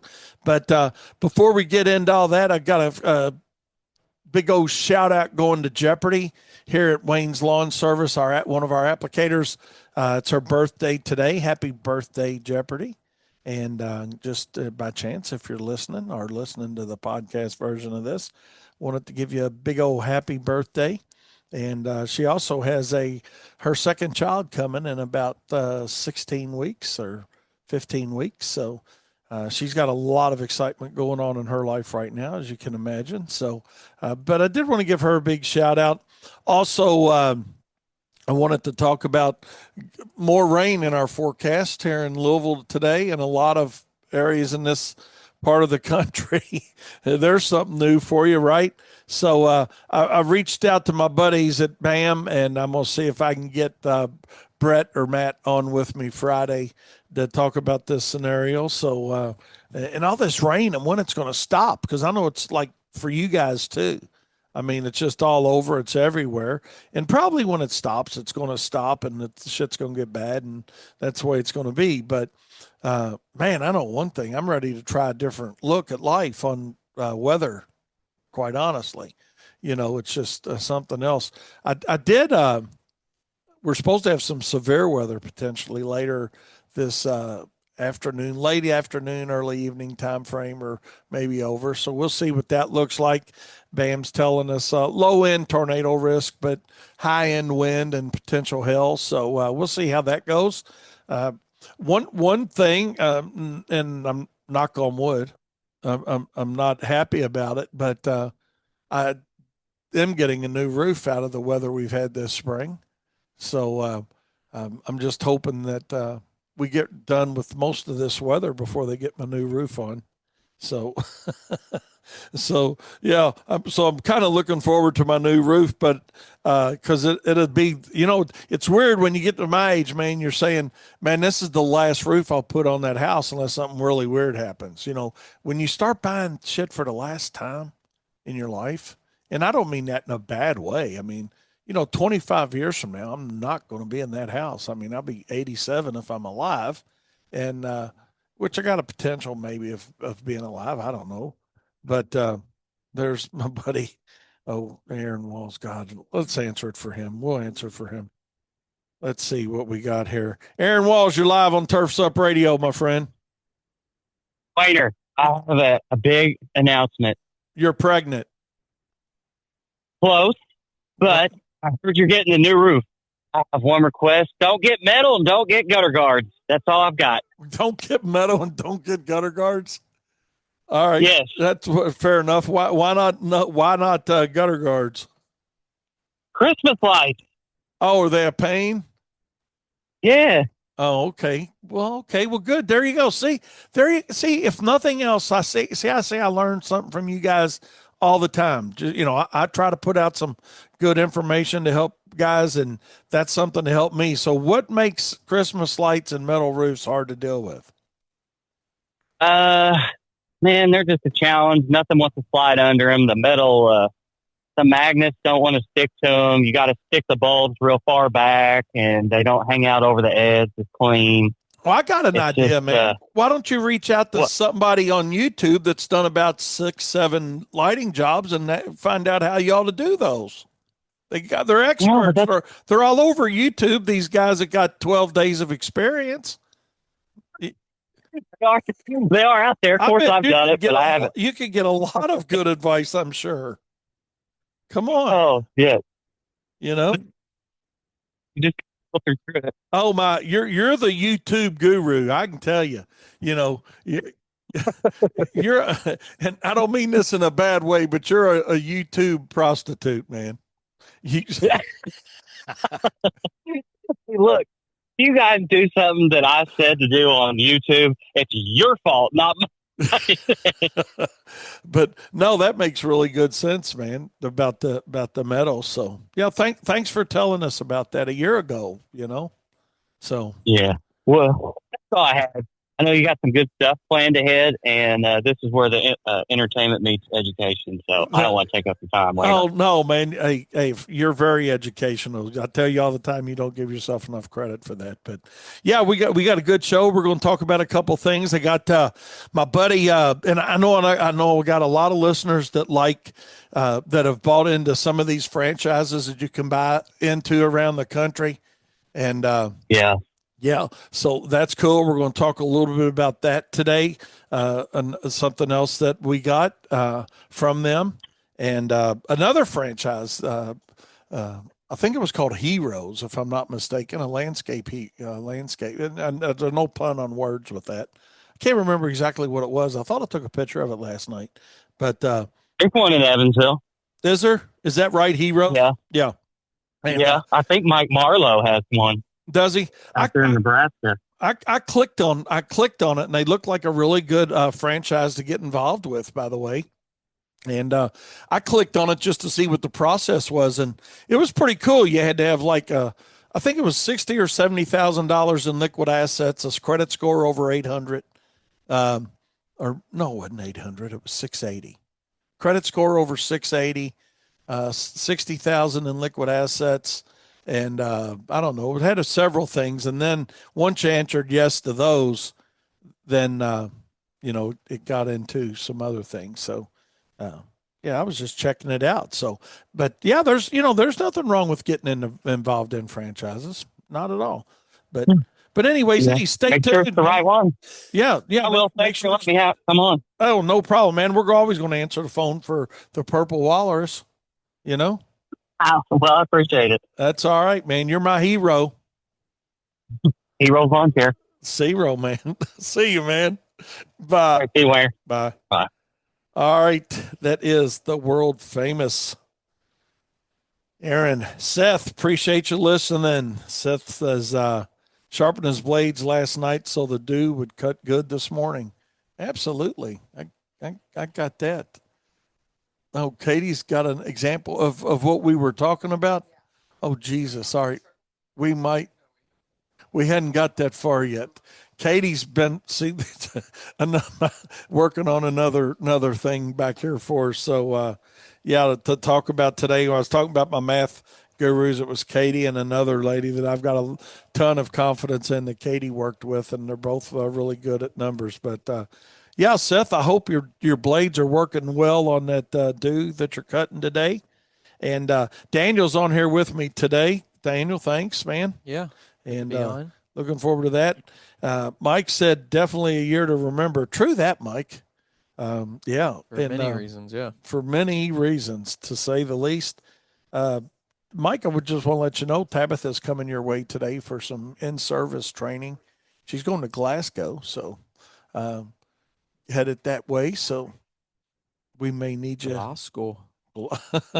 So how far? That's not. That's right there in that Bowling Green area. I'm pretty confident.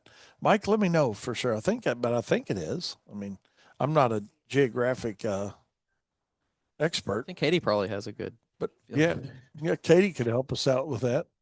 That's an inside joke. But anyways, hey, I did want to give my buddy Hecapus a shout out too. That's listening to us. He texted me this morning and said he was listening. So it's always great to have him listening to us as well. So thank you for tuning in, Hecapus. We certainly appreciate that. Had a weird thing happen in one of our landscape guys came back to get some connectors and things on a job that were added on. And he was telling me about getting asked to leave a property this morning. So I don't know if that happens to you all ever, but yeah, lady had a cabinet company or something coming to install some cabinets and ask if we could leave, not just move. Now, this was not a residential project. This was a small commercial HOA going on. Thanks, Mike. Mike said it's a county over about 30, 40 minutes for him. So yeah, it's in that vicinity. But anyways, we'll see how that goes. Kyle just got back in, so maybe Do we get to go back and do it to get to finish the job? I can't imagine getting ran off of a complex. Like there's nowhere for them to park. Well, there is places we could move somewhere else and park. I mean, you know, that's that would be my vote there. Hey, I'm sorry, but they're not more important than you are, and you're not more important than. What's your opinion on that, Daniel? They get ran off by who? Just a resident there that was Oh, getting cabinets put in, kind of like you oh, in your get door. cabinet. Finally, maybe she's like that. Maybe she's been put off on getting her cabinets put in, and she's like, y'all gonna have to leave. Y'all can't stay here. Interesting. Yeah, I think So, so. anyways, They were there first. evidently we were there first. Yeah, Yeah, that's you know, I guess just some goodwill because I don't know. That seems like you wouldn't. I mean, it's an apartment complex or uh, apartment complex or what was it? the condominiums. Condominiums. Yeah. Yeah, So yeah, you don't own any of the parking, do you? I Maybe wouldn't just think so. right outside yours, maybe. But Yeah, yeah, that's a so I don't know. interesting situation. Goodwill thing to do whatever we did, I'm sure. But anyways, Mike said he had a residential lady call and swear him up and down because he missed a window in the weather. Oh my God. She said Mike said he talked to her like a dog, talked to him like a dog. That is something, man, how that happens. Smaller they are, the more pain in the butt they are sometimes. That's the reality of that. Oh my. Let's see. Corey said he got caught up in a bitter divorce, and the soon-to-be ex-wife came outside with a gun, telling him to leave. I told the client I'm not coming back unless I was paid up front, and she was not there. Oh my God. A lot of people wouldn't have handled that probably as well as you did, Corey. I guess you know, probably had to be a bad situation, I'm sure. I can say I've never been ran off with a gun in my 46 years. I've been ran off, but never with a gun. And you're braver than me to even go back, prepay or not. You know, I just, I'd have different feelings on that for sure, my friend. Goodness gracious. So y'all have had a pretty good day too. It sounds like, and pretty good experiences. So we'll see what's happening with that. I did have my granddaughter stop by again this morning. Came in to see us. She was on her way to summer camp, I think they call it, or Yeah. yeah, summer camp, and they were actually going to a Bats baseball game. That's our AAA affiliate here in Louisville today. So it was good to see Caroline. She made me a little bracelet to wear out of these little rubber band things. So that was pretty cool. She looked good coming in here the last couple mornings. Kyle's been bringing her by before he drops her off. So, anyways, that's how our morning's off to today. We other than that, we're out and about trying to get as much as we can get done before the weather gets here. We'll see how that goes. Let's see. Mike said it was a small project. I ended up planting the stuff in the rain. However, it was light rain. She said, I didn't want you to work in the rain because I can't supervise you and make sure you're planting it right. Wow. What do you think of that, Kyle? That's funny. Mike said he had a lady said she didn't appreciate him out there planting her landscape in the rain because she didn't want to stand out there in the rain and supervise him to make sure he was doing it right. Oh my God. Just tell her to peek out the dang on window. In the spirit of honesty, Mike said, I should have handled it differently. I gave her the old Aaron Walls. Oh, God. Dare we ask what the old Aaron Walls is? Or do you know, The purple Daniel? Wally. I think it's just probably not, like the old purple Wally would do. Yeah. Oh, maybe. What he talks about sometimes he doesn't have the most patience and things can happen. Nice. John said the sun is shining in Elizabethtown, Pennsylvania. Good for you guys, man. That it's supposed to come out here Thursday afternoon late. or Friday for sure. So we'll see, John. I don't know. I'm sure sunglasses will be selling off the racks when it does come out because we haven't had too many days of good sun. So they'll be flying off the shelf. I'm glad you guys are getting to get some stuff done. Tim Brennan, my buddy up there in New York, around Schenectady, New York, the Albany, New York kind of area. For you guys, just as a point of reference, he sent me a thing the other day where they're pretty daggone wet there. He said red thread's killing them, fungus in their lawns. So we just need some sun for a while. You know, it'd be it'd be nice. And I don't know about Charles' allergies. I mean, we're not turning this into a medical show, but I'll tell you what, man, it just seems like allergy season's just gone on and on and on and on. So I don't know. You been affected much by that, Daniel? Not really. I felt it more in my eyes than anywhere else. And this morning is like 5 after 7, and I let two really good sneezes go here in the office. And I was like, man, that's a couple hours earlier than normal. Normally it's around 9 or so, but it got going. Oh Lord. Seth said, speaking of E Town or Elizabethtown, he said Elizabethtown, Kentucky got 6 inches of rain in an hour on Monday. Wow. That's some pretty good rainfall rates there. That is crazy. So it is what it is. Oh, Lord. Mike said when they do get a little bit of sun down there, it feels so humid, it feels like it's raining. I can believe that humidity was crazy here Sunday, especially Sunday early. So here we are talking about the weather. We need to get our boys from BAM on here, one of them. We'll see if we can make that happen Friday. It's been a little while since we've had them on. So, but anyway, Seth, I'm glad y'all got some sun, and we'll see. Hopefully we get some sun here pretty soon. Looking for a great day, to say the least. Looking for a great show.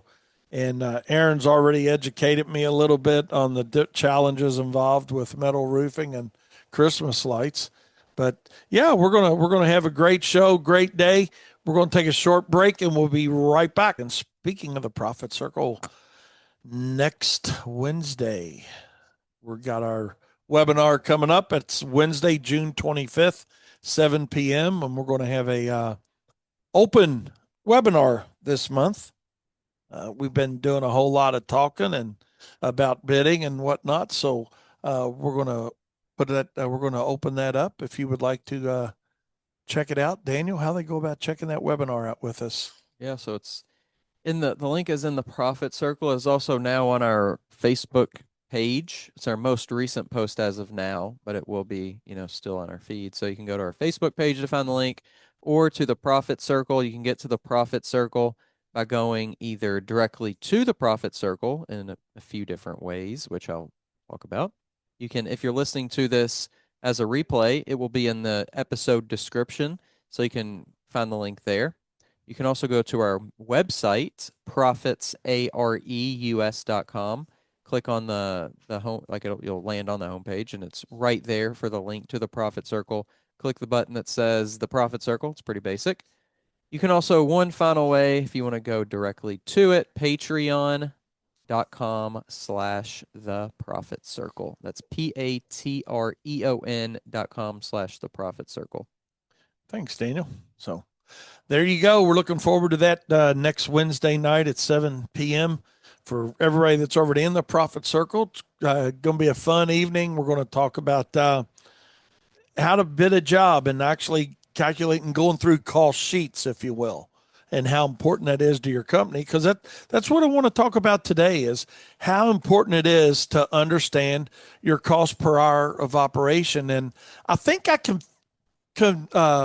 created a little confusion the other day on my show, because we got some feedback on it and on why the cost per hour is so important, if I'm not bidding based on an hourly rate.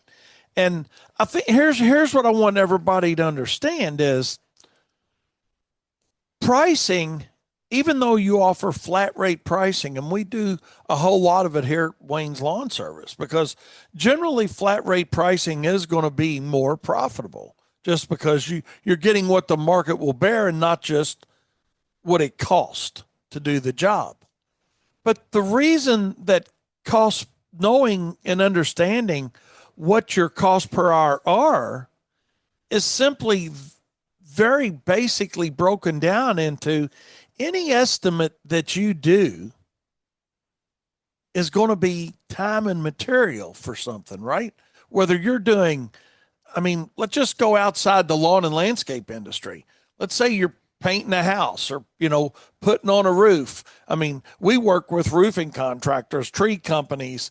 It doesn't matter what you're doing, power washing, holiday lighting, mowing, it's any business that you're in, it's calculating time and material. And a lot of guys say, well, I just bid the job. Well, okay, you bid the job based on what the market will bear or whatever you want to bid the job at. And yeah, certainly a lot of times if you went strictly by, man, that took us 3 hours and my cost per hour of operations only $100 an hour. Well, we're not suggesting that you charge $300 for that job. We're saying, hey, know where the break even point is, but if you can get $650 for that job or $1,000 for that job, then absolutely you're going to sell it for $1,000. And I think that needs to be the main takeaway. And we're actually going to do a video on this as well, because there is a lot of confusion out there.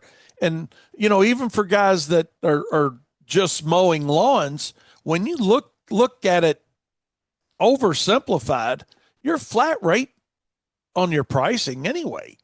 Right, Daniel? I mean, you're going out and you're saying, hey, I'll mow your lawn for $60 or $100 or $400 a cut. That's flat rate pricing.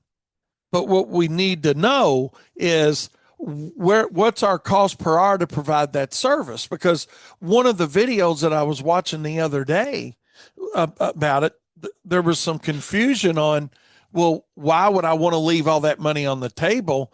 And why is it even important to know what my cost per hour are for a paper clip or a truck or, whatever examples that they were using? Well, it's not necessarily, I don't want you to look at it that way.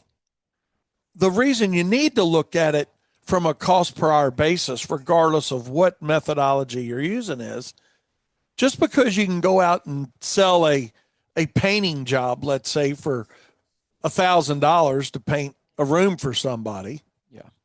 You're still going to have a truck to get there. You're going to have paintbrushes involved. You're going to have material involved. Paint, rollers, yeah, carp or whatever, painter's tape, the things they put down. You're going to have expenses. You've got overhead. And, yeah. And that overhead needs to be taken into consideration, regardless, even if you're flat rating jobs.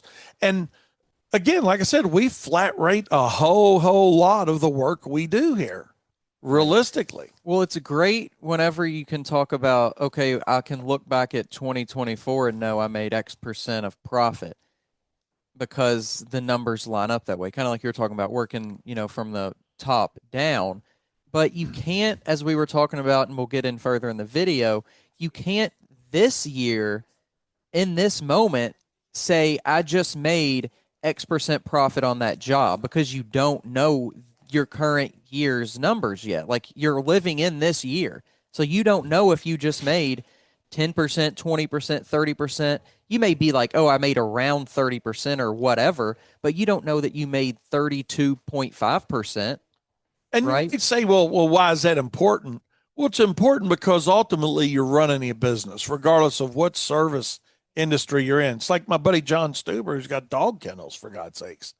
He still has overhead and expenses. Right. And the fact is, like, this year's expenses are going to be completely different than last year's. This may be the same expenses, but different numbers to those expenses, because maybe, you had a truck breakdown, so you had, to pay out of your business had to pay. You got to have a budget, is the but you our had point. To, maybe you spent $1,000 more this year so far on maintenance than you did last year, and you spent X amount more on marketing. Even, some people don't do marketing or believe in marketing, but that's maybe another example, or whatever. So it's not even just the fact that, hey, now I know that I made X% profit per year, but if you don't know exactly your expenses and your cost in that given moment, then you don't know truly if you're making money. And a lot of And the videos, like you're talking about, maybe the service is so over, exaggerated compared to a service like mowing that, okay, I know I'm at least still making money, but is right. that a sustainable method if you just wait 52 weeks to figure out if you made money Well, and how and much you to made? that point, I can hear somebody saying, "Well, I don't have to wait all year. I know on that job I charged $800 and I had $300 of material in it. So I had $500 and I paid a helper 150 Yeah, to help which me. is a You really know uneducated way of looking at that it, frankly, because they aren't taking into account any of the other yeah, costs. the cost to get there. Truck, fuel, repairs, Right. all those things. Replacing the equipment, The correct, and even if it's insurance. just, hey, let's look at it from a power washing standpoint. God, I know Tommy Reed, Yeah. here the power washers that I know very well. We've worked with him and helped him.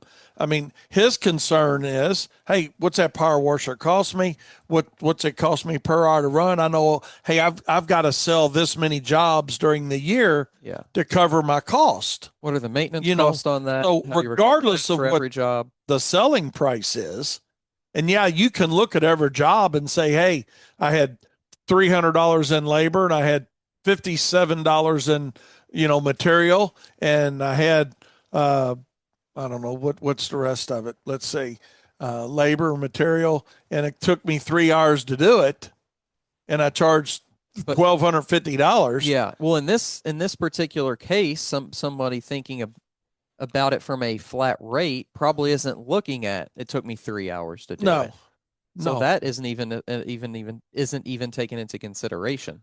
So the whole point is, regardless of how you're pricing your jobs, even though you're doing it on a flat rate basis, and absolutely flat rate your work, there's a whole lot of time and effort put into any industry, regardless of what it is you're doing. I'm not going to repeat all those things we've already Yeah. repeated, but regardless of what service you're providing, it's important to know where the break even point is. Yeah. Not that you're wanting to work for break even money, But you can't know. but you don't know what you don't know by not knowing. And the only way that knowing that your numbers becomes important to somebody is when you begin to scale your business a little bit.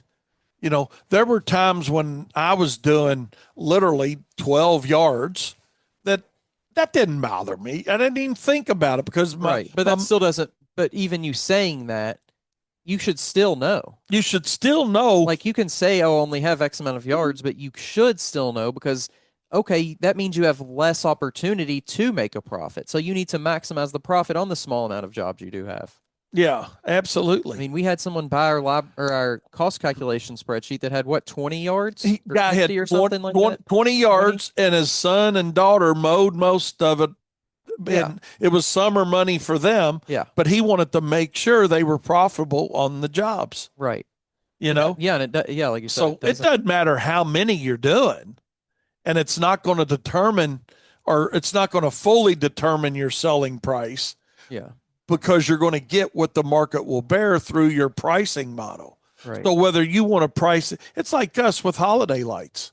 You know, Kyle sat down and figured out, hey, what's it cost us to put up a a linear foot of lights, based on using this type of bulb, this type of spacing and whatnot. So, and our numbers are different than everybody else's, right? And that's something I want everybody to know. That's why we'll tell anybody, hey, this is what we charge, but don't you do this, because everybody's overhead's different, everybody's desired profit margin's different.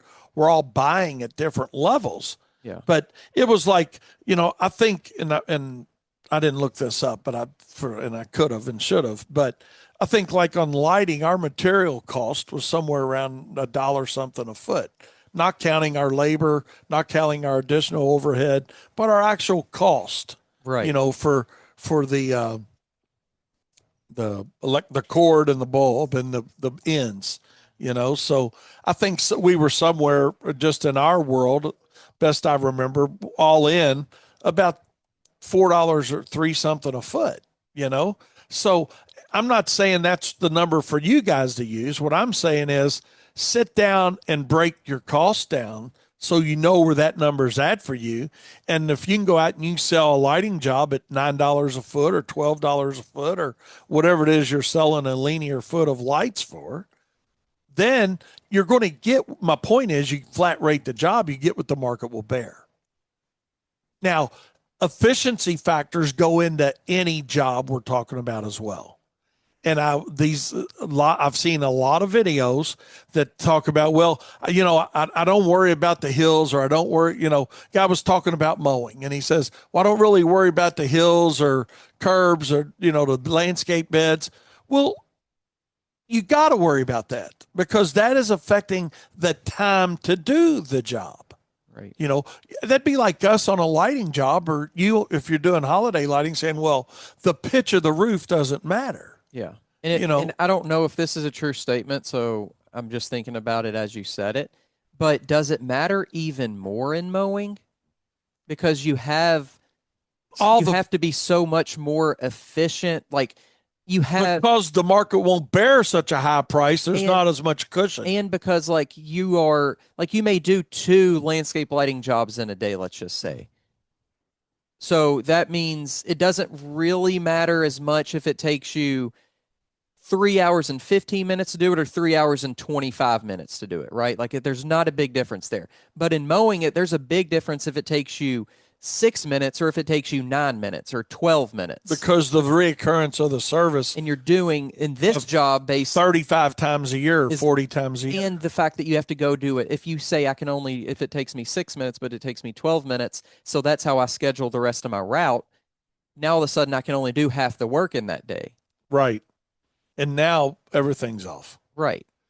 But if you looked at, half the day, let's look from a mowing, since we're on mowing, even if you're at $40 a lawn, and I'm not suggesting what price is right or wrong, that's just an example, but 40 lawns a day and doing 10 lawns versus $40 a lawn and doing 20 lawns is a big difference in gross revenue and a big difference in potential net income.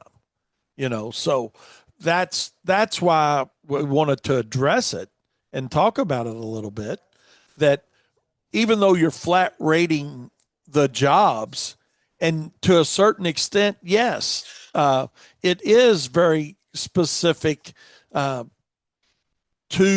the mowing side of the service industry, because there is such a narrow margin of opportunity for true profit for those guys that really want to know their numbers. And I'm not going to say you don't care about your numbers. You just don't know what you don't know of why it's important. And that's what I want to everybody to understand. And that's why we're going to talk about this in the Profit Circle. And I'm going to do a webinar in the Profit Circle on cost calculations, how to recover cost for a truck, how to recover cost for a trailer, how to recover labor cost, how to recover fill in the blank, whatever it is you're using, Z sprays, power washers, lawnmowers, tractors, skid steers. It doesn't matter what the equipment is. It doesn't matter what the service is.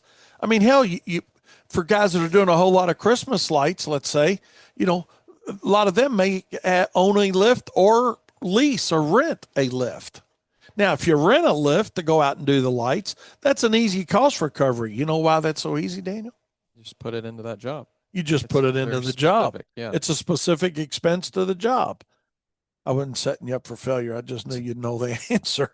But if I go out and buy that lift, now I got to figure out, how do I assign a certain percentage of that cost to each job that I'm doing based on, here's the key factor, what do all estimates have in them? Time. How long is that lift going to be on that job? How am I going to recover the cost of that? Now, a lot of guys will say, well, it really don't matter because last year I did X and I had X left over. My profit margin's good. How many of y'all believe that that's the mindset that, these companies use? major companies I'm talking about, like Yeah. Skag and John Deere and Ferris and Bobcat and Caterpillar. I guarantee you those guys aren't using. They aren't hoping at the end of the year things worked out. They're not saying, hey, well, hopefully I'm just going to flat rate it, not worry about what it really costs me because the market is good enough that I can charge enough. That's what the unknown contractor, that's the world they live in. That's the world I lived in for 9 years. I didn't know why it was working or not working. I just knew that for the first 9 years it wasn't working, and I better figure out how to make it work. And the way to make it work is figure out what it costs me to do the job to help me establish a minimum. But it's like snow plowing. We look at a job, we say, hey, man, it's going to take us 30 minutes to plow this small lot, let's say, or 40 minutes, whatever that time frame is. We're certainly not going to plow that lot for $100. Right. I mean, even if we want to make $250 an hour, we've put a better value on that service Than $125. than $125. So Right. we're not going to go out. You're not going to charge by the hour. Right. We're flat rating the service up to a certain threshold of snow. We'll get that into that in snow season, but you also know that is not money made. That's what you know. And That's I think what that's we know. what people think they don't need to know. right, they just look at, hey, this is what we build. This is what my This is what the expenses salt were. cost was, and This is the hard cost. Let's call them hard cost. Yeah. These are the hard cost. But hey, what are the soft cost or the indirect cost of that? So that's why it's so important to know and to establish your minimums. And we make a ton of money on minimum flat rate pricing jobs. I'm just, I'd rather let's look at it from spraying lawns, for an example. I would, our break even point on, I'd have to look it up exactly, but our break even point on like 3,000 square feet may be $24. Okay.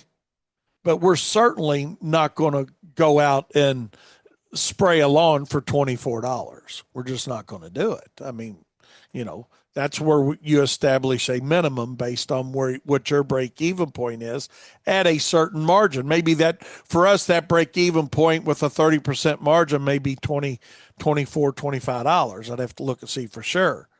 But I know the market will bear more than that.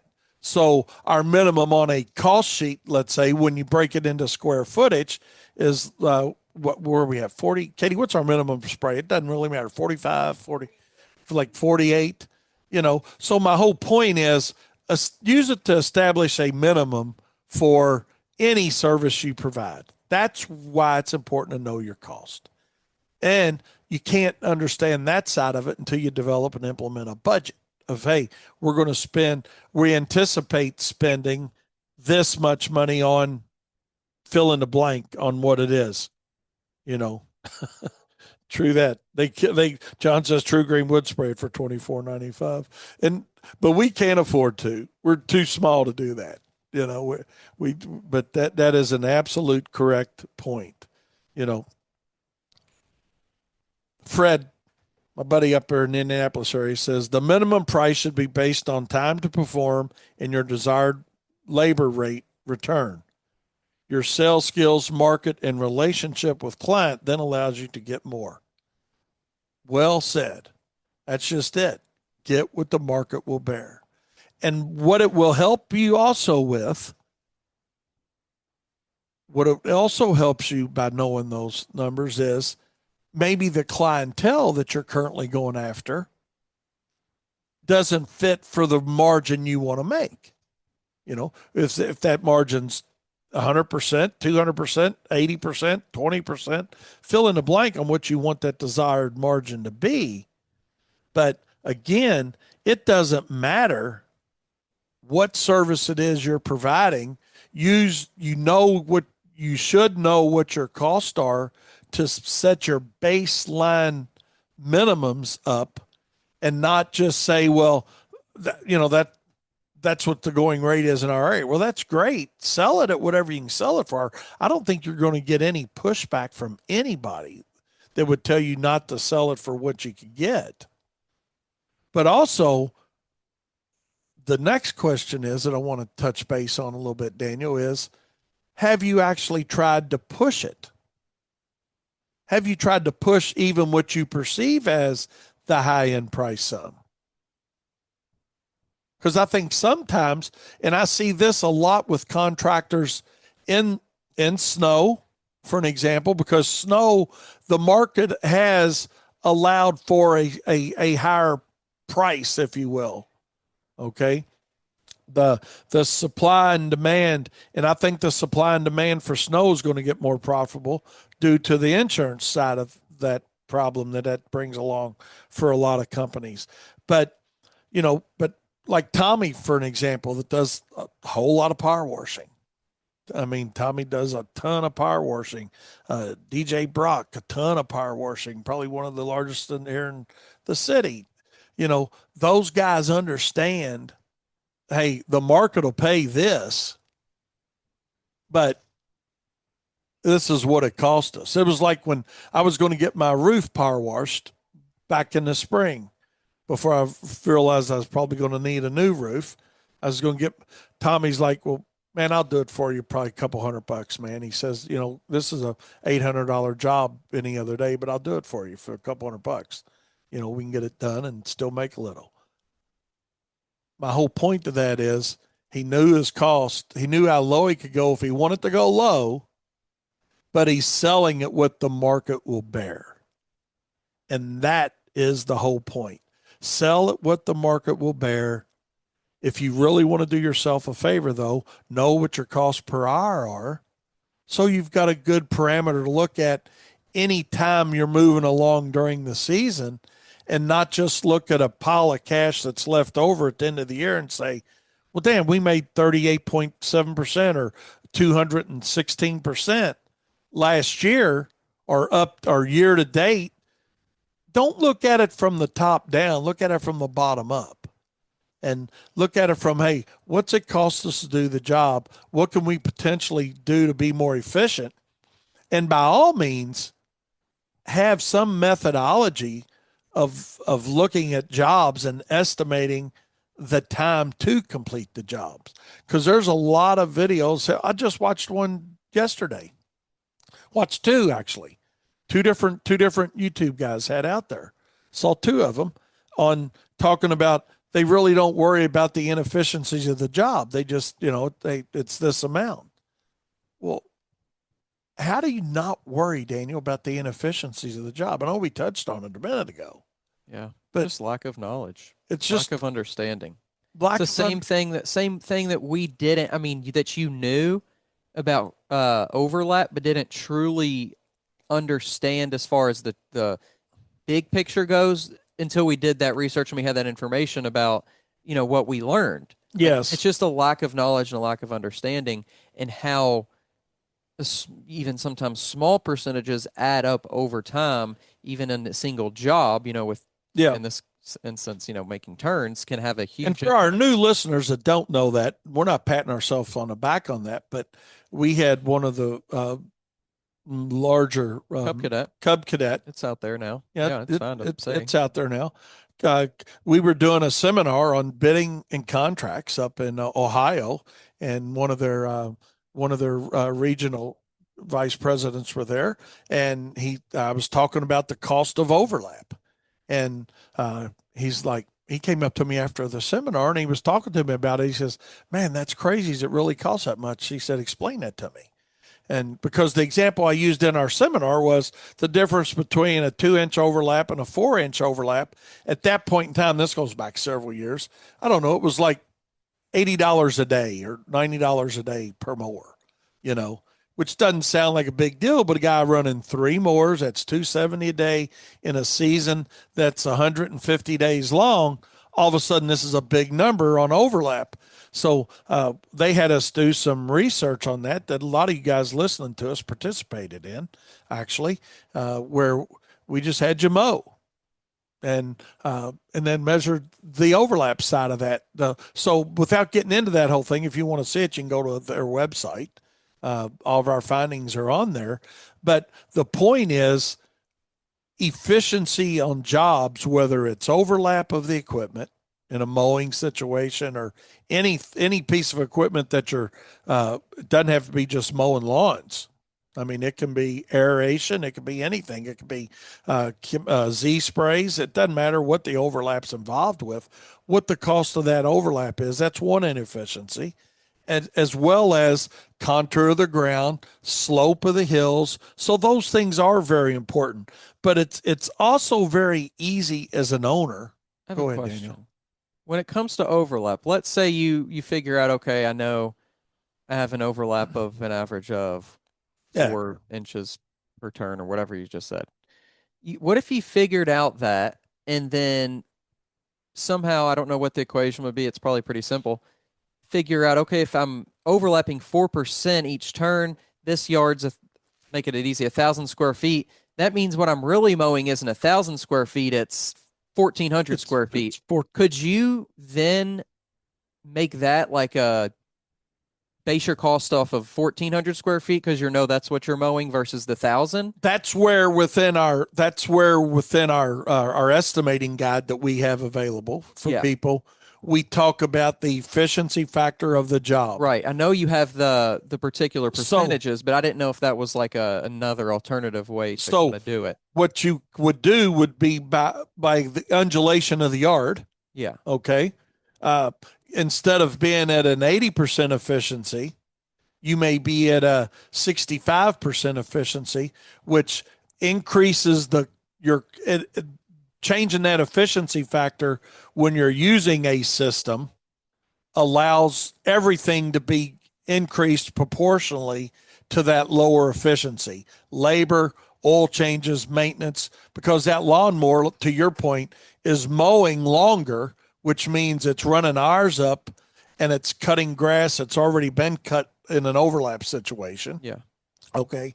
And your labor costs are getting higher. Right. So that's why within our bidding system, the efficiency factor that we implement within that and is how it compensates for all the expenses you have, all the increases in those expenses.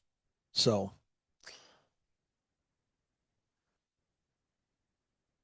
Darren Gruner says undulation. Katie, how can we best describe undulation to Darren Gruner? How much the terrain goes up and down. Sorry for using that word. Thank you, Darren. So, so when you got like my yard, I'll use my yard for a perfect example. It's very small. I'm in a cul-de-sac. The front yard is maybe 1,200 square feet. But if a guy tried mowing that with a 52-inch lawnmower, it would just be so uneven. It would be crazy, or 61, you know. So, but it's due to the undulation of the yard, the contour of the lawn, the slope change, the bumpiness. There you go, Katie. The bumpiness, the bumpiness of the yard. So all those things are so very important. So let's take that back a minute and go to why it's important to know your cost per hour for your flat rate pricing. What would be a good summary, Daniel? Why, in your mind? I think it's important for a couple main reasons. One, you can be more up to date and know what's going on within your business on a job to job basis. You can set your minimum, which is going to allow you to, especially in services like mowing that aren't as, crazy profit margins as other things like, snow or landscaping. It's going to allow you to, obviously know what you need to charge to even have any profit or meet your break even point. So you can be more competitive because you know exactly what that job, is going to cost you. You can set more jobs accurately per hour, so your schedule is more accurate, which obviously that leads to a whole nother set of wins when it comes to, not having unhappy customers, having happier employees, all the things. Gosh, there's just so many. But I think the biggest one is just whenever you say it's what was the thing that you had somebody call or text or email or whatever it was to you one time that said, "Hey, these Oh, guys are telling me that I'm making they're cutting making. grass too." Yeah, they said this was a gentleman in South Carolina. Actually, his name was Clarence. Never forget it. He said these guys are making fun of me down here. Said I'm getting way too technical for a grass cutter. Yeah, And my answer was simple. I asked him. I said, Clarence. I said, what you got to ask yourself: are you a grass cutter or are you a business? or your business owner. Yeah, and that Whatever it is, whatever your answer to that's going to be your answer. yeah, and I think it's unfair to come into this industry and think, oh, it's just simple, it's just basic, and not treat it as something that isn't that, because it's not. Like mowing grass is just the means to. It's no different than painting, power washing, construction, putting in pools, plumbing. It's no different even than Walmart or Ford or Apple. It's just a means of getting other people's money and you spending some money to get it. So if you don't know how much money you're spending to get their money, then you don't know how much money, and truly, like, that's what a business is. You don't you These are things of a business. Just because it's lawn mowing, cutting grass, making tall grass short, whatever you want to call it, to diminish what it is, like, it's still a business. And That's that right. business is something that, if you want to be in the business, you should treat it with respect as a business. Absolutely. Well said. Couldn't have said it myself, Daniel. And that's really all it boils down to. You know, I can't think of any successful quote unquote real manufacturer out there that says, hey, let's just sell something. Let's see what's left over and let's see what our profit margin is. It's not going to happen. Not going to happen. So I hope that answers the question of why it's important to calculate cost per hour of operation, even though you're charging flat rate pricing. Absolutely charge flat rate because there's a whole lot of money left on the table when you go by the hour. But you owe it to yourself as a business owner to know why you charge what you charge. Check out our Know Why You Charge What You Charge on our website. If you don't think it's the best $200 you've ever spent in your life, it's absolutely free. If you really want to know what it costs to operate your business and you want to be able to do it quickly on an Excel spreadsheet, those sheets will do it regardless of what industry you're in. Guarantee it. Guarantee it. That's my guarantee to you. Since 1990, we've had less than a handful of those sent back to us saying, no, it doesn't work. We don't even get them back. We just let you keep them because we know what? We know you're really using it. But if you need the $200, we'd be happy to get it to you to help you make your business. With that being said, we'll see you guys later. Thanks, Daniel. Yep. And you guys stay tuned for Darren Gruner. He's up next here on Turfs Up Radio. Your industry, your station. And remember, profit is not a dirty word. Good morning, Turfs Up Radio. Wayne Voles, Profits Unlimited, coming to you live from Louisville, Kentucky. Yes, indeedy. Oh, my goodness. We got this big yellow thing in the sky this morning. I think it's called the sun. Woohoo. Yeah. We'll see. We'll see. Golly, we got a great show planned today. It is Friday. Can y'all believe that already? Yes, indeed it is. And we got a good truth bomb going for you all today, to say the least. You guys are going to love it. It's going to seem so basic, but you know what? At the end of the day, so a lot of times we just make things hard. And, that's one thing we want to talk about today is how to make things easier. Absolutely. And none of us mind working hard, but let's figure out what we can do to make things a little bit easier in our lives. And we've had a great start to the day today, to say the least. And with Aaron and Eric and Daniel, and Darren's coming up after me, so the beat goes on, right? If you had one chance, one opportunity, would you take it? Or are you going to let it slip away? And I got one thing too that I want to talk about today. I hope we get to, but we'll see. We'll see how that goes. So I don't know if we'll make that or not, but I think you'll find it a little bit interesting, to say the least. I just wanted to get your all's opinion on it because, the thing is, we all work together. We all have something different and better, and that is the reality of that. I don't know what you guys are into today. Shoot me a text. Let me know. Let me know what you're into today. You doing a little bit of mowing or landscaping or lawn applications, or did you take the Friday off to go do what you like to do? Maybe it's just sitting reading a book, or maybe it's going fishing, or maybe it's doing absolutely taking a road trip somewhere. So a lot of different things, a lot of different things. We got a little bit of going on here today at WLS. Got a little doing some lawn applications, literally just a couple jobs mowing, and then little bit of bed maintenance and a little bit of landscaping. So we hopefully we're going to be done and out of here sometime early afternoon, lunchtime frame. Everybody's had a pretty good week this week, even with the rain that we've worked around. We've had a lot of rain, but it's had, imagine that, right? But we're going to try to get that figured out and see if we can't get a little help from Mother Nature here next several days.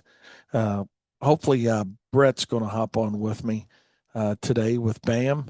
And as long as they didn't have anything crazy going on, he was going to try to hop on. But, I tell you, um, something very, very interesting, I think, that I want to talk about is this outstanding pot roast that I had last night. I don't know how many of you guys use a crock pot, or if if you use them in your life or not. I don't know. It doesn't really matter. But I'll tell you what, man. I had a roast last night that was crazy good. The roast potatoes, carrots kind of thing in a crock pot. And I know a lot of you guys are probably doing that, or Instapots, or air frying a whole lot of food now.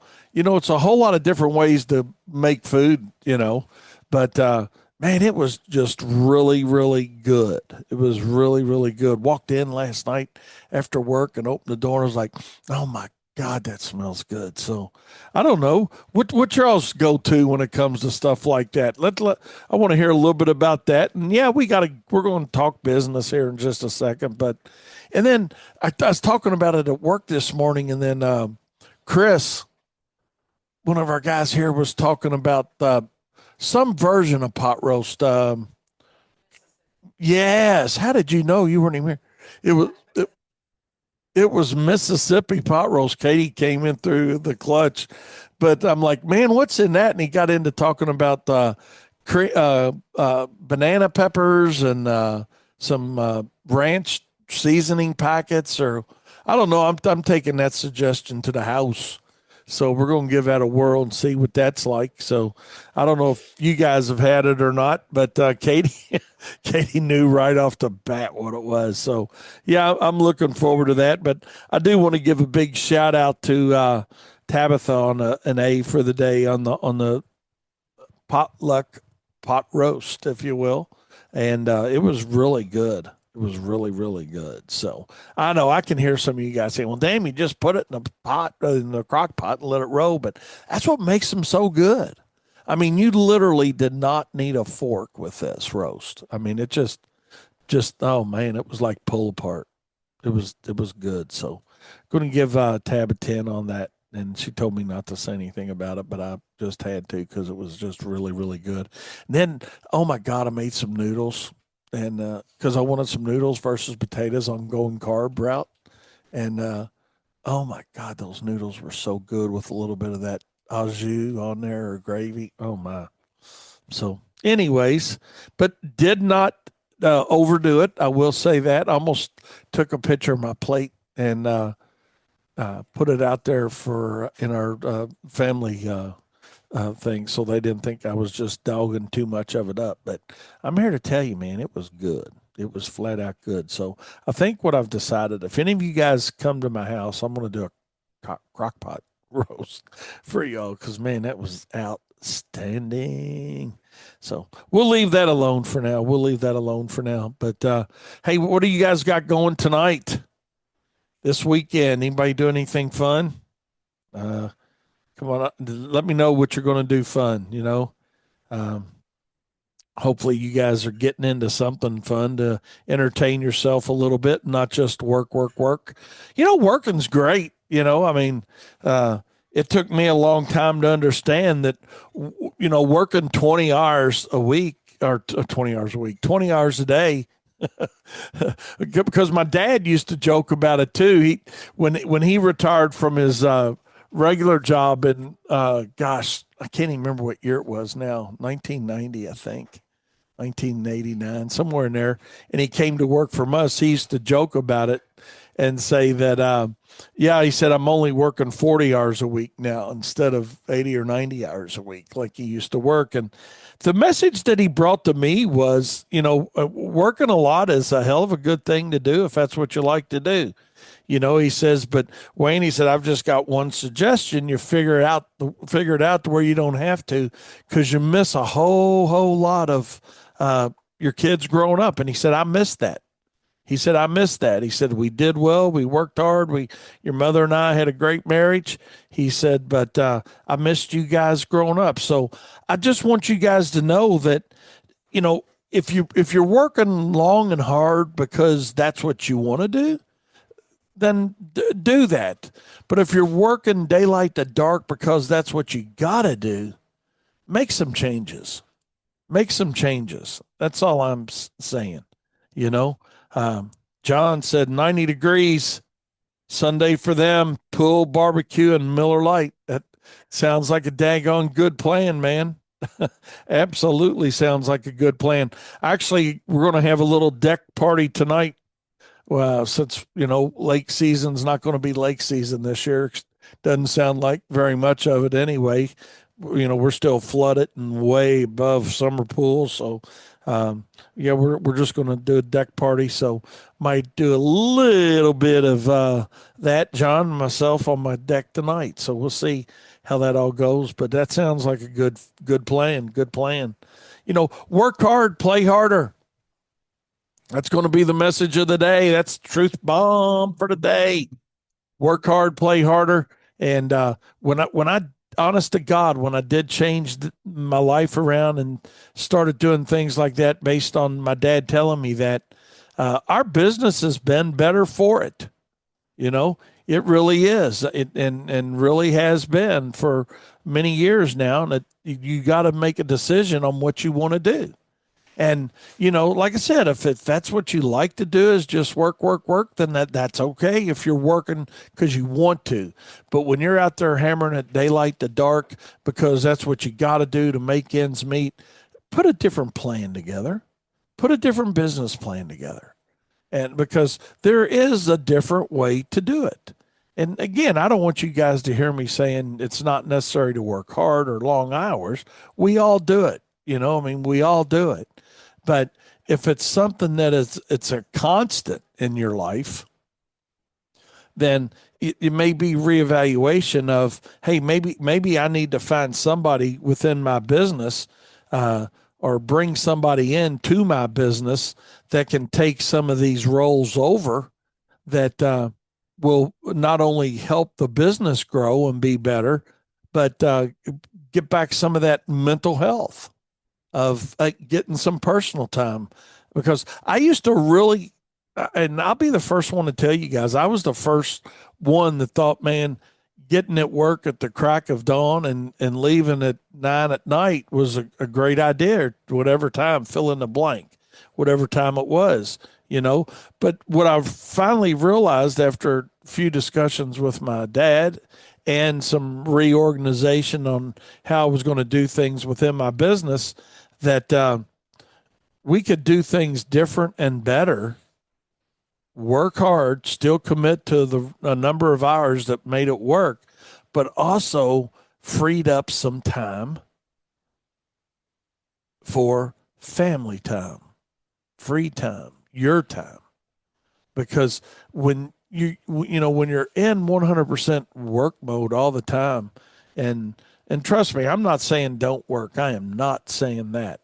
I'm just saying make sure that you got the business plan in place that you're doing it because you want to do it and not because you have to do it.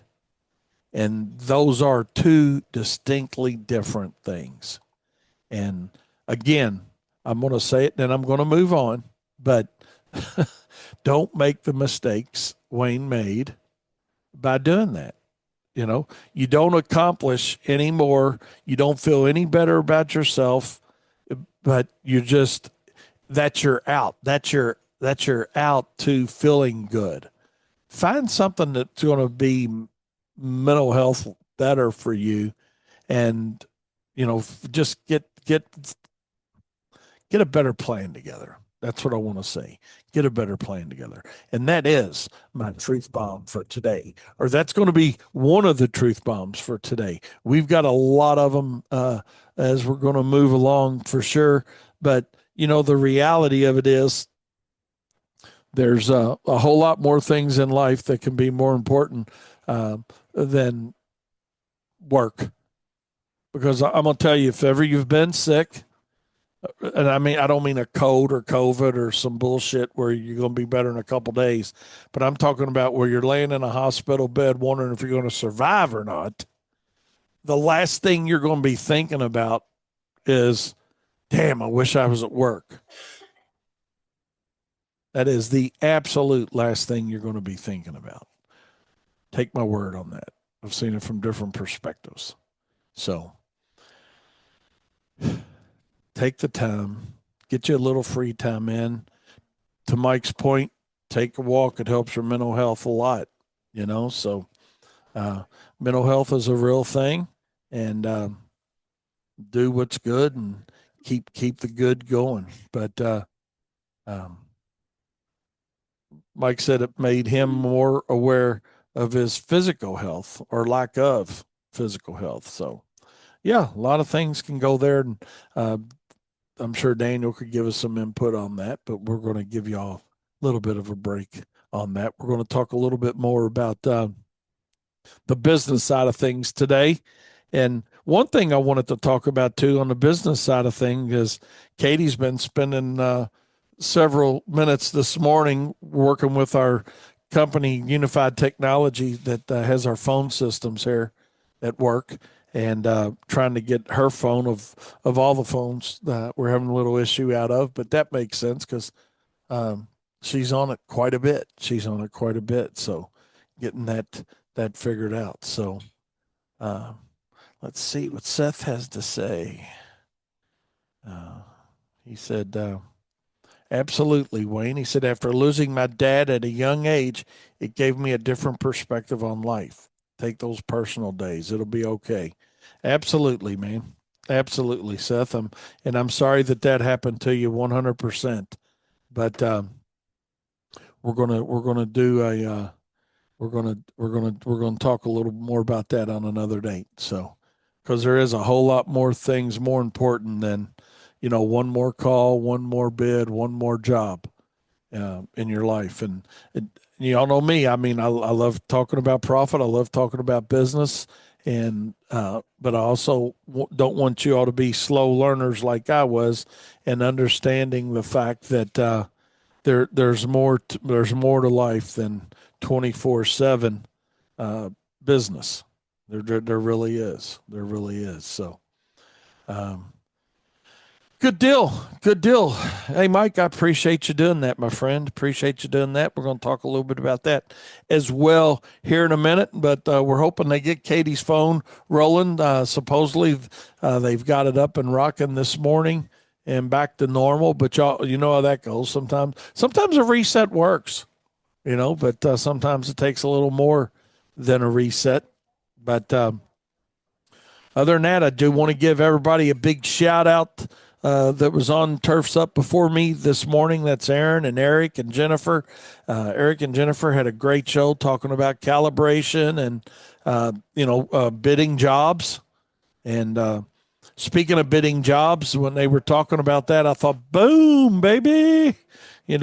That's right up my alley. I love that side of the business. As a matter of fact, next week, Wednesday, June 25th, Wednesday evening, that is, at 7 p.m., we're having a webinar on how to properly bid a job. And what we're actually going to talk about is cost calculation. How do you recover the cost in a job, regardless of what service you provide for all of your trucks, all of your equipment, your additional overhead, your labor. We're actually going to go through some sheets on that. So, Mike, I appreciate you sending me a text saying that you've invited some people to that webinar. And it does help. It does help when you see that happen. And when I say when you see that happen, what I mean is when you see as you go through a spreadsheet that, hey, this truck is costing me, $1.47 a mile or $8.26 an hour, or however you can break it up different ways, and we're going to talk about that. But regardless of what the amount is, whether it's a truck or it's a sprayer or it's a skid steer or tractor or lawnmower or whatever it is, it doesn't matter. When you see that, hey, this is what this cost, and this is what my blowers cost, and this is what my seeder cost, and this is what the bush hog cost, and this is what the lift cost that we're hanging our holiday lights with. And when you see all those numbers turn into a real number for your company, the most, I'm trying to think of the right word, confidence. You will have so much more confidence in why you're charging what you're charging for your services that it almost gives you an unfair advantage in the selling process against your competitors. Yes, I said competitors. I know some of you guys talk about you don't have competition and blah, blah, blah. And that's cool if you want to live in that world. But the reality of it is, yes, you do have competitors. Now, yes, there's also plenty of work out there for everybody. So, and, even though you may not be in direct competition with everybody, they are suppliers of a given service within any given market. So the contractor that's going to be positioned best, whether you're doing, mowing, landscaping, lighting, power washing, roofs, regardless of what service industry you're in, irrigation, doesn't matter. The contractor that positions themselves the best is the contractor that understands their cost. And that's going to allow you and give you the opportunity to do several things. But number one, it's going to give you the opportunity to and have the confidence to price your jobs the way you know they need to be priced. But also, what it helped me with, one of the big things that it helped me with was help me and define who my customer needed to be. All of a sudden, I couldn't be everything to everybody like I thought I wanted to be, and if you haven't experienced that yet, then you need to experience that, to understand that when that phone rings, we love it. Or when that lead comes in through our website, we love it. Don't get me wrong. But what we do first and foremost is try to figure out two different ways of looking at it. Do they fit? Or why to say no? Now, some people think that's a crazy mindset, but the reality of it is not every time your phone rings or not every time you get a lead generated through whatever source of marketing and advertising you're using, every time you get that lead does not make it a good lead for your company. And sometimes we get lost in that, But what happened to me, and this goes back a long time ago, when we sat down and actually sat down and calculated our cost per hour of operation, we had been in business 9 years. And I'll share this story in my webinar next week and go more in depth. But the reality of it is we went 9 years at Wayne's Lawn Service. without really knowing, not thinking and not taking what we made versus what we had left and all these other ways we did it because we didn't know what we didn't know. But when you sit down and you really know what it costs you to provide a service, regardless of what that service is, man, it gives you the confidence and the freedom that you've never had before on knowing when to say no. And that, my friends, is a personal feeling that until you experience it, you don't know what you're missing. And that is the reality of it. That is just the reality of it. Let's see, we got to text it. Without direction, confidence is non-existence. Just my opinion, he said. Had a credit card processing guy cold call me. He quickly jumped from card processing to SEO, Facebook marketing, all in a 7-minute conversation. When I say conversation, I maybe got 3 words in and 30 yells. Oh, yeah. Sound like that conversation might have not been going in the right direction for you, Mike. But that is definitely reality. Definitely reality. So, but anyways, we beat that horse pretty good. But and I talked longer about our upcoming webinar for sure. But hey, if you're really interested in seeing how easy it actually is, be sure to join us next Wednesday night. That's June 25th at 7 p.m. Though it's an open webinar, so if you got anybody else in the business that you'd like to sit in the webinar, it's an open webinar. You can simply go to our profits or us.com website. The Profit Circle is right there, and that link is right there for you. So with that being said, we're going to take a short break.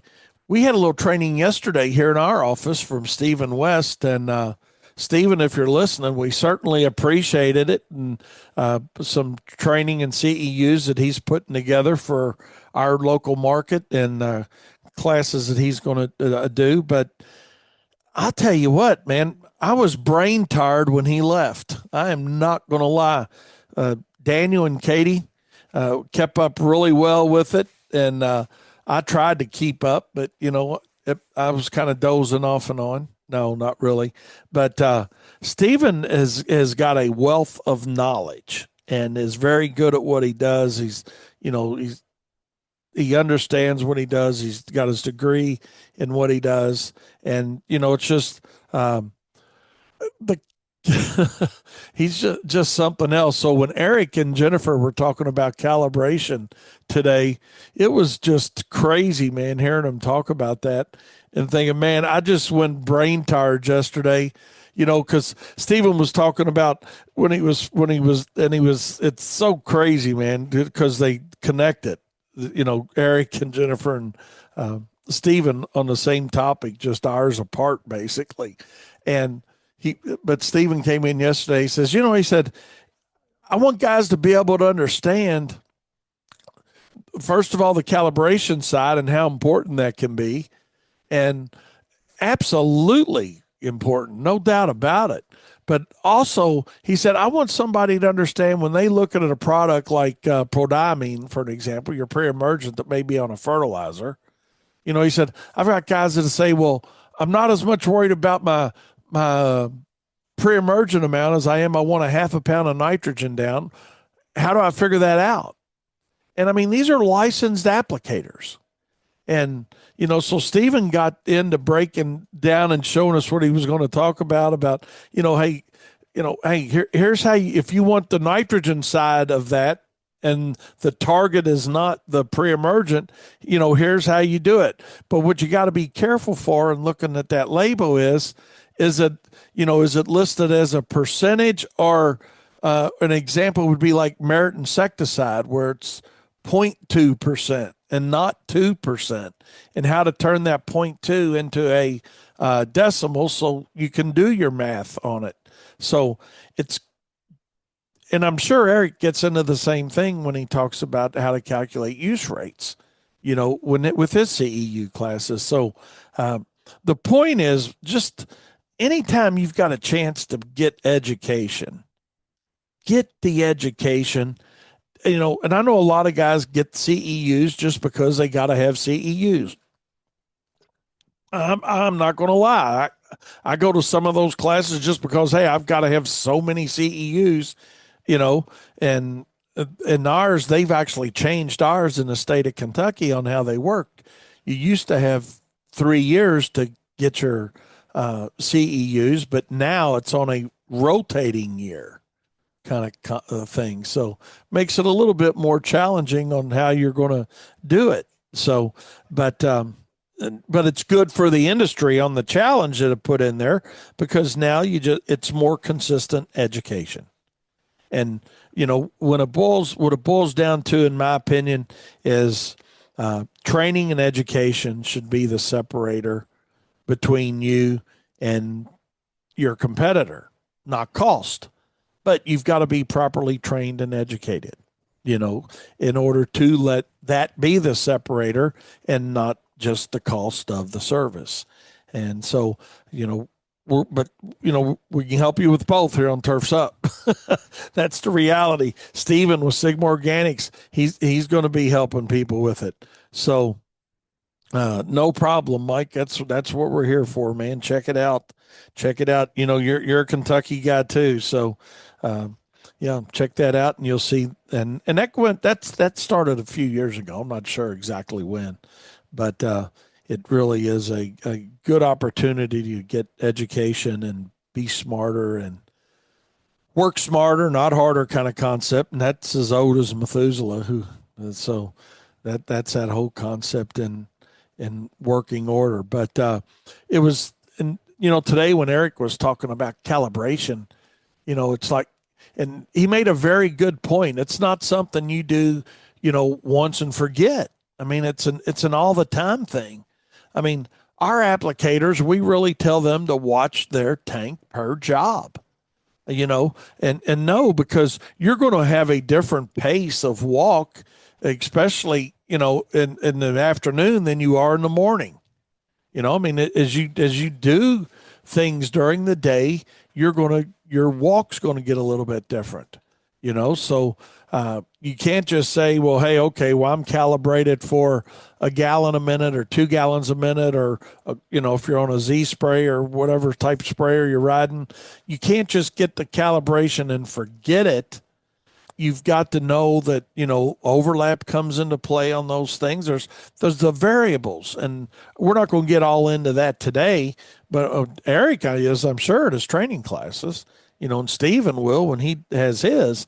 But the point is, with calibration, it affects not just chemical use, but it's being environmentally sound and gets into BMPs. But you certainly want to do it from a profitability standpoint as well. And you say, well, what's the difference if we're going faster, man? We're not applying as much chemical. Well, yeah, and you don't have as much cost, but your result's not going to be right. So now you're going to have callbacks. So one is linked to the other. It'd be really nice if it all just revolved around, hey, set it and forget it. But unfortunately, when it comes to our business in the, is treating lawns or spraying shrubbery or spraying for mosquitoes. I mean, fill in the blank on wherever you're applying pesticides, or fertilizers. There's a whole lot of things that are linked together to make it make sense. So don't ever think, hey, my calibration is over with. We check calibration, like I said, every day on applicators because we know, and they're checking themselves because they know what that variance is. Steven said, call him a calibration nerd. Absolutely, man. I mean, that's really what it boils down to is, but you want to be a calibration nerd because first and foremost, we want our customers who are paying for our professional service to get a professional service with a professional result at a fair price. And when those things can take place, because here's something else calibration to do for you guys. And I don't know if you thought about it from this standpoint, but it also, forgetting all the side of it from chemical use and BMPs and that whole thing, best management practices, right? Okay. Think of it from the standpoint of checking your estimates. Now, how does that help check your estimates? Well, you got to make sure that I'm trying to think the easiest way to say this. If I'm going out to treat 10,000 square foot lawn, let's say, or what I think is 10,000 square feet, and I'm the applicator, right? Then in Wayne's situation, we're calibrated at 2 gallons per 1,000 square feet. That applicator then should use about 20 gallons of mixed product on that property. Well, if consistently, you know, and you're not going to be 100% on every job. You're just not. I don't care how long you've been spraying, how good you are. I've sprayed 1,000,000 yards. I've made a ton of applications when I was treating lawns.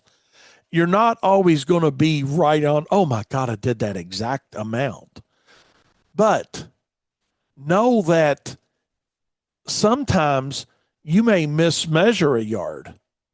So it may not be on the applicator. So you can know by checking that. So if in other words, if you're spraying what's on a route sheet as 28,000 square feet or 28,000, and we don't round them up or down, we put in there exactly what it is, because for us, because we do track it each application and every day on a tank of square footage treated versus gallons used, we use it twofold. One, to make sure our calibration's good, our applicators are right, pressure is right, and whatnot, but also to make sure that whoever did that estimate, whether it's the applicator because it was a yard next door, or if it's us that went out and measured it, or if it was a Google Earth measurement, or whatever you were using for square footage. I mean, I hate to say it, but sometimes the measurement's off. So no matter how hard the applicator tries, the square footage is off, so they're not going to match up close enough. And I don't know what kind of variance you guys like to use. And that's something I'm sure that Stephen will talk about, and Eric will too. But the reality of it is there's some kind of variance that you're going to come up with, whether it's 3%, 5%, whatever variance of gallons used versus square footage treated, you may use as an acceptable number. I know that's what I like to work within, plus or minus 5%. And I think when we can do that, we're pretty damn close, because we know 100% we're not 100% accurate with square footage, whether you measure it on Google Earth or you measure it on site. So we know there's going to be some plus or minus there, and there's going to be plus or minus walking speed, plus or minus overlap, because we're not robots running over these yards, right? We can be as good as we can be and care about our jobs and be properly trained and all those things. But at the end of the day, there are variables that are going to come into play on jobs that may affect that calibration. So I hammered that horse more than I wanted to. But I do want to tell Stephen thanks for his time yesterday, and, touching on calibration side and label side. And you never get enough of that. I mean, honest to God, I was brain tired when he left from the math. But I finally had to tell him, I got to stop, man. Got to stop. And I love the math side of things. But calibration is very, very important. Let me see what we got here. I didn't get this Yarl's text here. Let's see. What we got? Let's see. That's funny. Oh, Lord. Let's see. Mike, that's funny. Mike jokingly said my sprayer came calibrated. Uh, uh, he said, but there was a guy in his market that used to say that all the time. I hear you, man. And I mean, that's why you got to check it all the time. Just keep it checked, keep doing it, and absolutely, let's get him in the profit circle. That's where we need him. Get there and get him some help. But let's see. After all this training, do you guys have employees sign non-competes? I'm wondering if you guys do that. Aaron Walsh wants to know if you guys have your employees sign non-competes. We do not. We don't. I mean, just not saying it's right or wrong. At the employee level, we just don't at this point in time. Uh, but I'm sure it wouldn't hurt, if you got guys that are people that you're working with. Absolutely. Yep. And so yeah, Stephen, we had a request for you to get back in the profit circle and talk about something again. So Stephen does quite a bit for us. Oh my goodness. Mike says he didn't and doesn't do it either, Aaron. So um, I don't know. It's interesting. I know we got a lot of guys listening. I'd be curious to get your all's input on it as well. You know, uh, whether you have everybody sign a non-compete or not. So it's always greener on the other side. You know, that's the reality of that as well. So no pun intended with that. But I just had a guy on social media today. He had worked with a company here for 30 plus years, and left them in this spring, and I think he's been to two other places already this spring. So it's not always greener on the other side. So with that being said, let's take a short break, and we'll be right back with more profit time. John said, Aaron, he responded to your question about signing no competes, and John said they do not. However, they do have them sign for their uniforms, and yeah, we did the same thing when we had a uniform service. We've toggled back and forth on uniform services here, and right now we've toggled out again. But yeah, that can be more problematic than getting his going into his business for himself, to say the least. But I got a question here for you guys. I don't know how you all feel about insurance jobs, but I wanted to touch on that just for a second. And first of all, do you do them? Do you like to do them? Do you go out and give quotes for somebody that calls and says, hey, we had a truck run off and we got to get 3 estimates, for our insurance company? And what really got me thinking about that was my roof situation with the weather. Okay. And, my insurance company sent an adjuster out, gave me some, hey, here's what we're going to give you for a roof.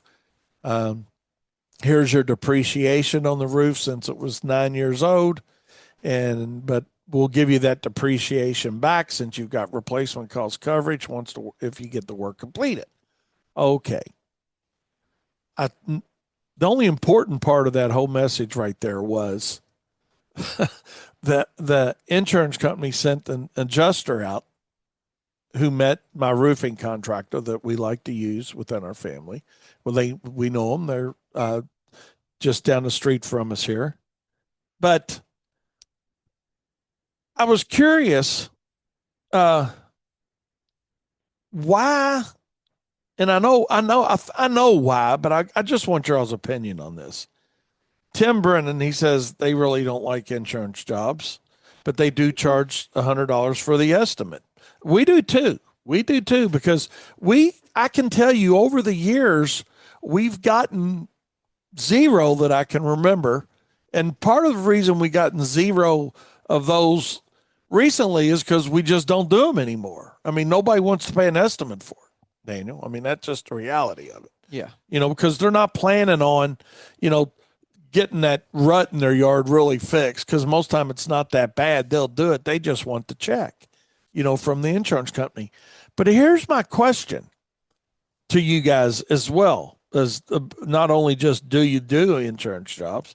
Mike said he hates doing them too. They charge 125. We're in that same boat. We'll charge for them.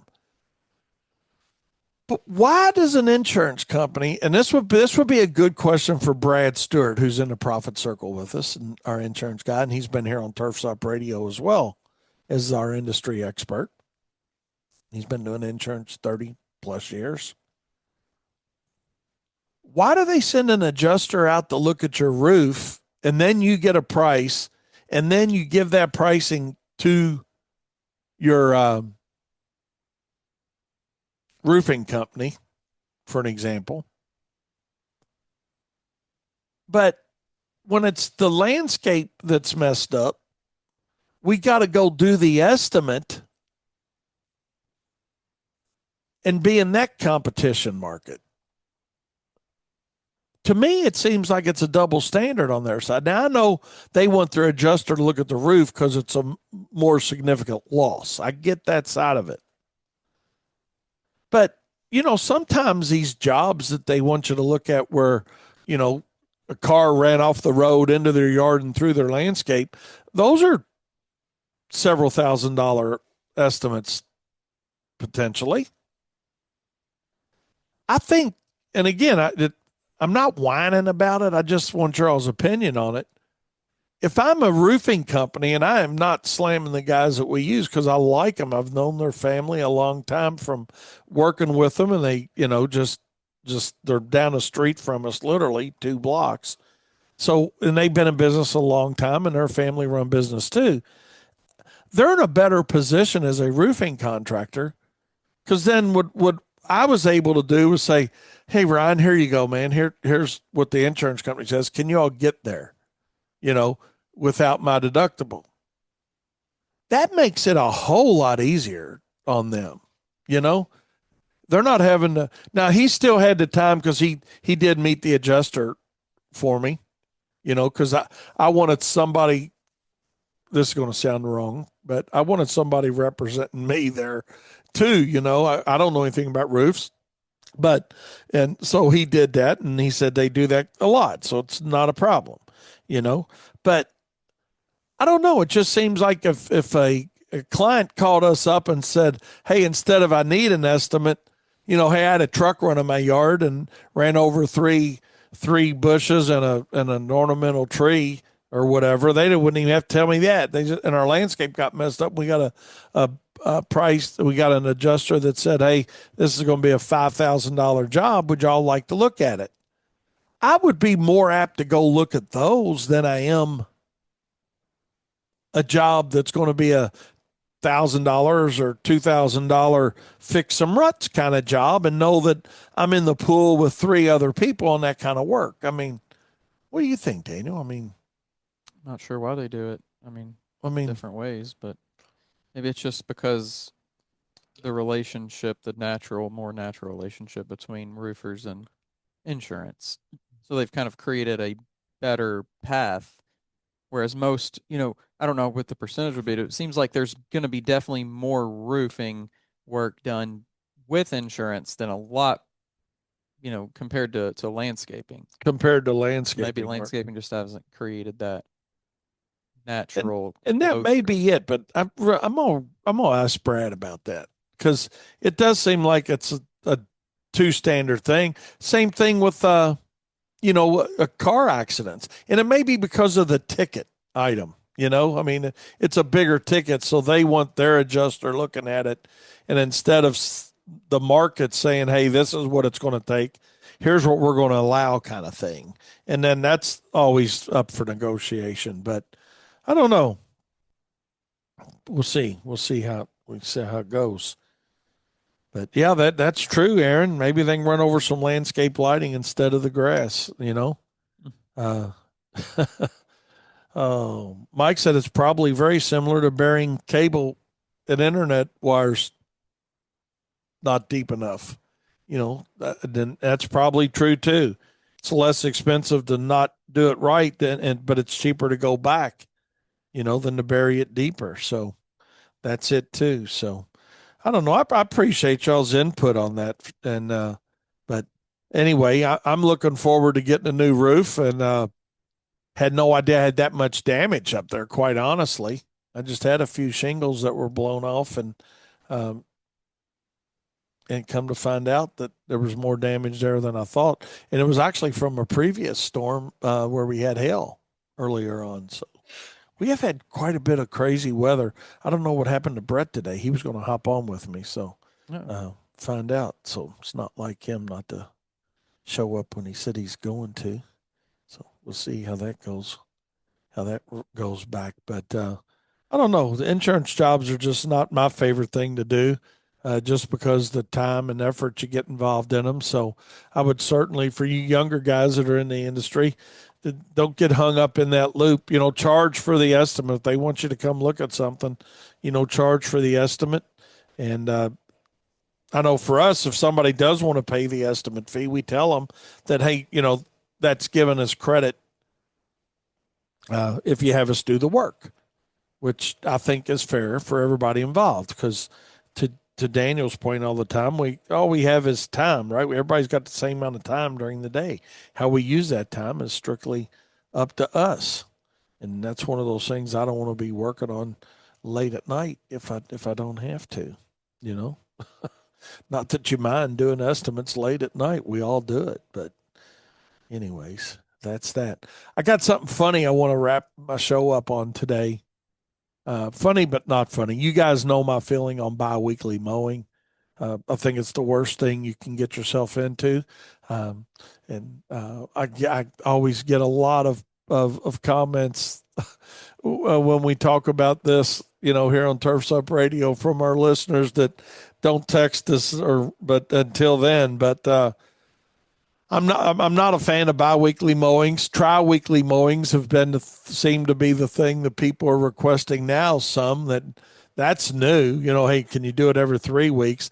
We've had so much rain and grass growing so much this year that I cannot imagine. Every 3 weeks. We literally got one account that we do on a biweekly basis, and we know better. We absolutely know better, knew better. Talk about not doing it. It's kind of like whenever I talk about biweekly mowings, I say, okay, you're allowed one or two based on your company size, but, and I'm not talking about in the winter when the grass had grown. I'm talking about right now, this time of the year where grass is growing pretty much everywhere, regularly and steadily, you know. But now, if it gets into, if you're bidding the job properly, then that's up to you. If you want to have the headache of mowing it every 2 weeks, I just don't like the scheduling conflicts that potentially come into play with biweekly mowings. We used to do quite a bit, and it was a pain in the butt with scheduling as our company grew. The smaller yard, easier it is to do, but still, it's a losing proposition a lot of times from a profitability standpoint. But we had this one that we were doing, the location, little not an HOA, but a condominiums. I guess they are an HOA, called Chapel View. And but anyways, they had always been on a weekly service cycle till this year, and they let a management company take them over here locally. And we told them, this goes back into February, we told them that they were not going to be happy with a biweekly cut, but because of their history with us, our dumb butts decided to go with it and do it, and say, okay, here's what we're going to charge you.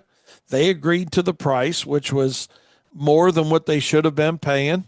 But it was for our pain and suffering of doing a biweekly cut. So technically, it wasn't more than what they should have been paying.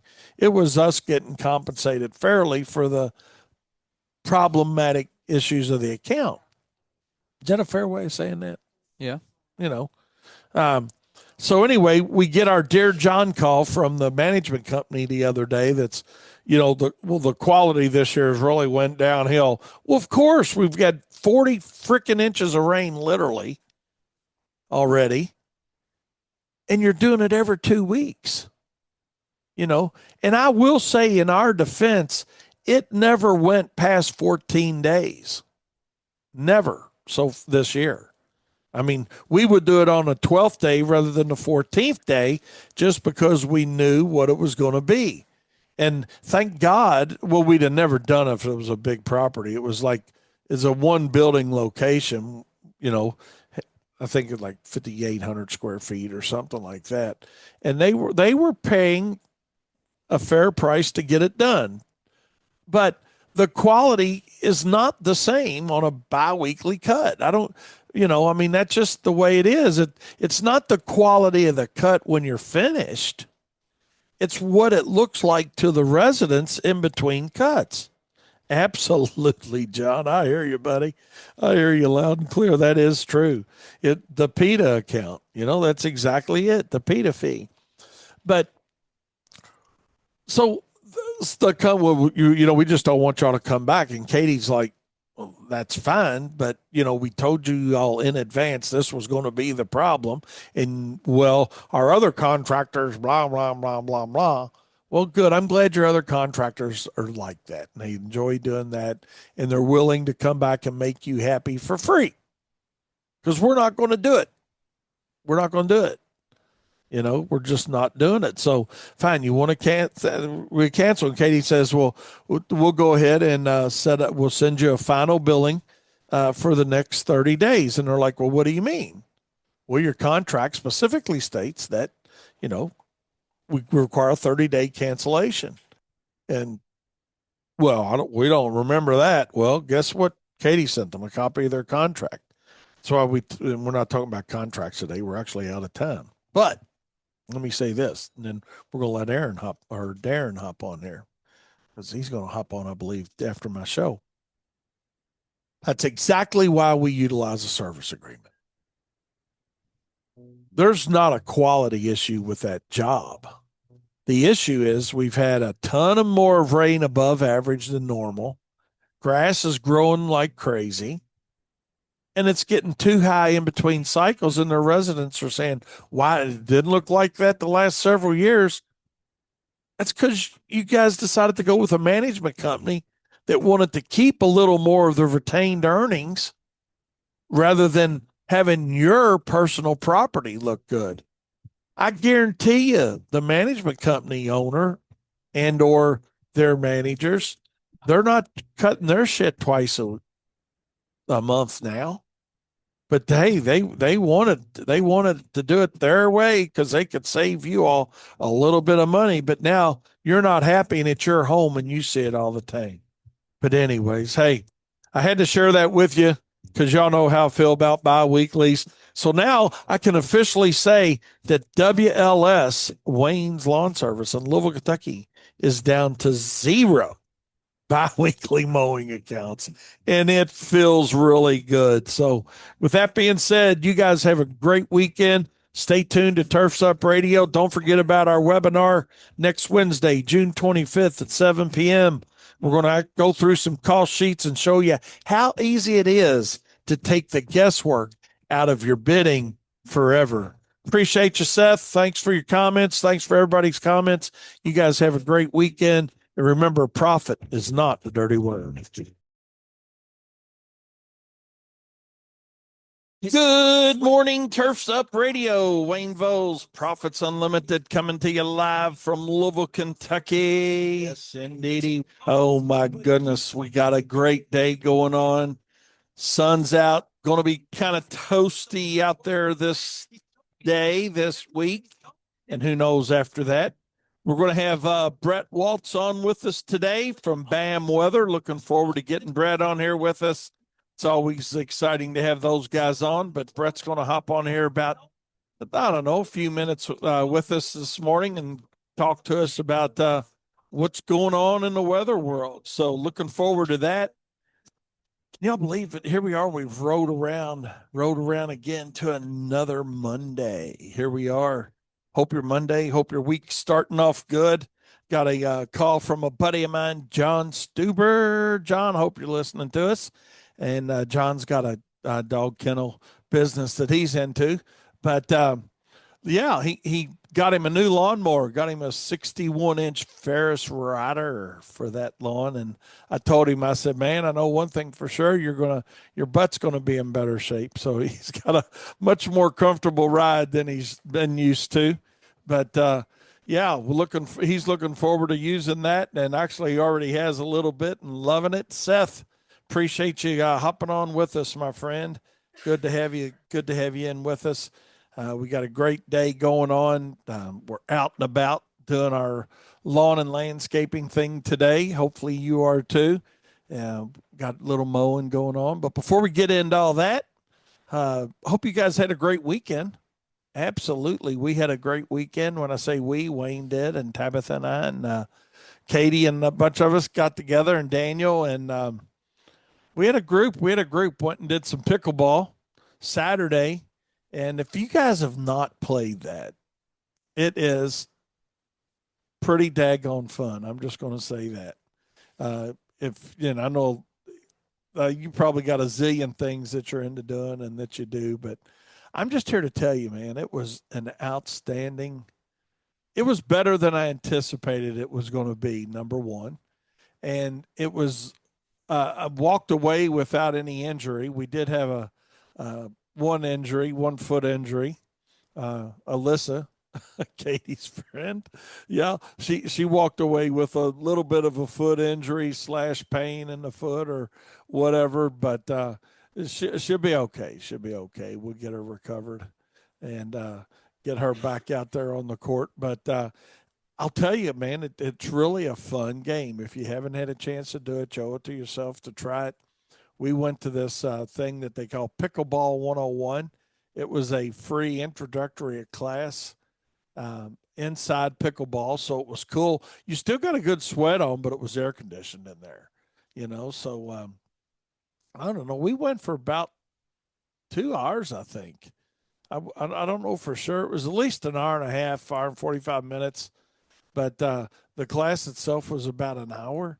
And you think, well, you know, I mean, how long does it take an hour to learn how to play pickleball? Absolutely not. It's a, it's a, it's just a combination game between tennis, ping pong, and I don't know. I'd even throw badminton in there probably. Uh, but it was just really fun and had a good time. I came away with no injuries. A little bit of back uh, uh, not ache, but like on my right side, it's like a little bit of a backache. Let's just call it a lower little bit of backache. But it went around picking a bunch of balls up too, you know. So because when we were going through the training on, you know, like how to score, how to keep score, that you know the hardest part of the whole thing was trying to keep straight like the serving, yeah, Katie said the serving aspect, because different from most sports where like if you're serving and or doing whatever, if you're on offense, if you lose the ball or the point or whatever, however you want to look at it, you know, the next team is on offense. Well, in pickleball, you both get a chance to serve. So like if you and I are playing, you know, I serve, and then when we don't score on my point, then you get to serve as my partner. So that side of it was a little bit unique to get used to and keep up with that. You'd have to announce it like, okay, you'd have to say the score. Let's say the score was 10-5, and I'm server number one.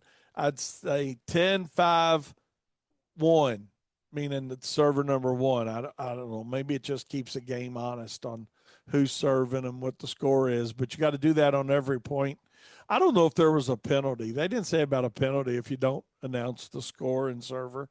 I think they gave us a little bit of leeway with our first first course, but it was really fun. There were 6 of us in our group that went to this pickleball 101, and we had 2 additional people that joined in there for the class. So between the 8 of us, we had Yeah, 2, 4, 6, or 7, wasn't it? Yeah.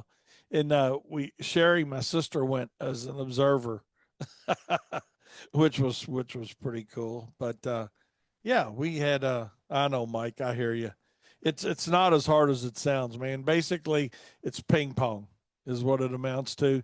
You have to serve cross court, but it's really fun. It was really fun. We had a great time, and looking forward to going back, and doing it again. Uh, Sunday, that was Saturday, and we did that Saturday afternoon late. I think our our class, if you will, we were pickleball 101 graduates. I will say that. So, oh my God, would you do it again, Katie? Yeah, she said yes. But Katie and I are very competitive, and we're pretty good, pretty good. Good morning, Smoking Joe.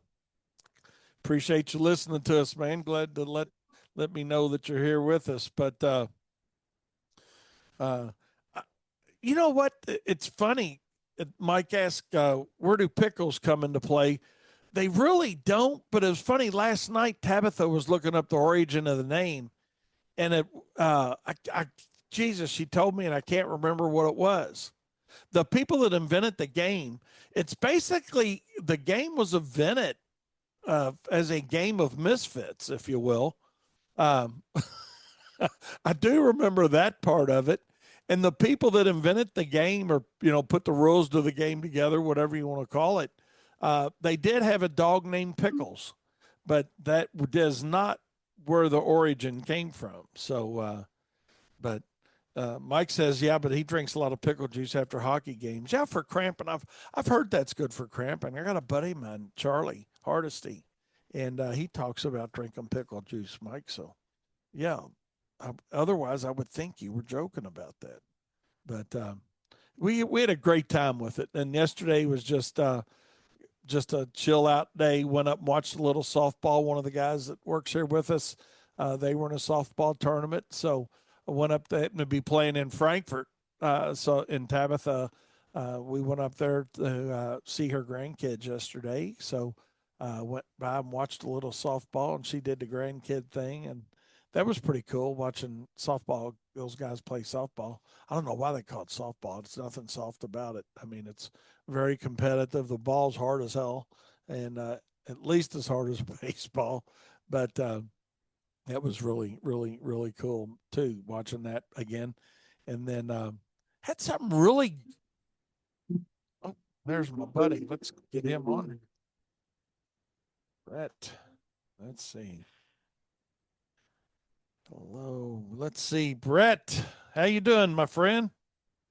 Hey, I'm doing pretty good. How are you? Good. It's great to have you on. We have Brett Waltz on with us with BAM Weather. Yes, indeedy. So, hey, it's hot, man. It's hot. That is the story, isn't it? It's hot, it's miserable, isn't it? With the humidity being so high with it, it's not just a dry heat. It is a muggy and hot and humid and probably dangerous if you're out too long working in it. Well, I'll tell you what, I'm sure I'm glad it's not raining though right now. Now we might be calling you guys and putting a request in for some rain, but right now it's just nice not to be raining. I mean, Lord. Yeah, it's just such an active spring and early summer. Just hasn't felt like until this week that we've had extended amounts of dry time. And I know I was looking last week for Indiana and Kentucky. It's been, I think, the top three in the last 20 plus years, most active in terms of severe weather reports as well. Isn't that something? Yeah, I saw that thing you guys put out, with the severe weather things in different Yeah. states, and I was like, "Dang, I knew it was bad, man, but it's been bad a lot of places, hasn't it?" So, It has, yeah, and I think wind too. You know, we had the tornadoes early in the season, but that cluster that went through last week and how wet the soil has been, just so many downed trees and power poles and whatnot. So the combination has certainly some problems. what do you think? What causes this the spring, if you will? I'll call it the spring. What do you Sure. guys think from a meteorological standpoint? caused it to just keep going and going and going and going? And is it finished? Or I saw where like the upper Midwest is going to have some heavy rain potentially on that map you guys put out. So is it Yeah. finished? Are we going into more of a summer pattern, or what's your all's thoughts? I think that in terms of it being so consistent and so persistent, and maybe even excessive to an extent, I think that maybe we're past the worst of it. But I don't necessarily think that we're going into a pattern where it just shuts off. I think that ahead, we've got this dry window here, but as we get into the first week of July, I think that more widespread rain and storm chances pick back up. I think that there could be more severe weather potential as well. And so I don't see it as a pattern that completely goes away, but maybe, it's a little bit more on and off, if you will, where it trends towards the Midwest and then it comes back into the Ohio Valley and there's some back and forth as we go into July. How's our for our listeners up in the Northeast and the Atlantic coast?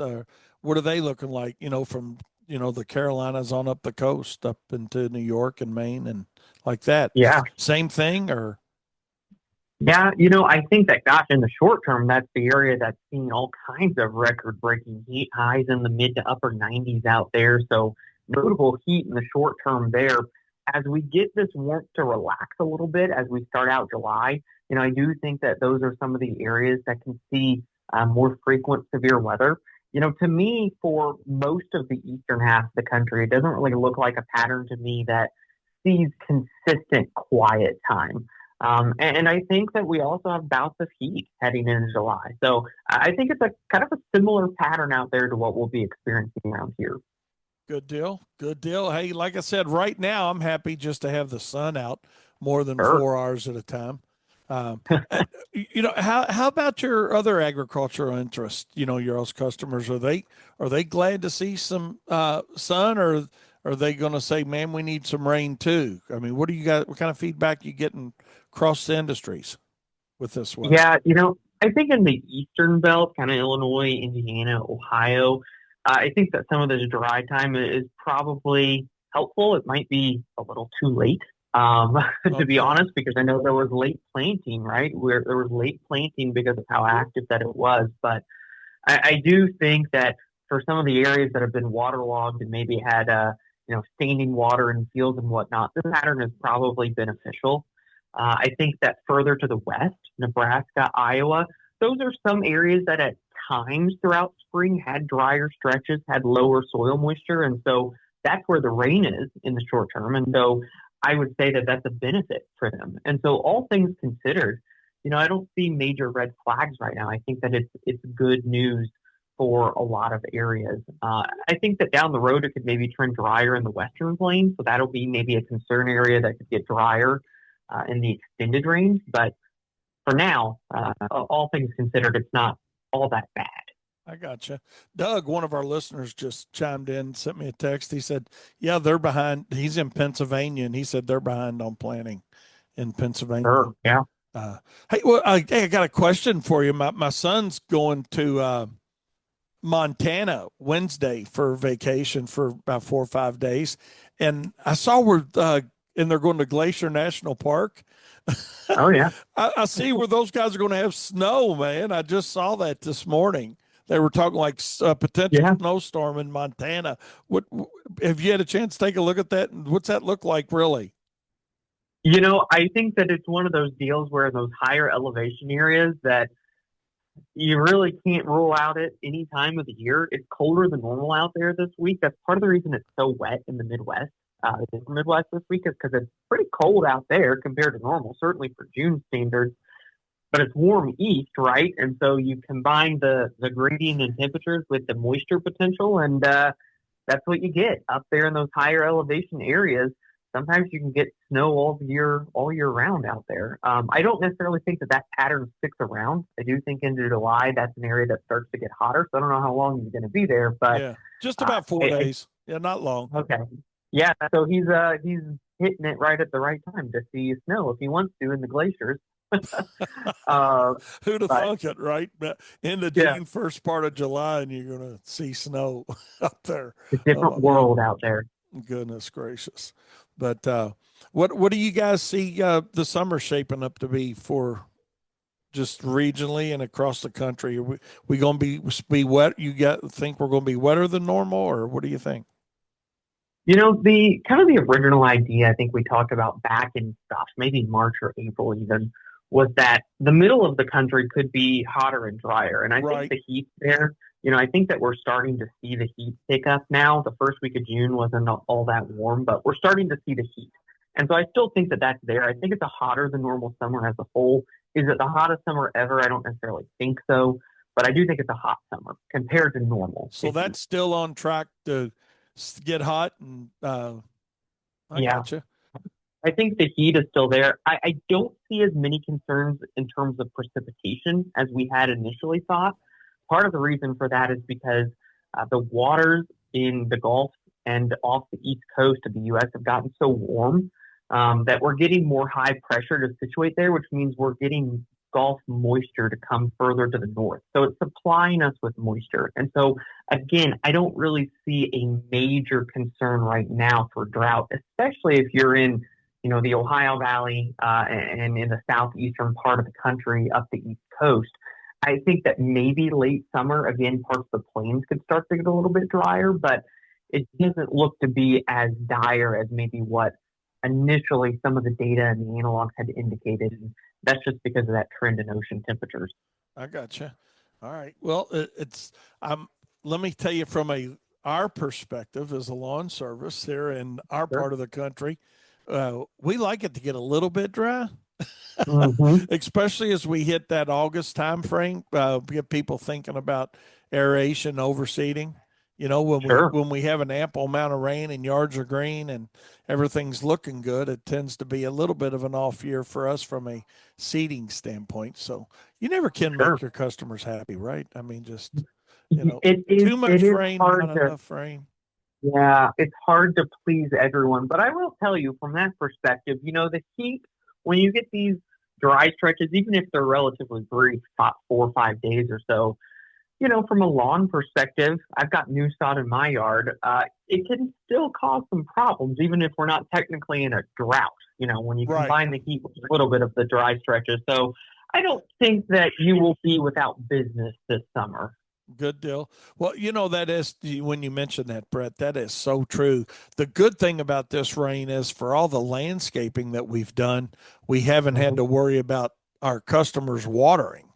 I Sure. mean, which, it's, and I don't know why it is. Maybe you can help me understand this a little bit. And if not, I'm not trying to throw you under the bus on this. I'm really not. But You're good. why does it seem like a half inch of rainwater is much better than 2 inches of spigot water going on lawns? Is the, what does the what are they what's pulling down out of the atmosphere that's much better for turf and plants when we get real rain versus city rain, as I call it, water coming down from Sure. an irrigation system? Sure. I'm going to speculate a little bit.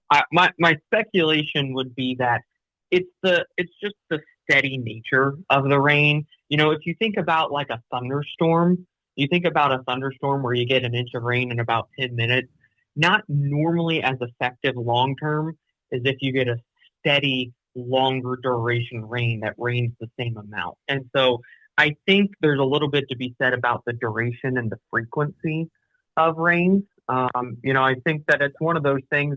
I don't 100% know all the science behind the rain falling versus the spigot or the sprinkler system, if you will, in terms of, rate Right. of liquid coming out. But I think it's just one of those things where it's hard to beat nature sometimes, right? Yes. And obviously nature causes problems sometimes too, no doubt about it. But when it works the way that it's supposed to, I don't think that there's anything better than it in terms of just the steadiness of it, the persistency of it. I'm sure there's something to be said about the raindrop size and all that stuff too. Yeah. All right.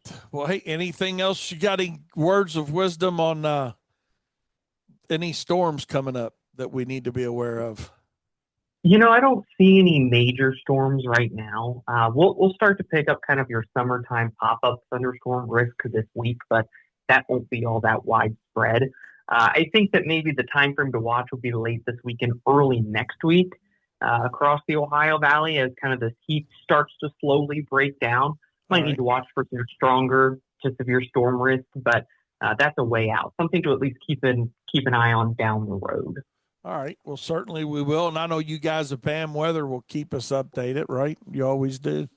So, Yeah, absolutely. Our team's working on that all the time, and Matt especially has moved into a focus of really looking at timing out storms for clients and issuing advanced alerts and all that fun stuff. So, more than anything, we're just trying to keep people updated even further ahead of time. well, I'll say you guys do a great job for us here at Wayne's Lawn Service, man. And if you guys, I don't, you all make running our business a lot easier. Let me say that, just Nice. from the crew standpoint, it's just, Yeah. you can have everything in play, but then, you get a goofy forecast from not you guys, but from what we used to listen to, local and whatever, and trying to be meteorologists ourselves and say, okay, well, 30% chance of rain, but I mean, before noon is not a good forecast for us. I mean, if we need to know, Yeah. do we have 2 hours or do we have 20 minutes, and Yeah. because it's Yeah. a big difference. So I appreciate all the help you guys have given us over the years with accurate forecasting. And I'll be the first one to say it. Nobody's going to be 100%, and I don't want to paint the sky too blue, no pun intended, on you guys being perfect, because you're not. But you're much better than anything we've experienced in. And we've had some different weather services over our 46 years, and I'm not throwing any of them under the bus, but you guys have been really great for us, and I would certainly recommend your all service to any of our listeners, 100%. So, Well, I certainly appreciate that, and yeah, nobody's ever going to be perfect, and we'll admit when we're wrong. But the big thing is just the detail, right? You yeah. can't get that much detail from an app, and then you kind of have to guess and average out all the different ideas, and we're just trying to make things simple for people to not have to stress about decisions. Time is money, right? So Absolutely. People time. And it's great to be able to text you guys and say, hey, what do you think? You can text y'all 4 a.m. and say, hey, do we need to have our cruise report at 6:30 or wait till 9? And you'll give us your best opinion of that. And that's what we appreciate. Yeah, absolutely. Well, we're happy to do that. It's fun. Great value in that. Well, hey, Brett, thanks for hopping on, man. As always, we appreciate you guys at BAM Weather and recommend. And people still sign up for like a trial like y'all had going on there at bamwx.com. Yeah, if you go to bamwx.com and you click Get Instant Access in the top right, it'll take you to a page where you can look at our different package options and sign up for a 7-day free trial. Yep, that clarity y'all have had it. Say recently, now it's been around a while, but that clarity is an opportunity, man. I really like that as well. Just more feedback for you. Yeah, so, appreciate that. All right, well, good deal, Brett. We look forward to having you on again sometime, man. We'll reach out. Yeah, absolutely. Thanks so much, Wayne. All right, thanks, Brett. Have a great day, and you guys stay safe and stay hydrated. Yeah, stay cool. All right, man. We'll see you. See ya. All right, bye. All right. That was Brett Waltz with BAM Weather. You guys need to check them out. It's simply bamwx.com. Those guys are really good at what they do. So, with that being said, we're going to take a short break. We'll be right back with more Profit Time here on Turfs Up Radio, your industry, your station. But hey, I did want to give my very best friends, Robin and Tim Hamilton, big shout out. They're going to be grandparents again. So they found out the other day they got a grandson coming in January. So just thought I'd give them a big shout out. I know that's going to be awesome. Their first one is about a year old, I think, creeping in on a year, getting close to a year. And so, yeah, it's the water out there. It's that water out there in Central Kentucky, I guess, bringing that on. But yeah, looking forward to, or I'm sure they're looking forward to that happening and January getting here pretty quick. Now, I'm kind of waiting on. We got a lot of things going on prior to that, so Um, that's obviously very, very important. But they got a daughter that's getting married prior to that, and then Daniel is getting married in October. So we're going to be busy this fall and early winter. So, uh, Doug, appreciate you guys shooting your text in here for us as well. And I don't. I just saw your text, Doug, on the bottom part of your text. I'll ask them about that if there's any correlation and what that's going to be looking like. So we're looking forward to a good winter around here again. I know that. So it kind of does seem to run cyclical, you know. So we'll see how all that pans out. But here we are, June 23rd, and finally getting a first dry week we've had. I don't even remember the last time we had a dry week per se, you know. So this is, I guess this is what it's going to be. So John Stuber says, "Can I get an advanced alert from them?" Uh, Weather-wise, you can get just about anything you want from them, John. They're rocking and rolling. They've actually got a consumer schedule as well, so that you could get in on, and I think you'd like for sure. So, Fred, appreciate you sending the video in on that as well. So, yeah, appreciate all the input this morning from you guys. As we get into our show today, want to give my buddy Smoking Joe a shout out in Central Kentucky as well. Listen to us. I was dropping off. Tabitha had one of her granddaughters. She was dropping off yesterday in Lawrenceburg, Kentucky. And who do we run into but Smoking Joe doing some mowing on Sunday, getting caught up a little bit. So it was really neat seeing him out and talk to him for a few minutes.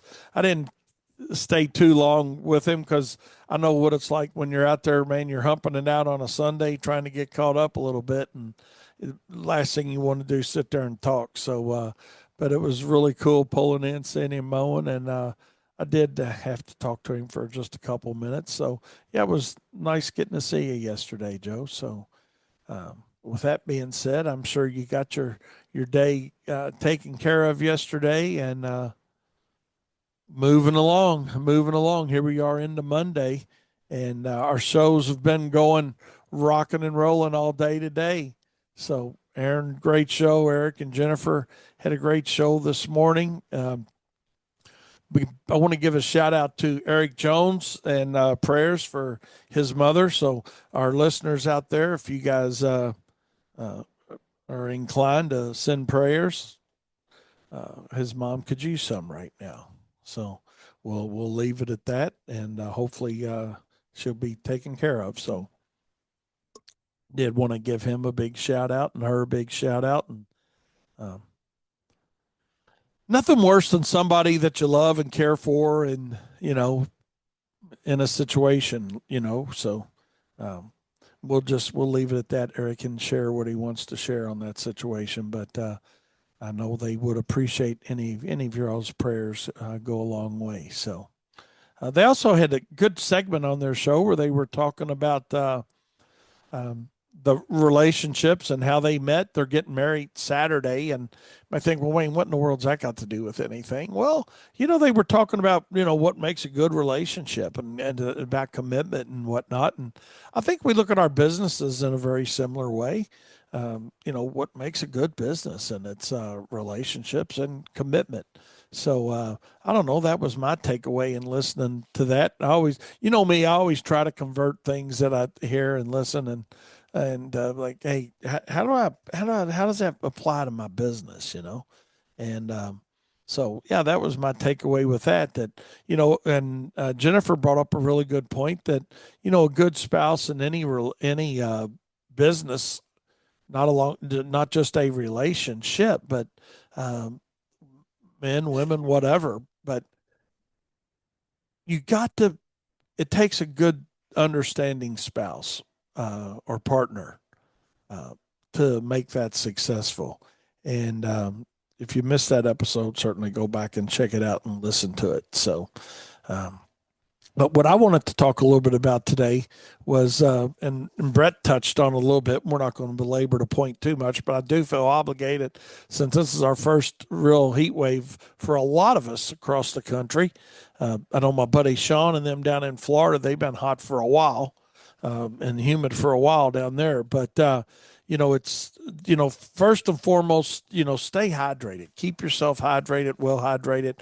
Very important that you have, and me and Daniel touched on this a little bit the other day as well, but it's, I don't think you spend too much time on safety when it comes to heat, and, mowing a little bit higher to help, protect the grass just a little bit and start a little bit earlier in the morning if you can.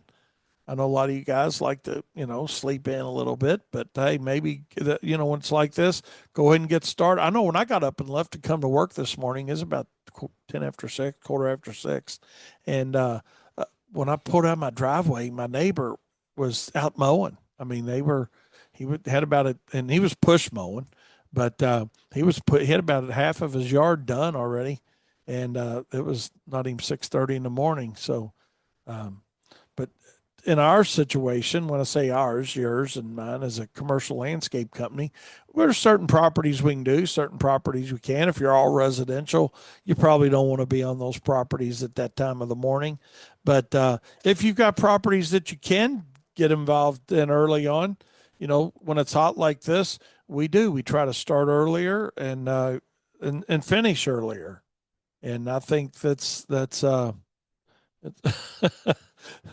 true that, John. Let's see. I can only imagine what the rest of this says. He said it's a degree hotter than the sun there where he's at now. So it is. It's that first time it gets hot, it takes a little bit of acclimation, but the main thing is stay hydrated, mow a little higher, start earlier, finish earlier, take a few breaks, and also know that production's going to be different. So, and whether that's you doing it or whether that's crews, uh, you know, bring your expectations down just a little bit on production expectations when it gets like this outside, because there's nothing worse than somebody that's either gets sick or even worse because of something that could have been taken care of just by being a little bit smarter in how you're going to work in the heat, and taking your breaks and just making sure that because one thing for sure, that the job's always going to be there. And if you lose a customer because of heat, it's kind of like losing one because of rain. You're just doing what's best for everybody generally.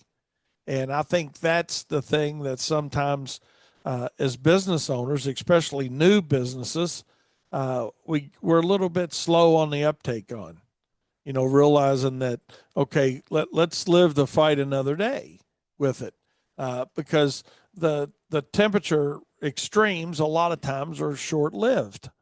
Now we know that hey, summer's going to be hot and winter's going to be cool generally, or cold, but there's extremes on both sides of that. You know, um, Corey, glad to hear that. Corey said, yeah, man, he just took a 30 minutes in front of a client's house. Uh, took a little break in between. I mean, it beats falling out. Because you got yourself to think about, you got your employees to think about, you got your family to think about, and this is no specific order, but certainly take care of yourself first. Because if you're not taking care of yourself, you ain't gonna have to worry about taking care of anybody else. So, but make sure that your team members understand that hey, it's okay. It's okay to take some breaks. Now, I can hear some of you guys thinking, God, then they're going to be lazy, the rest of the summer. No, they're not. No, they're not. They're going to appreciate the fact that you care, that you care. And there's a lot of things going around right now that are causing employees sick days anyway. You know, uh, Corey just brought something up to my attention where, he's got a worker that's out sick with a whole lot of chest congestion going on. And who knows what it is, if it's not just in that particular case, but, you know, um, But last week we had a little bit of that. So, I mean, it's a little bit of everything, you know. I mean, whether it's weather related, health related, you know, allergy related, you know, there's always going to be something. But know that, hey, let's just live to fight another day. And, you know, speaking of it getting warm, there's one other thing that I want to talk about that's always fun, and that's depending on how hot it gets and how dry it gets. But I was looking at some social media platforms, and some guys were already talking about, you know, adjusting their schedules, and if that's appropriate, then, you know, that's appropriate. I can't imagine at this point. I'll speak specifically just for my market because that's what I know about and know how wet it is and how green it is and moisture content. But you know, I don't think we're skipping at any point yet. Uh, and that goes back to, you know, how you're selling your services. And I mean, that's something certainly we need to talk about too. Is, you know, as wet as this spring has been, and you guys have been busting butt trying to keep it cut, and, you know, and then, you know, maybe you're 2 days late because of rain getting somewhere, and, you know, then it cost you, you know, labor to get it back in shape because of the rain, you know, and the height of the grass and it being wet and you're going slower. Well, now when it heats up a little bit and things slow down just a little bit, maybe, it's your turn. It's your turn to be able to speed up a little bit. You know, when I say speed up, just in the time to get the job done. You know, it's going to be a little bit easier now on you. You know, it's going to be a little bit easier now on us here at Wayne's Lawn Service. And, you know, don't think that, hey, man, well, we're going to skip that property 100%. I mean, again, that goes back to how the job was sold. But that's why, personally, many years ago, and what you guys have heard me talk about a lot is that's why we don't sell on a per cut basis. Because when you're selling on a per cut basis pricing model, the problem with that is you're generally, you meaning the contractor, you're generally never getting the opportunity to get the easy mow in. In other words, when it's wet, as long as it's been, grass has been growing pretty daggone good on most markets this spring. We've had a commitment of labor to keep those jobs in decent shape. And now that it's going to slow down a little bit, if you're going to start skipping or your customer wants to skip, when is it your turn? That's what I want you to ask yourself. When is it your turn to get some of that labor expense back? And if you're charging on a per cut or per visit basis, you know, you got to make sure that you're winning some of those. And, you know, for a long time, we weren't set up properly with our contracts. And I'm not saying go out and mow a yard when you hadn't had rain for 2 months or a month or whatever, or no irrigation. I'm just saying it depends on how you've sold the job and what type of jobs are you looking for. If you're looking for a whole lot of, I don't want to pull a name out because somebody think I'm picking on them, but, you know, I don't just somebody that wants to set the frequency for you rather than and the price. You know, when a customer's setting price and frequency, you as a contractor better understand how to calculate cost. You know that, hey, if you're going to reduce frequency in the summer because it's getting easier and it's going to be faster for you to get the job done, then when are you going to make up that extra time in the spring? You know, that you had invested in that job. So we got to be careful on how we're doing our billing, and we're not getting into that today. But I just wanted to kind of flip that light switch a little bit up and down to just get that thought process going a little bit. That, hey, don't don't be thinking it's time to start skipping and or uh, reducing frequency. Let that grass slow down a little bit if you're going to change, or maybe you've got your contracts written to where you're just selling your services for mowing, let's say, based on a set number of services per year. It goes back to what I talk about quite a bit on, you know, frequency and price has to be established before you can give a price. In other words, you can't just say, hey, it's going to be $40 a week or 50 a week or whatever the amount is, 200 a week. Doesn't matter what the amount is. But you can't let the customer dictate what that frequency is going to be, because what's their frequency going to be is, in some cases, is okay, well, in the spring, I want to cut weekly, but in the summer, when it slows down, I want you to skip a week. Well, when you're skipping a week, that obviously is cash flow that's not generated for your company. And if the cash flow is not generated, that means the expenses aren't being taken care of.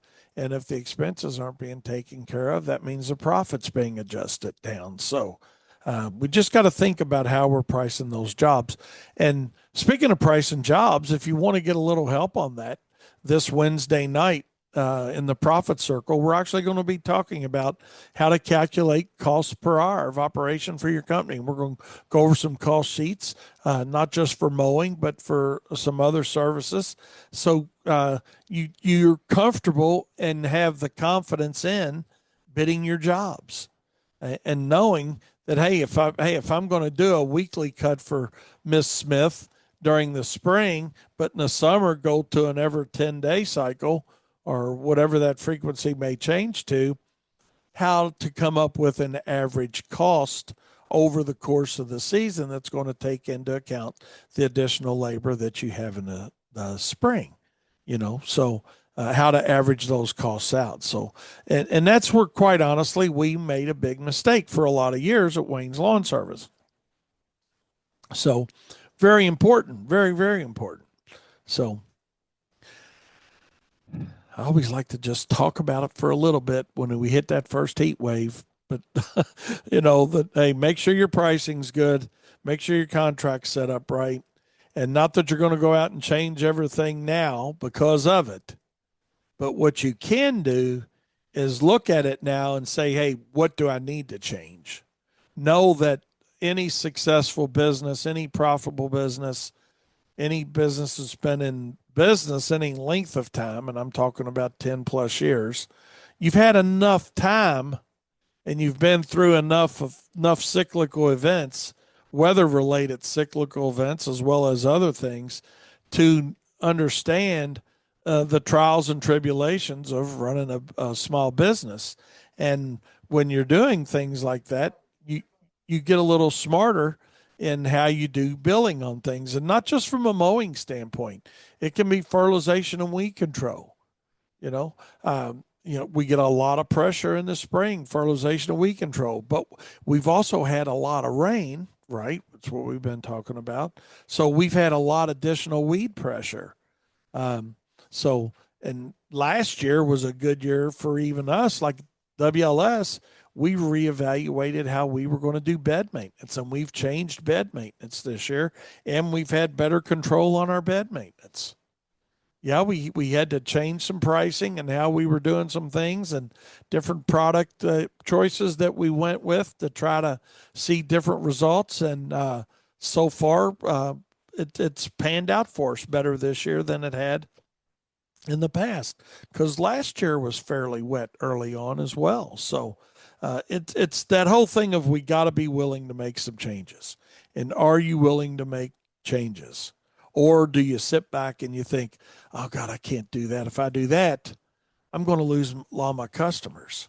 So as we get into the summer, and Brett just was talking about it, I'm glad to hear that, Mike, because I know we talked a lot last year about it.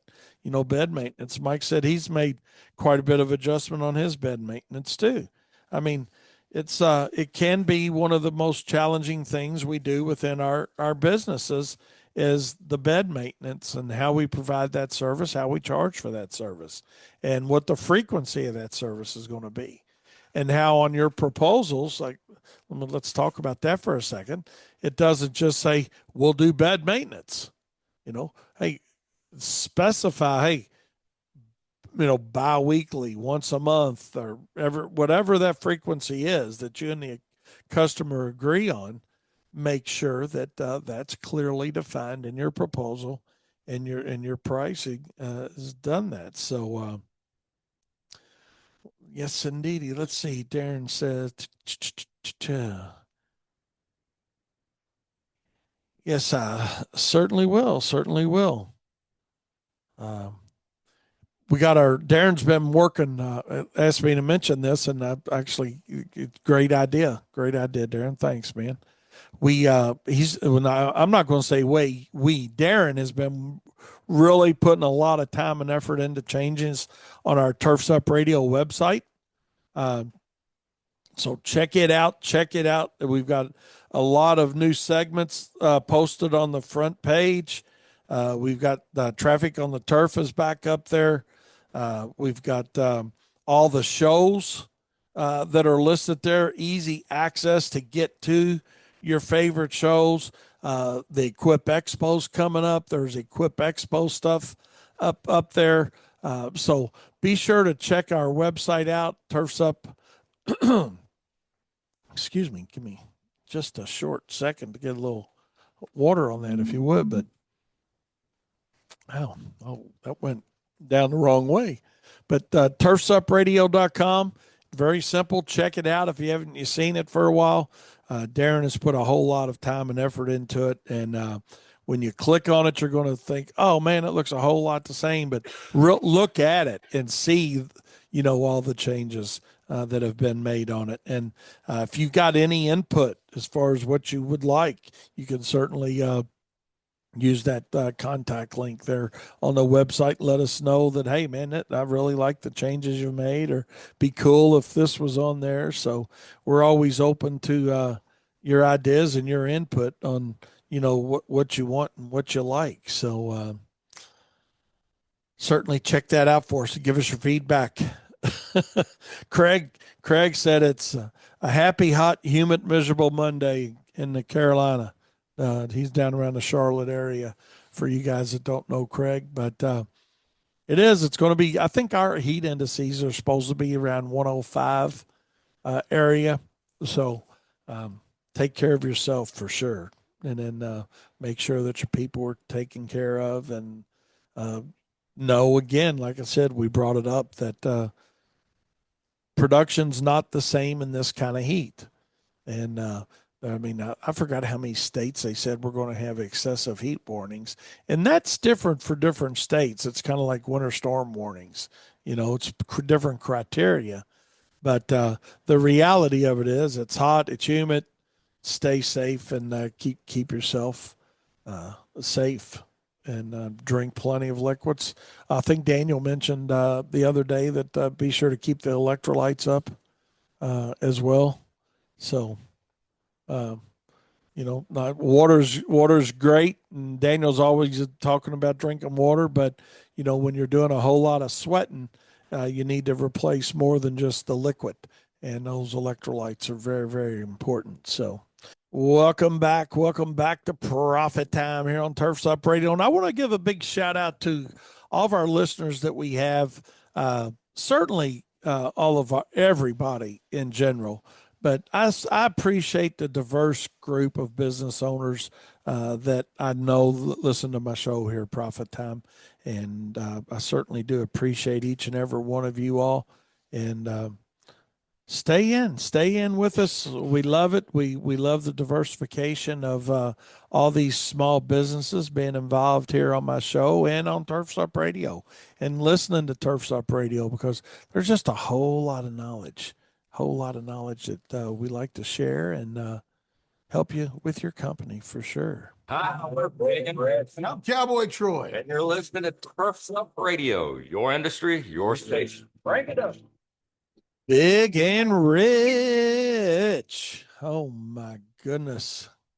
I'll tell you what. It's awesome. It's awesome. Like I said, there you go. Big and Rich did us a shout out, and they they were here for the expo, and just like I said, it's just a diverse group of people that are involved with Turfs Up Radio, And we certainly like having you guys listening to us. Darren Gruner is going to be on. He's going to do the landscape hero. He's going to explore the global policies and corporate sustainability in the landscape industry. So stay tuned. Stay tuned. He's going to talk about it from an equipment pricing standpoint, innovations, and I mean that's a constant in our industry, right? I mean, it seems like every day you're seeing more and more innovations for the industry, things to help us more efficient.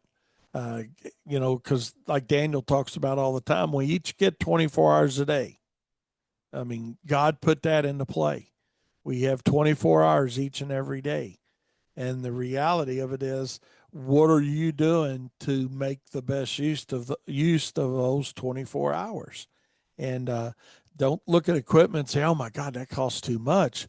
It's no, what can you make with that equipment? And that's some of what we're going to talk about in the profit circle as well. Is the innovations, the equipment. It's not always about the cost of the equipment. So Darren's reaching out on that as well, and long-term operational strategies that you put into your business. Whether and when you say long-term, I mean that's going to be a different time frame for each people, but it goes back to not just thinking about today. You're thinking about tomorrow, next week, next month, next year.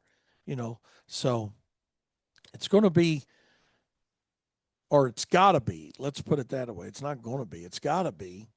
You got to be open-minded to innovations, systems to have in place. What are some different strategies that are going to make you different and better than your competitors? So, um, lot going on, lot going on. So, um, he's got some information coming to you that I know you're going to love from Kubota, Fairway, and just a whole lot more.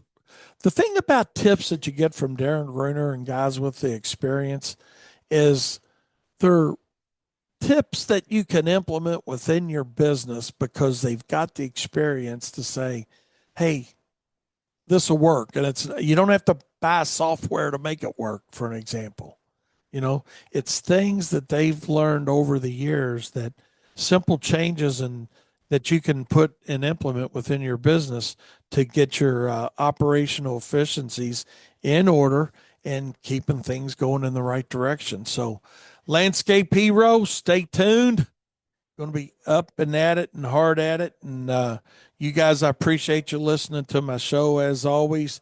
And stay tuned to Turfs Up Radio each and every day, all the time. And remember, profit is not the dirty word. We'll see you next time. Good morning, Turfs Up Radio. Wayne Vose, Profits Unlimited, coming to you live from Louisville, Kentucky. Yes, indeedy. Oh, my goodness. We have a great day underway. It is hot, but hey, it's not raining. It's not raining. So we're still in the giving it a good check for it's not raining department.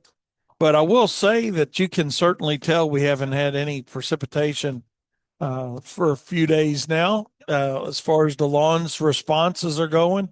So, I mean, even though we've had a ton of rain, it can't hold that much, in reserve, if you will. So we're beginning to look a little bit dry and whatnot. So we actually even put out a watering thing out to all of our customers, not just the ones we've done all the landscaping for this spring, but just in general that, hey, think about your plants kind of thing. So, hey, we got a great show planned today. Looking forward to you guys getting involved with me as always. And I'm sure we got a lot of opportunities to get y'all's input and see what in the world's going on in your all's world. But for us at WLS, we got out and about, started a little bit early due to the heat, and hopefully get done a little bit early and give everybody a little bit of break. So we certainly don't want anybody falling out. We'll talk about that just a little bit, but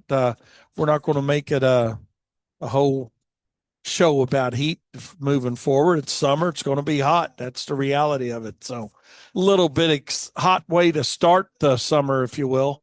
just the, we just went from hardly any heat at all to blazing, pretty good 105 plus in heat index. And I think we're going to 96 today. So, yeah, just, just from decent and a lot of rain to just off the hook hot. So, but anyway, like we always say, man, you guys know it. I'm not telling y'all anything new. It's, Mother Nature drives the bus, man. We're just sitting here and going for the ride. But we have had a couple showers around us a little bit last couple at late afternoons. Eastern part of our county actually had a little over an inch of rain yesterday. So we didn't get anything. We didn't get anything. Still watering the flowers on the deck by hand when we get home every day. So uh, that's all right, though. That's all right. I'd rather water the flowers than to be sitting here crying to you about having too much rain. But hey, I hope you guys are having a great week. It's hump day. Can y'all believe it? Oh my gosh, I can't. I mean, it's really hard to believe that we're already, halfway through the week. And, tomorrow will be Thursday. We'll be talking about what in the world we're doing Friday and the weekend. And one thing leads to the next, and just the days and weeks are zooming on by. We'll be into next week, be into July. It's hard to believe it, isn't it? Be Christmas in July. My sister Sherry was actually telling me last night that, gosh, what did Katie, daggone it, trying to think. Hallmark. The Hallmark Channel is actually starting their Christmas in July stuff. So she was watching a Christmas show last night. So I haven't gotten that far with it yet, but I'm curious what you guys are into today. We're doing a little bit of everything, getting our lawn applications in early, obviously with the heat, and we have noticed that weeds are coming on pretty daggone good. I mean, weeds are coming on pretty good in yards. And so be sure to stay on top of those. We actually got truck out today doing bed maintenance, which is generally a couple day a week thing for us. But yeah, beds are beginning to get a little bit weedy. Not too bad, not too bad, but you can certainly tell when it gets hot and dry from the turf standpoint as well. The grass will slow down, but the weeds are rocking and rolling. So things stand out like a sore thumb. So, but yeah, we're into a little bit of everything today, little mowing, little landscape work, a little bit of bed maintenance, and a lot of lawn applications early on. And we'll probably wrap those up by 1 o'clock, I'd say 1:30 something. Just it's all temperature dependent, but do what we can do, right? That's all we can do. So stay safe out there. Stay safe. Kyle decided he's going to run from the heat for a little bit. He's going to Glacier National Park tonight. I think they're flying out, him and his family. Actually, they're going for a real reason, not just to beat the heat. His wife Leslie, my daughter-in-law, she's going to run a mini marathon out there Saturday, I suppose, this weekend. And she's going out there. And it was funny. Kyle was talking about, he said, man, the place doesn't even have air conditioning, but, it's like they don't need it. I think tomorrow their high is like 69, I think Kyle said, or something, where they're going. And the warmest it's going to be is 80. And that's next Tuesday or Monday or Tuesday. So, but anyways, they're going to go out for a few days and have a little bit of family time. So hope they enjoy that and have a safe flight out. They're, like I said, leaving here in a little bit, but be flying out this evening and getting in there late tonight and going to Montana, I think, is where they're going, and enjoying that cool weather. So I'm sure he'll send us a picture of some snow somewhere up on the mountain. So, because I know Brett was talking about snow in Glacier National Park this week. So I don't know if it'd be down to the level where they're at, but I'm sure they'll probably be seeing some for sure. So, Kyle, hope you guys have a good time with that. I do also want to give my buddy Smoke and Joe, if by chance you're listening to us here today, on Turfs Up, a big shout out. He was going up to Cincinnati. I believe it was Cincinnati today with his daughter to check on some medical advice. So, Joe, I hope that went well, and hope they're able to help out with that situation for you guys. And I'm sure he would appreciate any prayers that you guys may be willing to send out and send their way. I know it certainly helped Eric's mom, what y'all did. So sending your prayers her way. Eric was talking about his mom going to probably be leaving the hospital today or tomorrow. So if you didn't hear Eric Jones talk about that this morning, looks like his mom's doing a little bit better. So hey, little divine intervention never hurt. You know, I mean, I'm a firm believer in that for sure, for sure. And one more shout out before we get into it, and that's my buddy John Stuber's loving his new lawnmower he got. Um, he said his back's not hurting anymore. He's finally got something he can ride on that doesn't beat him up. So I thought of that today when I was listening to Aaron Walls this morning talk about getting jolted and bolted around on a piece of equipment. So, yeah, John said his back's not hurting now. So it was well worth the investment in that Ferris lawnmower. So he's enjoying that nice ride and getting his grass cut. And he running his dog kennel business as well. So I wonder if he walks his dogs with it, you know, like hook a dog or two, you know, to him and give him a little when it's this hot. Because I know he does like to exercise anybody's dog that's there. So trying to wonder if he's figured out an automated way of making that happen. So I don't know, John, if you're listening, let me know. Let me know. I know he listens to us quite a bit here. He's up in toward Lexington, Kentucky, in a community called Winchester. It's kind of what was that show where they were in Winchestersonville or oh God, what was it? Winchestersonville, yeah. So what show was that, Katie? Oh, Mr. Deeds. That's it. Yeah. Okay. All right. So that is one. I like that show. That is a really good show. Mr. Deeds is a really good show on how you can be a decent person and have some money too. You know. So with that being said, we're going to take a short break and we'll be right back with more Profit Time here on Turfs Up Radio. Your industry, your station. Don't you go anywhere. Tonight we've got a webinar, and it is actually open tonight. So, you guys listening that may not be involved in the Profit Circle with us and would like to attend, feel free to do so. Just simply go to our website, profitsareus.com. That's profits, AREUS.com. And you'll see a link to the Profit Circle right there. And join us tonight at 7 p.m. We're going to be talking about my favorite thing, or it ranks right up there with the top two of my favorite things. And we're going to talk about calculating cost per hour of operation for your company. So, and how easy it can be. You know, and we're actually going to do some cost sheets and just find out, you know, how easy it can be to take the guesswork out of your bidding forever if you want to.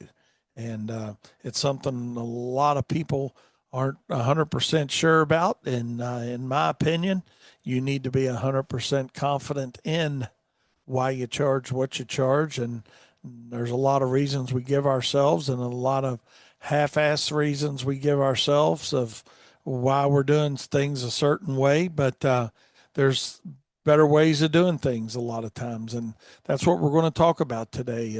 And I think regardless of the business that you're in, whether you're, you know, you're in the landscape industry, the irrigation industry, the lighting industry, the dog kennel industry, welding and hydraulic industry, like my buddy Timmy and Robin, I mean, just regardless of industry, you need to understand your cost per hour of operation. And that's what we're going to talk about today. And we've actually helped people in all of those industries listed above and more to calculate their costs so they can determine selling price for their goods and services. So if you're interested, feel free to join us tonight at 7 p.m. And we'd love to have you there. We'd love to have you there. So And hopefully by then you're in out of the heat, right? Yeah, hopefully by then you've called it a day. I know some people will actually, work up to about noon or so and take 3 or 4 hours off and then go back out at 5, 6 o'clock. So, but whatever makes your boat float on getting your work done. I did want to talk a little bit about that for a second here and get your all's opinion on it and how you guys handle the heat. But, something I've found uh, is that our guys would rather start a little earlier, get done earlier, and rather than just trudging through and worrying about somebody falling out. I know that happens quite a bit. I mean, what are you really doing to help yourself? Whether you're a one truck operation or multi crew company, it doesn't matter. I just ask you to ask yourself, what are you doing to make life easier during, when you get into a hot time like this? Because this is excessive heat. I mean, it is, regardless of where you're from, whether you're from Florida or New Mexico or Maine. It's excessive heat right now, and you need to take care of yourself. Good morning, Seth. Appreciate you checking in with us, buddy. Glad you're listening here today on Turfs Up Radio, and hopefully you join us tonight in the Profit Circle at 7 p.m. Got a great webinar coming up this evening. But one thing that I found in my years of experience when it comes to production and heat waves and working within them, number one is make sure that you're telling everybody to take breaks whenever they want it, literally, and drink plenty of fluids and not just water. Water's fine. Water's good. Daniel's talked about that. But you need to think about it like electrolyte replacements and things like that. So, be sure to do something a little bit better than water. And although water beats a blank, right? I mean, we all know that too. So, Craig says they're already creeping in on 100 in Charlotte. They got 89 degrees and heat index at 100 already, and it's 10 o'clock in the morning. So I'm not sure what our heat index is. I didn't look at it before I hopped on, but let's see. Let me look here real quick and see where we're at. I know we're up there pretty good. So we're up to a feel like 98 temperature, Katie said. So woohoo! So it'll be over 100 in an hour. So that's where it goes back into what kind of routes are you having yourself run or your people run when it gets this hot? I know something I found that I've changed over the years and changed it many years ago is rather than giving somebody a big route and saying get what you can get done, I found we're more successful on shortening the route up and getting that route done. That's just my perception of it. Let's see. Let's see what Doug says here. Doug says, good morning, Wayne. 90, heat index 99 already in Pennsylvania there.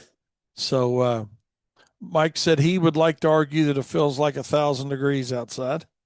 And I hear you, man. You like me pulling numbers now. But I hear you. At what point does it just get so hot? It's kind of like when it gets cold.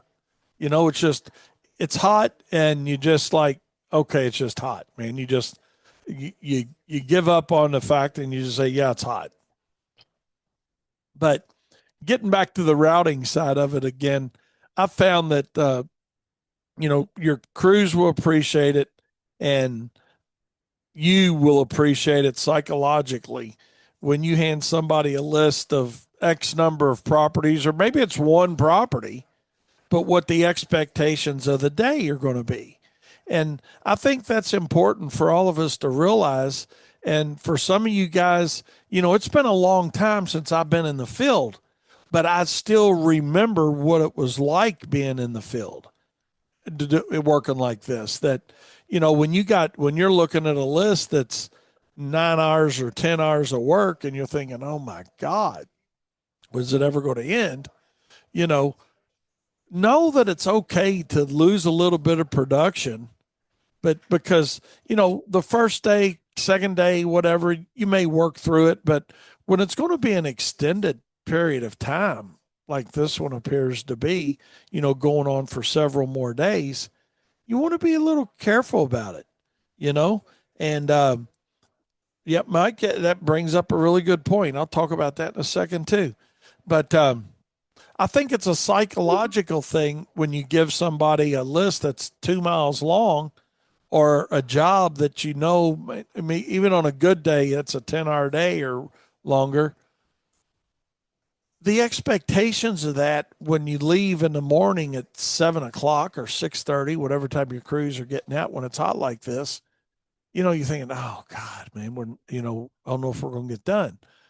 Like I said, I've just found we're better off giving a shorter route for the day, let everybody, get the work in, get it done, and move along with your day and live to fight another day. From a psychological standpoint, I think it sets up absolutely, Seth, uh, safety over production when it gets this hot. Because we've talked about it, and most of our show hosts have touched on it. But when it's this hot, things change, and you just got to understand as a business owner. The only people that don't understand in some cases are the customers. That, hey, well, what do you mean you're not out here? Well, it's been 100, feel like temperature 100 degrees on our people since 10 o'clock this morning. By 2:30, 3 o'clock, we're done. That's just it. You know, and that's just the way we do it. I'm not saying you got to do it that way, and I know there's guys in certain markets that do that way, but I've been in different markets all over the country, and some of them very hot markets where they have reduced work schedules, when it gets excessive like this. So, there's no pride in watching yourself or somebody fall out, man. It's just my whole point of that.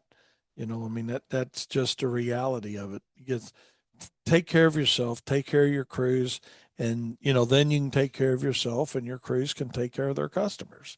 That's just the bottom line to the whole thing. So, Darren, appreciate you texting in, man, and listening. So, uh, uh, heat's heat, and we're all going to survive it. We're all going to get over it. And at the end of the day, the takeaway that I'd like you guys to know that haven't been doing this long enough, and you don't have enough experience in it, and I don't know how much enough is. I don't know if it's 1 year, 5 years, or 10 minutes. But the reality of it is, you'll, at some point in time, your light will click on for you as well that says, you know what, we need to take things a little bit easier. Know that the bottom line is going to be a little bit different, and accept the fact that bottom line is going to be a little bit different. And, like I said, the culture that comes behind that, you know, uh, the company culture I'm talking about, the appreciation that you get from your team you'll find is much greater than any profit margin that you may have achieved during the day by pushing, pushing, pushing. Now, we all know there's times when uh, you got to push, right? I mean, we talk about that as well. There's times when that's what's got to take place, and you make sure it's happened. Um, but Stephen, exactly. Stephen said, appreciate all the workers, not just lawn care, for working in temperatures hot and cold. Yeah, anybody that's outside. I mean, yeah, I mean, I'm addressing it from the standpoint of landscape, irrigation, lighting, whatever it is. But hell, anybody that's outside. You know, it's not easy. It's not easy. But what you can do is live to go another day, and doing it smart. And Mike brought up a good point too. Check on people. You know, uh, even people that may not be. You may think, well, they're not outside working, but you know, check with people that maybe it's elderly people that don't have air conditioning or they've got a window unit in one of their rooms or something. So, I mean, the last thing we all want to do is have something tragic happen. So, we're not making this a Debbie Downer show. That's it on it. But I just know that in 46 years, 46 summers, we've seen summers hotter than this one. Who knows what this is going to end up being? But it sure is starting off pretty toasty. We'll see. It looks like next week, though, we get a little rain in here over the weekend and potentially a quote unquote cold front rolling through here, and we're going to be in the upper 80s and low 90s. So, looks like a little relief might be on the way for us. So that's what we'll do. Yeah, yeah. Irrigation guys might have it easy, man. Once they get it up and running, just turn it on to test it. Right? I hear you. I hear you loud and clear on that. So, with that being said, let's take a short break and we'll be right back with more profit time here in a second. I might get you to entertain our listeners for about 2 minutes before Kyle Bell's out of here just for a second All right. so I can holler at him What if were you, you talking if you about? don't mind. I was talking a little bit about heat, but what I was going to move along to uh, was we're going to talk about subcontractors Okay. whether you're a subcontractor or not, Mm-hmm. you know, because you can be on both sides of that. Yeah. And yeah, we'll talk about it for a minute. But What I was doing over here was looking up some trivia for the Quip Expo. already, heck, Yeah, well, let's get some time. trivia going. So, That's always fun. yeah, I'm looking forward to what was this, year 3 or 4? One of the two of us doing trivia out there. Minimum of three, and it might be four. Yeah. Yeah. So, That's always a big hit. yeah, we always get to talk to a lot of people.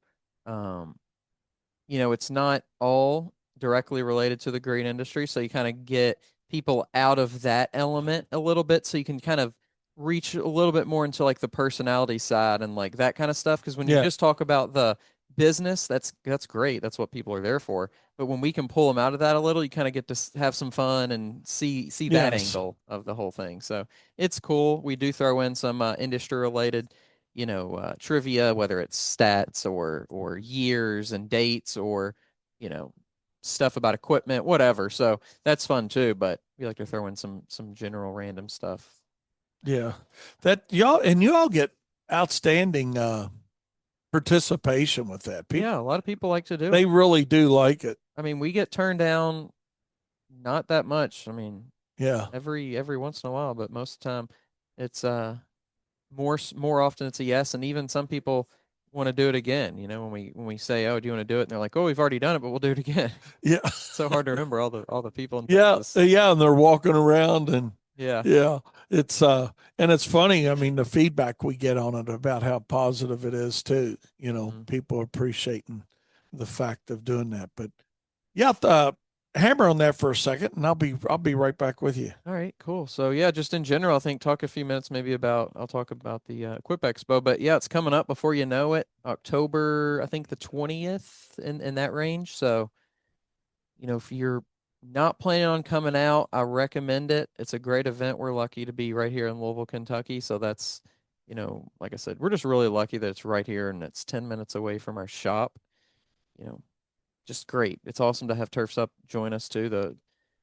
King Darren and Eric Jones and Purple Wally, who's pretty close as well, all things considered, compared to a lot of people who come. But um, when we can kind of get together and bring that to those who really just cannot for whatever reason make it, that's a cool opportunity too. So if you can't make it for whatever reason, you've tried it, you can't make it work this year, I definitely recommend you make it work at least one time in your life. But if you can't, tune into Turfs Up Radio. We'll be there. We'll be covering it. We'll be telling you what's going on. We'll be going to the events they have. We'll be talking to the vendors, talking to the biggest and the smallest and everybody in between out there. So it's always a pleasure to get to do that. And really, it's cool to be kind of accepted into, I mean, we all are in the green industry anyway, but for people to just be like, hey, yeah, we'll talk to you. We'll share either our story or what's going on in our booth or whatever.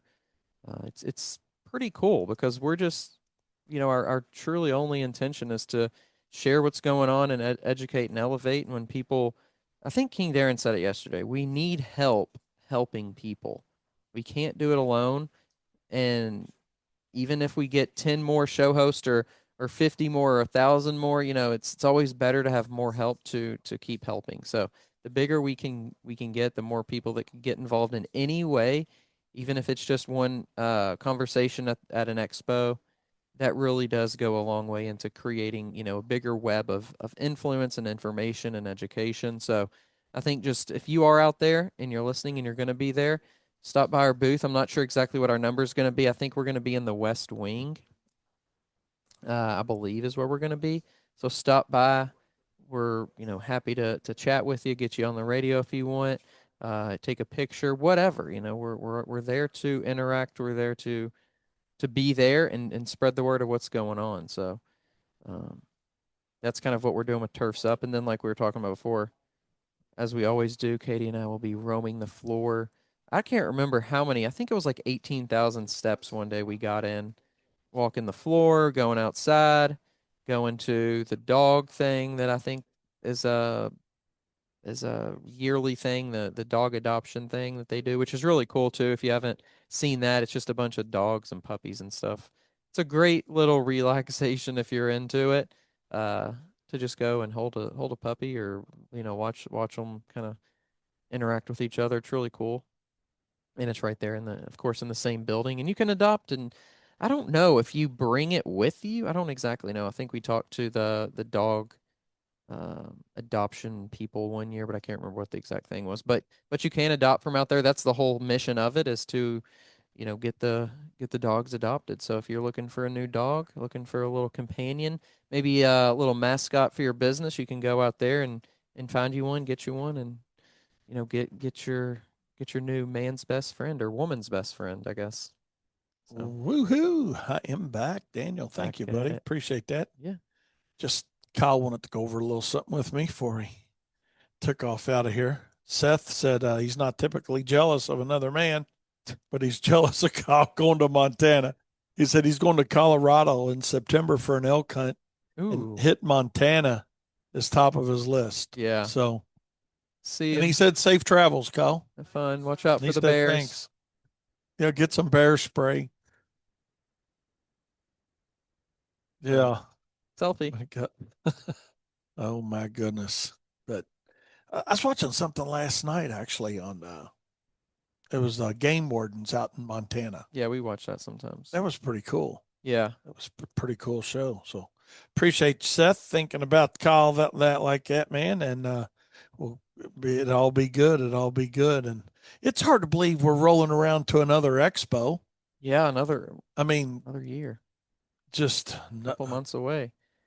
it seems like it's a far away, but it's not Not far. really, yeah. It's what, You know, about 100 days out or so? I mean, it could be a yeah, little bit more than that, but that's July, August, pretty close. September. Yeah, yeah. So be here before we know it, for sure. But anyway, I want to talk a little bit about subcontractors a little bit, you guys, and get your all's opinion on it. Uh, let's see. If Kyle sees a bear, tell him to lay to. I don't know. He's going to fix it. It came. You're not text. He probably might have talked it, but we'll see what he was trying to say when it gets here. But yeah, I'll pass that along to him, Mike, and then. And Aaron said, "Do people sub out WLS?" Yeah, we've got some people that we help as well. Chris Kelty, a guy that actually was the originator of this reason I'm talking about subcontractors. We actually, will help them with some things, and so yeah, we generally uh, do not work as a sub, but uh, some of our partners here in our market we do work with. So and we've got quite a few, that work with us. Um, Let's see. I forgot and played dad. And when I left the bear, oh my God. Oh my God. Mike, I think the sun's affected him. He's telling dad jokes now. Oh gosh. So uh, he said, I forgot and played dad. And when I left the bear, knew how to ride a bike without training wheels. I don't know. I think he's been in the sun too long. Mike, take a break. Get you some electrolytes. Get you. What's he need, Daniel, to bring him back quick? Definitely some electrolytes. Yeah, definitely get some electrolytes in there. But the reason I wanted to talk about subs and get y'all's opinion on this, seriously, on a more serious note, now, but Chris, a friend of mine, was telling me just the other day that he's got somebody that he works for that owes him $40,000. And I mean, that's a lot of money in anybody's world. I mean, I don't care, Chris has got a good sized company, you've got a good sized company, you know, and but $40,000, I don't, regardless of how big your company is or how small it is, it's all relevant, but still 40K is big numbers in anybody's world, or it's a decent number. Let's put it that way. I can hear some of you guys saying, oh, that's no big deal, man. Our AR runs around 100 sometimes. Well, that's cool. Or maybe it runs 300. I don't know what anybody else's is running. But still, my point is $40,000 owed from winter work. And now it's the end of June. I think we can all raise our hand and say he's. I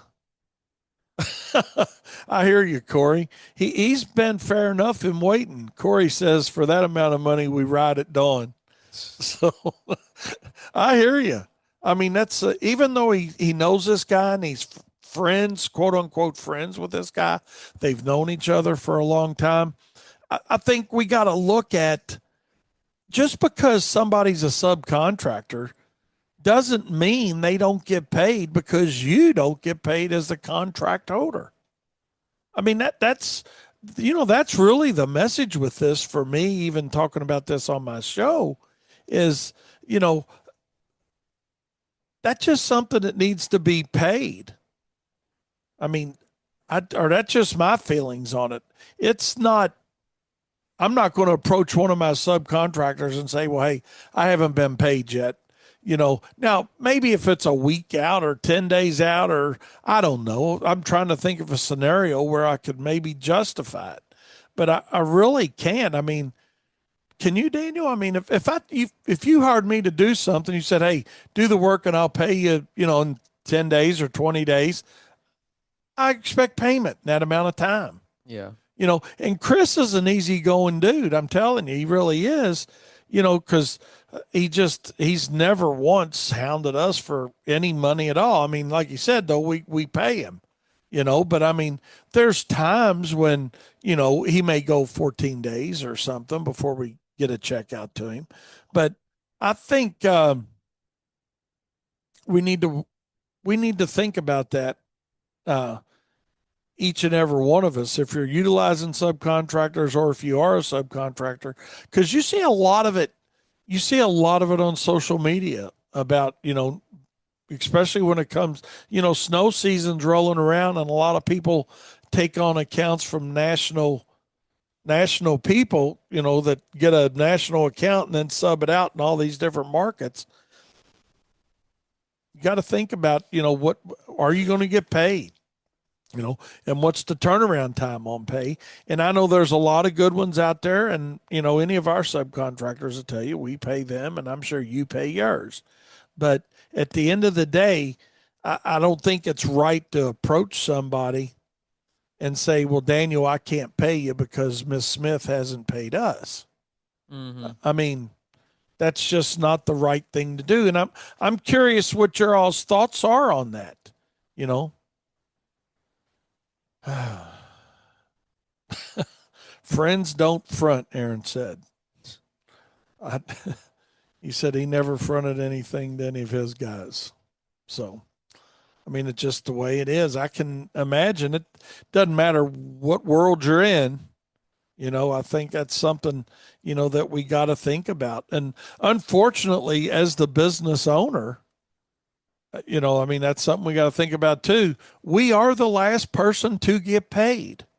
I mean, when you're the owner, and the check's made to your company, you know, you can't do anything till you get paid. But you need to have the resources on hand to not do that to a subcontractor, not to the tune of, $40,000. And Chris was even saying the other day that this guy even told him, he said, well, man, now they're wanting to set up payments. Mm. There's no way I would take That's that's fine if he wants to set up payments with the main people that he's getting paid through, but you still ought to pay your sub, yeah, or even like if you know that this shouldn't start in June or whatever, early July, whenever it would start, you should think about this much sooner. But like, hey, I know that this company is going to be hard to work with, or not like I know ahead of time, but I know that based on the last couple of weeks, they haven't been working with me. How about this? I'll pay you installments. How does that work? Instead of stringing somebody along for 40,000, could you for do 6 months or could you 5 months, how does 10,000 a month, can we do that? Just work with somebody. something. Yeah. I mean, Corey said it happened to him once. He said the people didn't pay me. So he said he went right to the originator and got paid. There you go. That's what I told Chris. Yeah. I'd said, I'd just tell, hey man, I need some money, or I'm going to go to these people and tell them they're going to be the ones involved.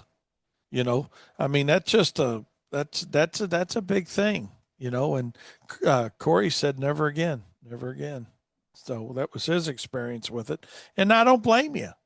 I mean, there's no reason you haven't paid somebody something. John, thanks for the text. He said he gets through the heat by listening to Prophet Time because it's cool. There you go. There we go. We're cool. Appreciate that today. Oh my gosh. But let's see. Darren has a good show following us today. The landscape hero. He's going to be talking about. You get Darren a cape for the expo. There you go. That's an idea. He'll do it. Yeah. Like Turfs Up radio and landscape hero on the back. That'll be cool as hell, Daniel. Yeah. I'm sure he'll run with that idea. Yeah. There you go, Darren. Go ahead and order your cape now. But they'll have time to print it. Don't say they don't have time to print it. Matter of fact, Katie's over there typing it in now. We can probably get it by Friday. There you go. Oh my God. But Darren, seriously, he's going to be talking about how do you can save or cost your landscape company serious money utilizing payroll services. Absolutely. I'm here to tell you guys, you definitely need to tune into that, because the money that you pay for a payroll service and a CPA, when people say how much do they cost, you got the wrong payroll service or you got the wrong CPA when somebody says, what do they cost? It's not what do they cost. It's what do you cost you by not knowing, So Darren's going to give a breakdown on different pricing, it looks like, compared to the benefits. So you can pick somebody that fits your team based on its size. So he's going to do that after my show today at 11. So be sure to stay tuned in to that. See, it must be cost day, Daniel. We're going to be talking about cost per hour tonight in our webinar. Yeah. We're talking about poor Chris being out 40 grand because the contract wasn't set up right, even though his costs were.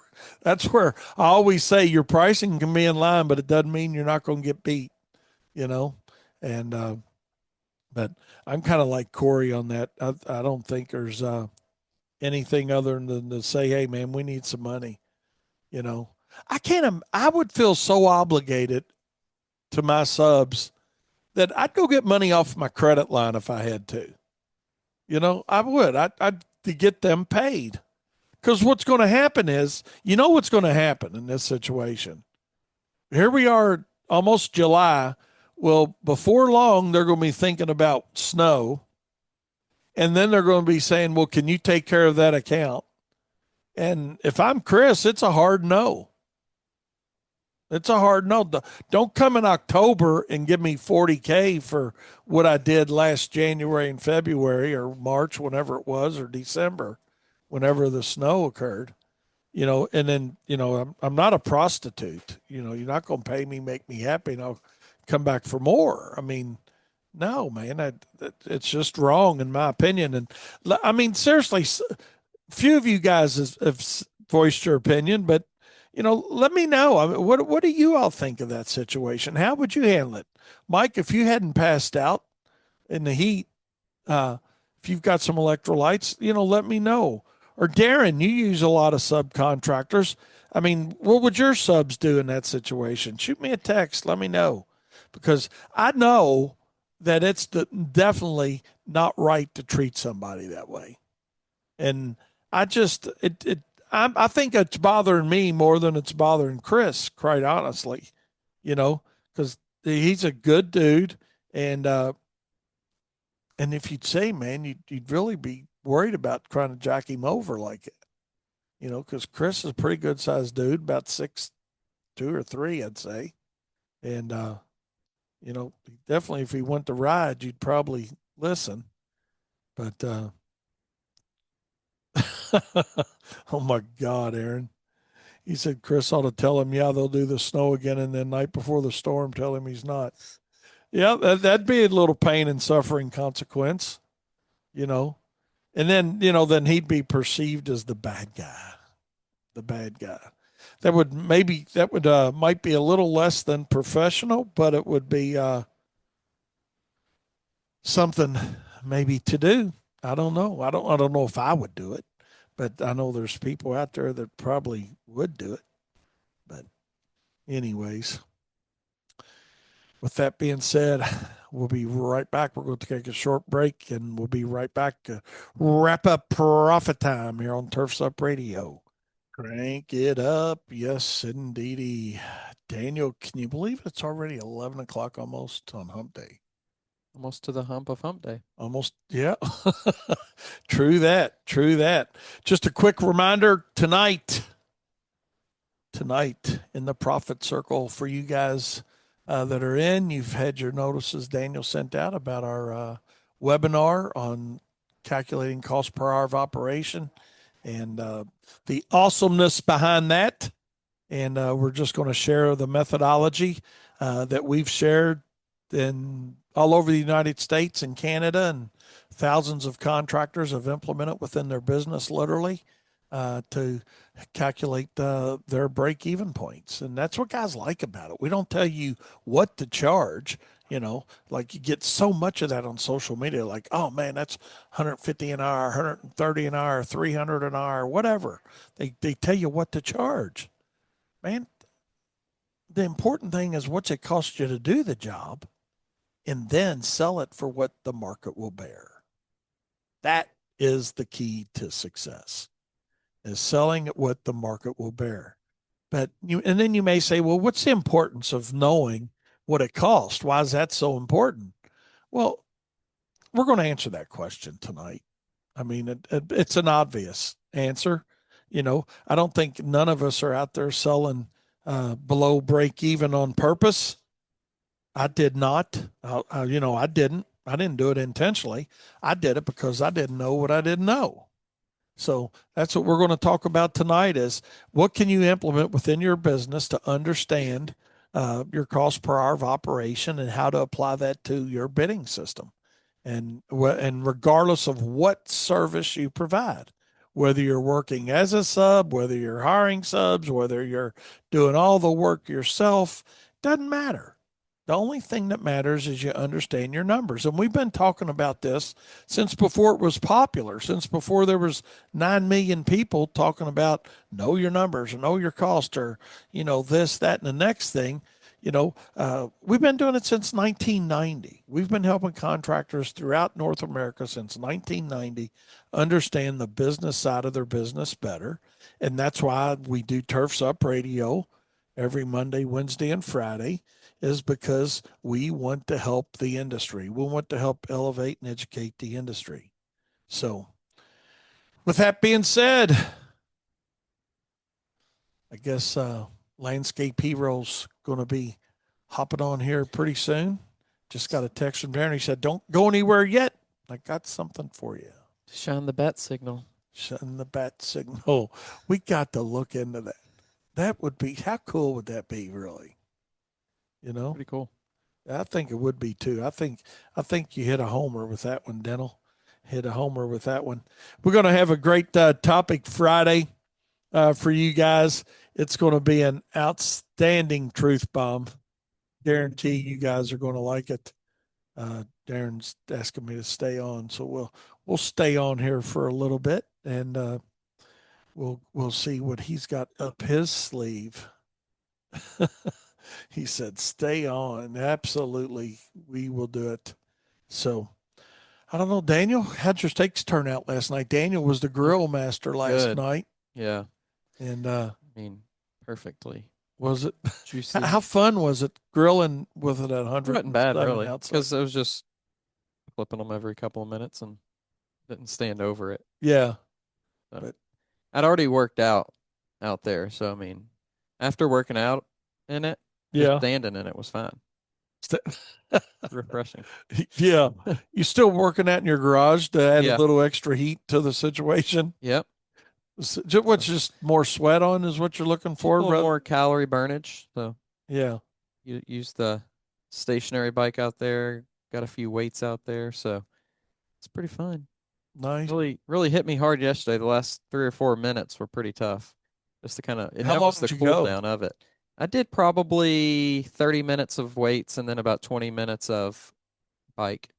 Yeah. So, So how far are you going 20 minutes on a bicycle? I didn't look yesterday, but I think based on the other day with my 30-minute pretty ride, good I went ride, isn't about it? 8.5 miles. Yeah.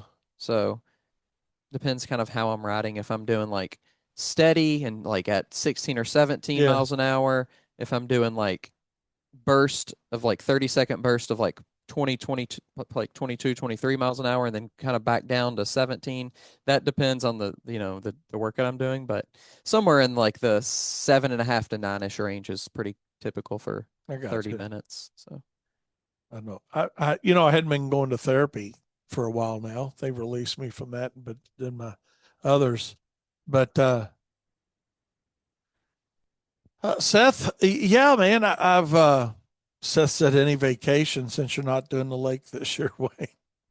Yeah, we're planning sometime in July, later part of July, going out west. Actually, uh, several of us, about five of us, are getting together on that, and I'll keep you up to date on that, man. So it seems like go west, young man, or whatever that thing was, or but let's see what you got. Oh my God, Darren. Yeah, that's all right, Darren. Yeah, no E on it, man. Just VOLZ. He spelled my name wrong, but look, he's got this superhero, it's probably the prophet. yeah, Yeah. Oh my God. that looks pretty good. But There you go. there you go. Sky's the limit. Well, I'll tell you what we're going to do. We're going to hop off here and make room for the world famous King Darren Gruner as he's going to talk to you guys about saving money by implementing utilizing and implementing a payroll system for your company. So, with that being said, we appreciate you guys and we'll see you on Friday. And remember, profit is not a dirty word. We'll see you next time. Yeah, we got a great show planned for everybody today. Forgot to push my button, Katie. Oh, I'm having a morning. I want y'all to know, man. I've just talked to y'all for the last 2 minutes and realized that my mic wasn't hot. So, with that being said, yeah, we had a good weekend. Hope you had a good weekend. Hope your Monday's off to a good start. And we're going to have a good show for everybody today. And sorry for the airline infraction, if you will. I did something a minute ago that was kind of funny. I was telling Katie that I went to see Holly, but I said, "Hey, Holly, did I tell you I went to see Katie?" And she said, "Are you drunk over there?" So, yeah, so it doesn't surprise me that I didn't push the button. I didn't push the hot button. So, welcome everybody to Profit Time here on Turfs Up Radio, June 30th. My gosh, we are halfway through, if y'all can believe that, on the year or close to it. Month wise, we're halfway. So, I don't know if that technically puts us, I don't know what day we're on, if we're on day 184 or whatever we're on, but I'd have to look at my little calendar to see that. But hey, I hope you guys had a great weekend. I did. I was weekend wise, got the Mustang out and took it up. And we tab it on. We got it washed and dried it off and took it for a little ride to an outlet mall, not too far from us here. I don't know, about 15-minute ride. And went up to Old Navy, got some clothes and a few pair of shorts for a trip getting ready to take out west here later on in July. Looking forward to that. Never been out that way. Been out west, Idaho, actually, multiple times doing seminars, but I don't get to see anything. A lot of times when I go out and do those seminars like that, we've talked a little bit about that before. But the cool thing about it is we're going to go out there and we're going to spend, I don't know, 8 or 9, 10 days, something like that, and just going out and seeing that part of the United States. So looking forward to that. So I thought I better get me some new clothes for that. So I did. Went out and got me a few pair of shorts, and I don't know, might need some long pants. I feel a sneeze coming. So if I abruptly abort this mission for a second, you guys know what's going on. But yeah, I had a great day Saturday. Like I said, we got the old Mustang GT out, took it for a ride, and got to always like to get it out, let its legs stretch a little bit, and did that. And then we came back and chilled out for a few minutes, and then we went out with the dinner with Katie and Alyssa to this hamburger place called Caitlin's 80/20, and used to be called Caitlin's. And thanks, Corey. It's day 81, so we're not quite there, but we're getting there. But had a great burger. It was a ribeye burger. This place is supposedly the home of the cheeseburger, and that's their claim to fame. So I don't know. You guys can Google it and see. But their claim to fame is they're the home of the cheeseburger, and they got some really good food there and burgers. But they have a full menu too. They got some really good meatloaf actually. But I had a ribeye burger, man, and it was good. The only thing I forgot this time, man, was I forgot to get it on a regular bun or because they serve it on a pretzel bun, and pretzel buns are okay. It's just more bun than I like, and I just forgot that that's what they came on, and my dumbass didn't take time to read it. It's all right. I mean, it is what it is. If that's the worst problem we have, you know what? We're having a really, really, really good day. If that's the worst problem we got to worry about is what kind of bun the burger came on. But yeah, that was really good. And Katie had this grape beer slash what they call that thing? I guess it was a beer. Yeah, and it was like 9% alcohol or something, and it was really good. And it tasted dead up like grape Kool-Aid. I mean, a person could get in trouble in a hurry with those things, to say the least. But had that, and then went home and hopped out on the deck and was sitting out there on the deck. And Daniel and Caitlin came over for a little bit, and we watched a few episodes of Last Man Standing, and had a good Saturday night out there. And I don't know, I think we ended up sitting out there to about midnight, I think, for actually went in, but because we had a little bit of rain early on, and it actually took some of the humidity down, so that worked out pretty daggone good for everybody involved. So we sat out there and just had a good evening on the deck, is what it amounted to. So that's what Saturday filled the hours up with, and then Sunday. And I'm curious to know what you guys did. Hey, I'm sitting there telling y'all what I did. Let me know what you did this past weekend, to recharge, rejuvenate, or maybe you worked. I don't know. But yesterday I drove up to see Holly in Lexington, and we went to this place called Big Kahuna's Barbecue, and it was really, really good. It was, you would think by the name of the place it'd be predominantly barbecue, but it wasn't like pork and beef barbecue. I mean, they had that, but it was a lot of just, they had a full menu of different things that, uh, uh, grilled cook, if you will. And man, I had this chicken, and they were chicken thighs, is where the meat came from. Um, wasn't quite shredded, but cut up, and man, it was good, and it was teriyaki chicken, and this stuff was really really good. Holly recommended the macaroni salad, and so I got some macaroni salad, and I was taking a bite of it. I'll share this story with you because I have not done this in a long time. And I turned, Holly was sitting on my right, and I turned to Holly to say something, and I had my fork loaded with macaroni salad, and I hit it, and it went all over me. And it wasn't that, I mean, it was just a forkful, but whatever was in it, man, went down my shirt, onto my shorts, and I looked like I needed a bib, and probably needed one, quite honestly, after that. So, yeah, but it was good. Uh, Good deal. Hope you had a little good luck at the casino. That sounds fun. We were actually talking about that. I think it might have been Saturday night. I don't know, Saturday night, or yeah, I don't think it was last night. But Tab and I were talking about the casinos, and we hadn't been for a while. It's been a couple years, I guess, since we've been, and um, sounds like it'd be fun. Sounds like it'd be fun to rock in there and do a little bit of slot pulling. I like roulette is what I like to play. But other than that, that was pretty much my weekend. So I hope you guys had a great weekend. I know we're kicking it off here today. We got a little bit of a late start. Didn't really have to, but the rain was couldn't quite tell. I mean, the rain was dissipating. It was coming toward us, and we knew it wasn't going to be too much, but a little bit.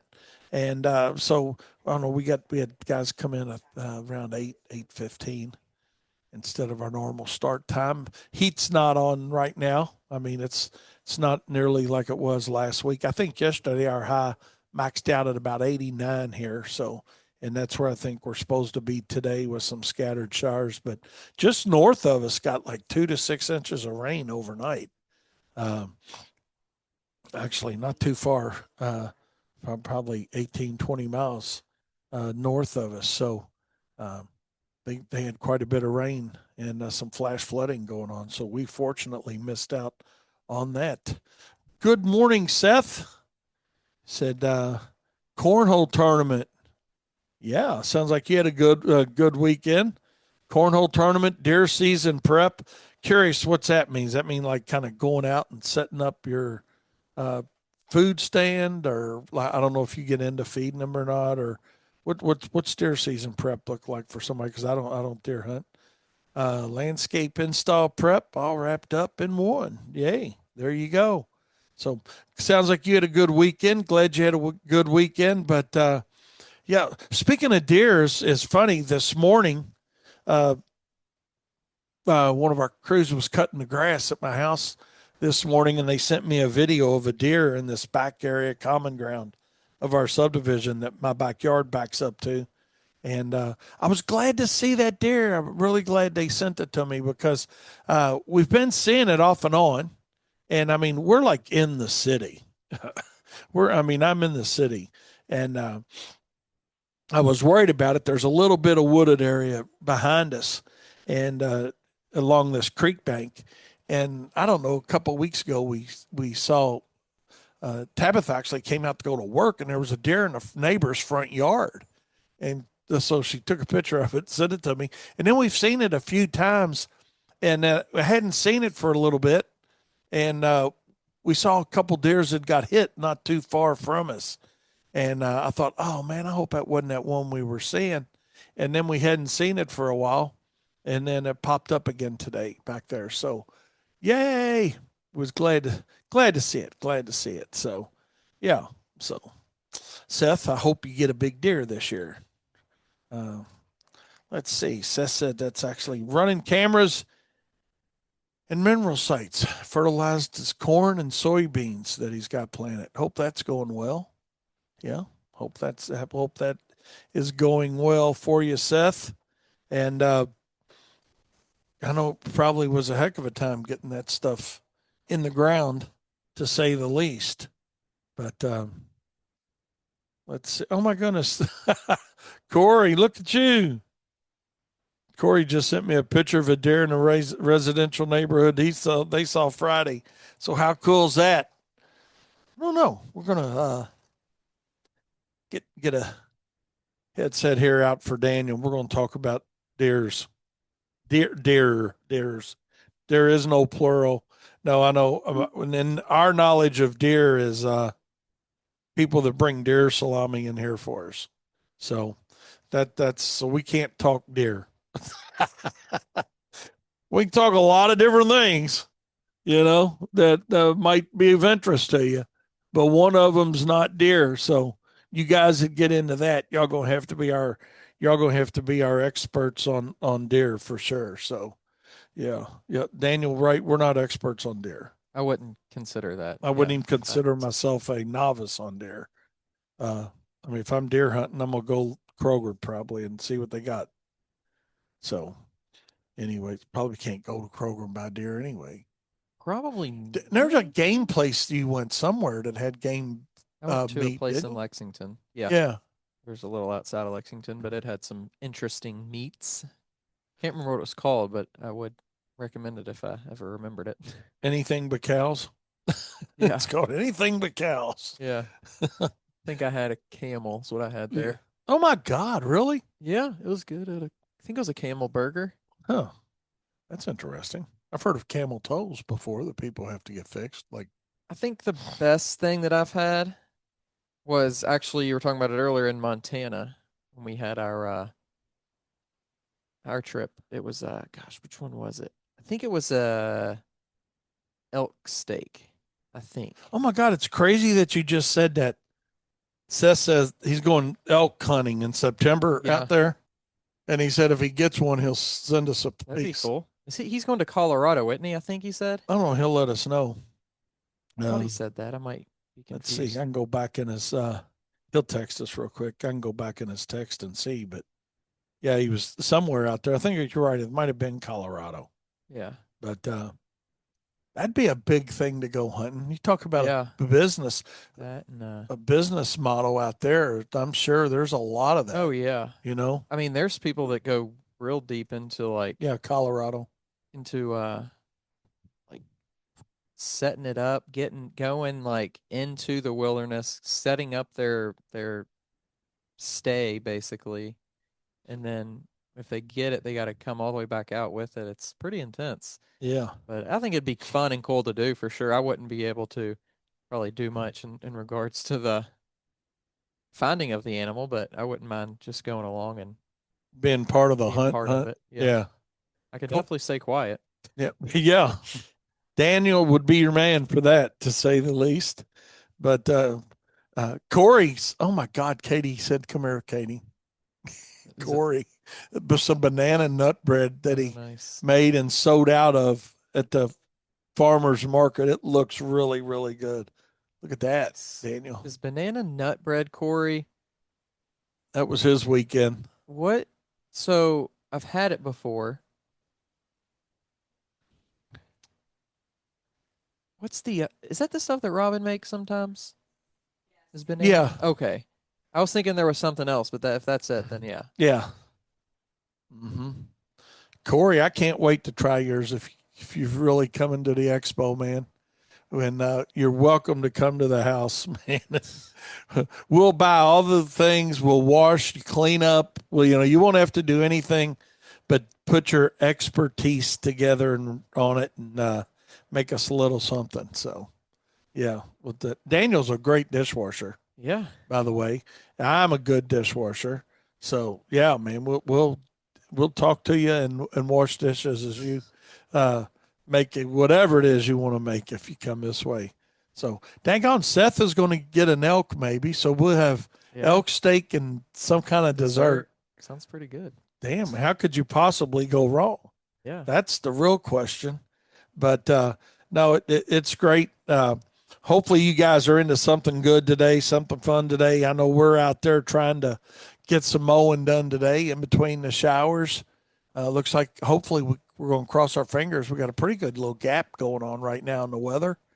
Like I said, we had a little bit of rain this morning, but it wasn't even a tenth. But it looked a lot heavier coming, and Bam told us it was going to be dissipating, but still, it was worth the little bit of delay that our delay we went on, you know, to just make sure rather than getting everybody here and not being able to do nothing with them for an hour and a half or hour and 15 minutes. So it all worked out pretty good, I think. So far, so good. We'll keep our fingers crossed on the weather side of it. And then also, we're getting some lawns treated today. And other than that, it looks like our weather the next couple days is just going to be kind of some scattered rain. If you get the rain, it's going to be heavy. If not, it's not going to be too hot like last week. So we're not having to worry about heat index problems or those kind of things, which makes it nice because last week was hot for a lot of people, Mm-hmm. you know. So hopefully that's settled down for you guys as well. I think yesterday our high was 89, so it was our first day, and I think they said 8 days or 9 days that we were below 90, and Wow. so yeah. And then tomorrow's supposed to be about the same, and then get a little bit warmer but less humid. They were saying so. We'll see how that pans out. So as we lead into July 4th weekend, I'm sure fuel will be going up in cost. So Yeah. get your fuel. True. Get as much if you don't have it on site. Get your stuff filled up. The sooner the better. And I know some of you guys are getting fuel daily, like we do. I mean, or almost anyway. And so get it early because the fuel's going to go up for 4th of July. It always does. And ours pumped up to like 319, but then it was back down to 301 or something at the end of last week, which Yeah. was I think it was at 320 this morning, wasn't it? wasn't I didn't It- see this morning. I think. So it's back up again. Passing it, I kind of think I saw that, but it could have been a 312. I don't know. I think I saw a 2 somewhere in there. Probably is. I mean, it's 4th of July week, so Yeah. it's time to start gouging people. You Yeah. know, How it So- goes. but we shouldn't say that. That's not fair to the oil industry. But it sure is funny how around holidays, and they say it's supply and demand, right? But simple economics. Well, how about the simple economics of running your business the same way, whether it's lawn and landscaping or whatever it is? We're going to talk about that side of it here. We'll be right back with more Profit Time here on Turfs Up Radio. Your industry, your station. Don't you go anywhere. As we pop on into our show today and want to talk about a few things, before we get into that, I want to give Aaron a shout out on a great show this morning, and Eric and Jennifer Jones. Now we can call him Jones, right? Yeah. It's Yeah. official. It's official now. They got married Saturday, and they were talking about that a little bit on their show and talking about relationship and business too. But I mean, it was really cool, listening to them talk about how happy they are, and I'm really happy for them, and yeah, just happy for them. So. And Daniel's had a great show as always. And Daniel, just to touch on something, you were talking about olive oil. Part of what you were talking about the utilization of olive oil, Yeah. and so a good quality olive oil. I know, I generally buy what I think is a good quality Yeah. olive oil, but I didn't realize they had not so good quality olive oil. Just like anything, you have good quality coffee, you have good quality tea, you have good quality. So what are they grass putting seed. in with the olive oil in a? I really have to look deeper into it because I did look into it at one point.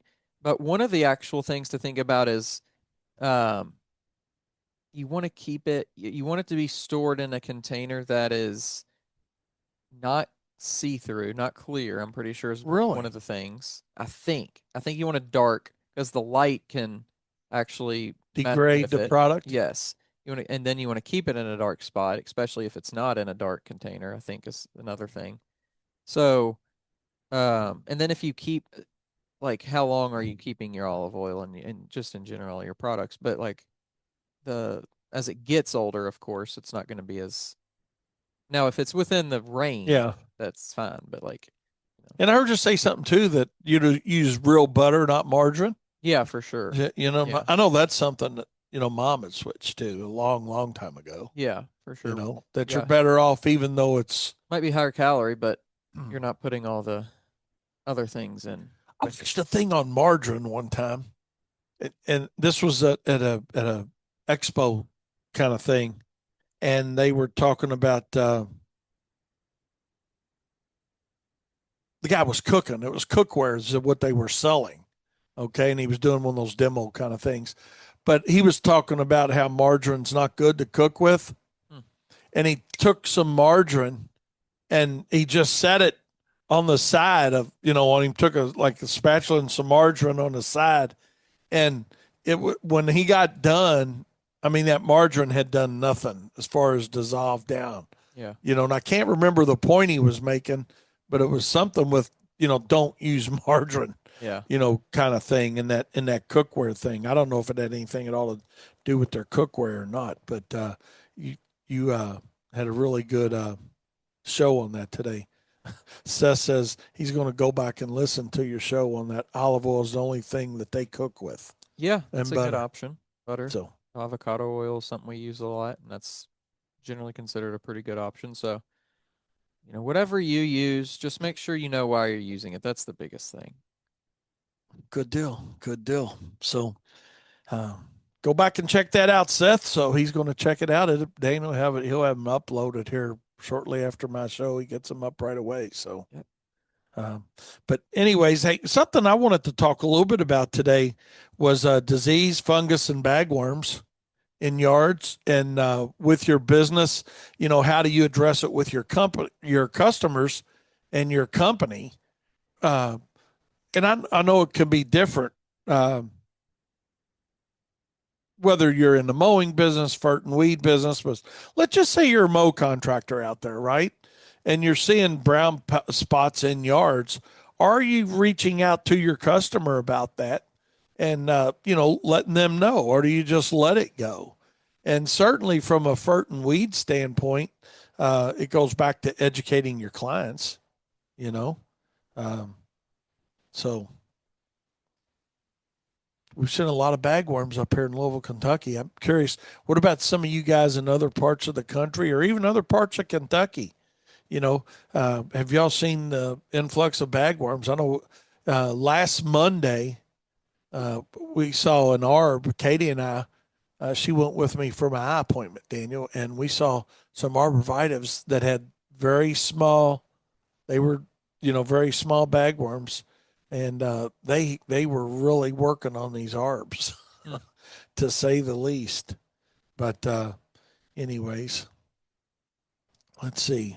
Mike says, question: is it worth it for a small operation, say a one truck, to have 1 or 2 days mowing list? That would make the use rates low for the overhead that comes with it. I'm just curious on your thoughts. I'm really considering dropping mowing altogether next year. First of all, Mike, that is an absolute great question. And I would love for you to send it to where, Daniel?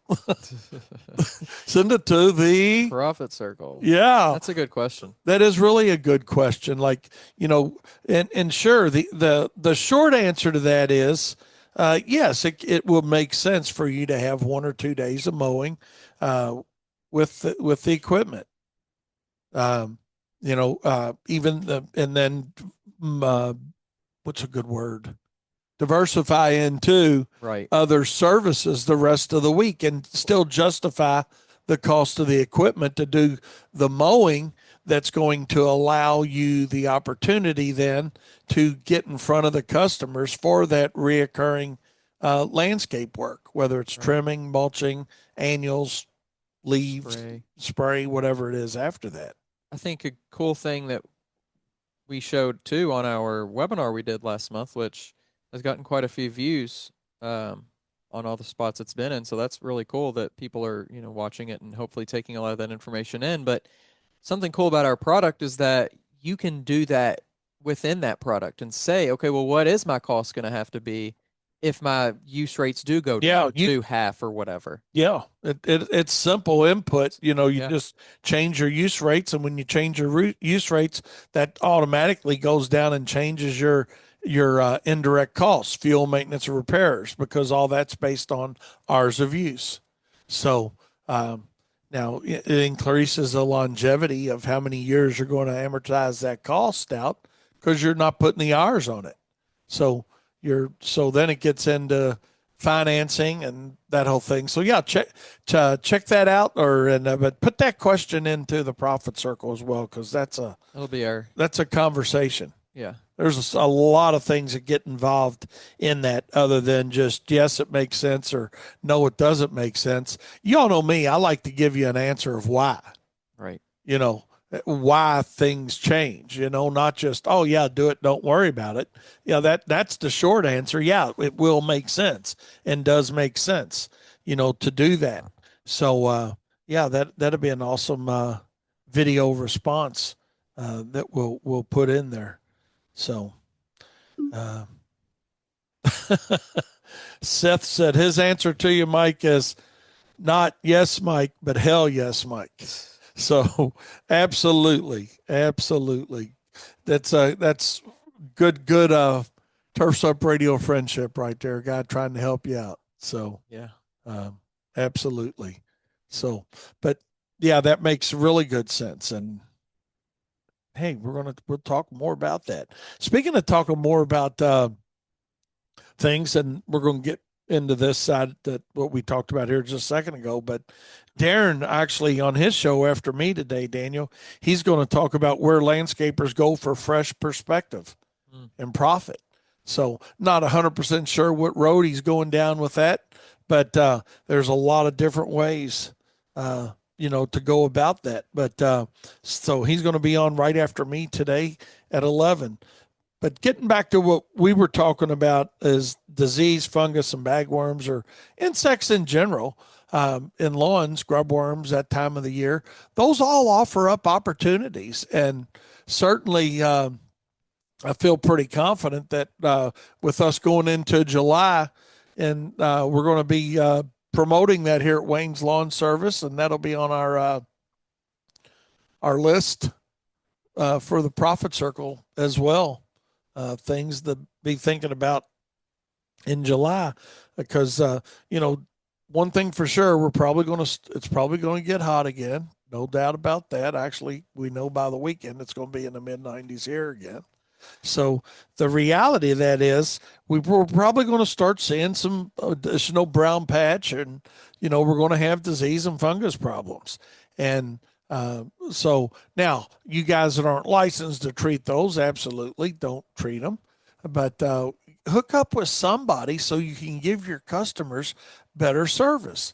Even if you're the liaison or the go-between, you know, uh, there's value in that for your customers, and there can be certain amount of profit dollars there for you hooking your customer up with somebody that that can help them.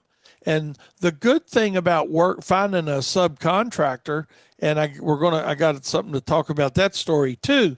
But the good thing about finding somebody that you trust is that, if you can work with somebody that's predominantly what they do, you don't have to worry about them coming back and, doing something else for your customer. And now let me say this too. We treat lawns for several of our competitors here in Louisville, and we're full service, but our association with them and our partnership with our competitors is a spray only situation. If their customers ask us about anything else, we refer them back to the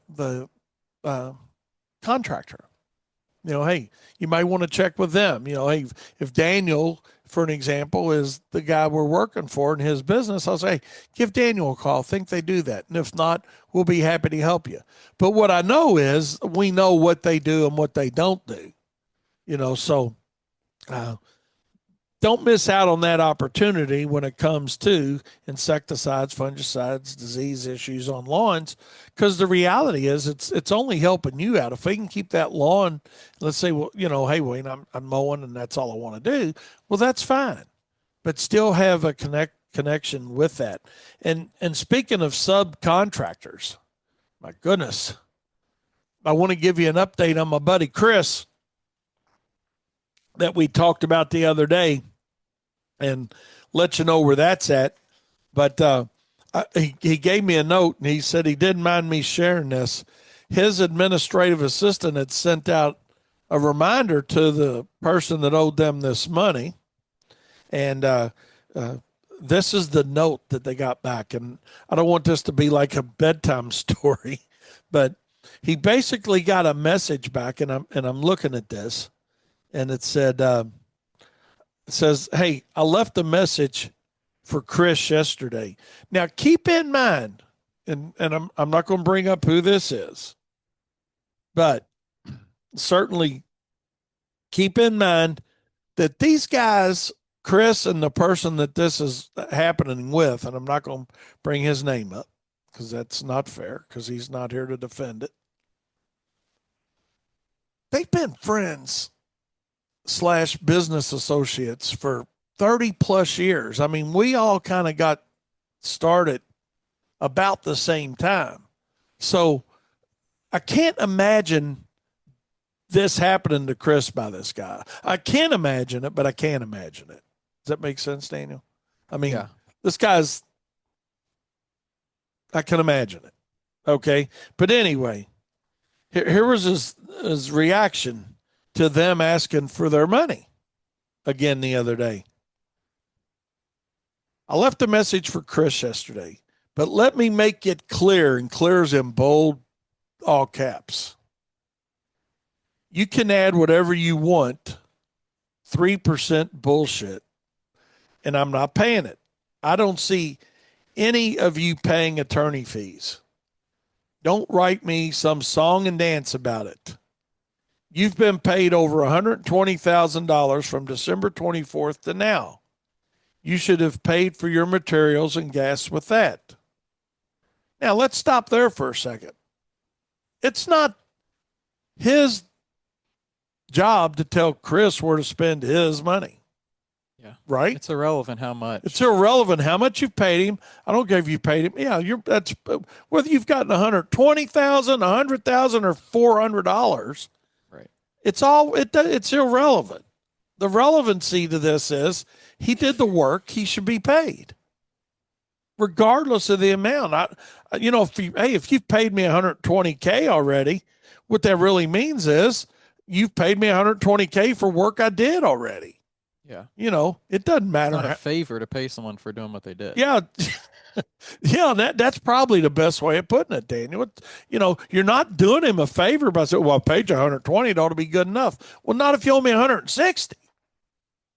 I mean, these can be hundreds or thousands. It doesn't matter.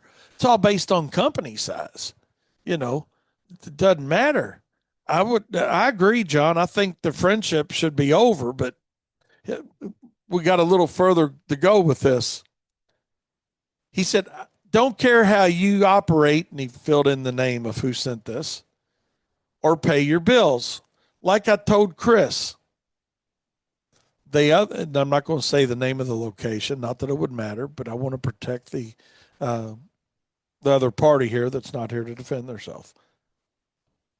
That account rides out with me to the end. Check your grill for the other payment, paid in full. I don't want to hear from you again. Chris has always been told he would be paid when we're paid, as he is a sub of a sub. If you don't want to work for us in 2026, don't. But you will be continued to be paid once we get paid. And then he put his name pissed off in his last name. Now, 30 plus years of being a friend or knowing this guy and friendship, all right, if you will, some, I'm sure, you know. Now, the first thing I asked Chris when he was talking to me about it, I said, man, do y'all got a contract in place? And Chris, like, no, not with him. You know, I mean, because Chris is like we are, Daniel, on that. Other than that, he's got shit in writing. Right. You know, I mean, he said, no, I do not have a contract written with him, man. I just, same way, and Chris and I were joking about this, same way that Chris and I don't have a written contract. And I share that with you guys because that's what we both learned in this, that moving forward, we will, you know, because if something would happen to Chris or something would happen to me, let's take it to our level because Chris does quite a bit of work as well for us. You know, we need to have something in writing that has a clear path of understanding. And I think if they had that in this case, I don't know that this would solve the problem.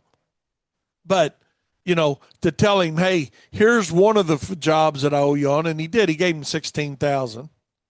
But he says the rest you're riding out, you know, I still don't think that's his decision to decide who's riding what out. And, you know, let's see what we got here from you guys.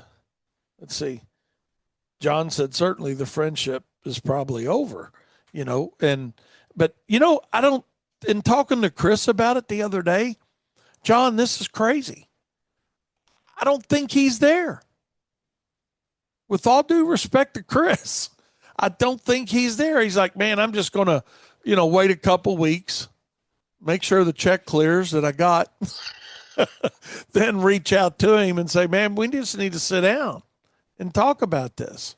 Yeah. What? I mean, I think that's a really great approach, honestly, because I mean, what else can you do? What Yeah, else are you going to be able to do? I mean, you don't like you said you can't take any legal or it'd be hard to take the legal action because you don't have anything written. So that's tough to take that approach if you even wanted to. But you can either be mad and not talk and things can fester and get worse, or you can just sit down and talk and things can get worse or they can get better. yeah, There's no getting better when people, typically when when the problem's not solved. yeah, right. That's right. I mean, getting frustrated, getting mad, going to beat somebody up. Corey jokingly says riding at dawn is what's going to happen. He said, I'm fighting somebody that owes me $300. Yeah, I mean It's all relevant, it's all the you just know. the what trying to get what you You earned it. It goes back to what we talk about, right, Daniel? You earned it. You deserve it. Go get it. yeah. You know, and so I hope it gets worked out. If somebody would ever give me the ultimatum of don't want to work for us, then don't. Then I'd say good. We're not. You know, Chris has got the equipment and the ability and the manpower to go out and work for anybody he wants to. I mean, Yeah. you know, with snow, we kind of help each other out within areas of the city, like a lot of you guys listening to us do.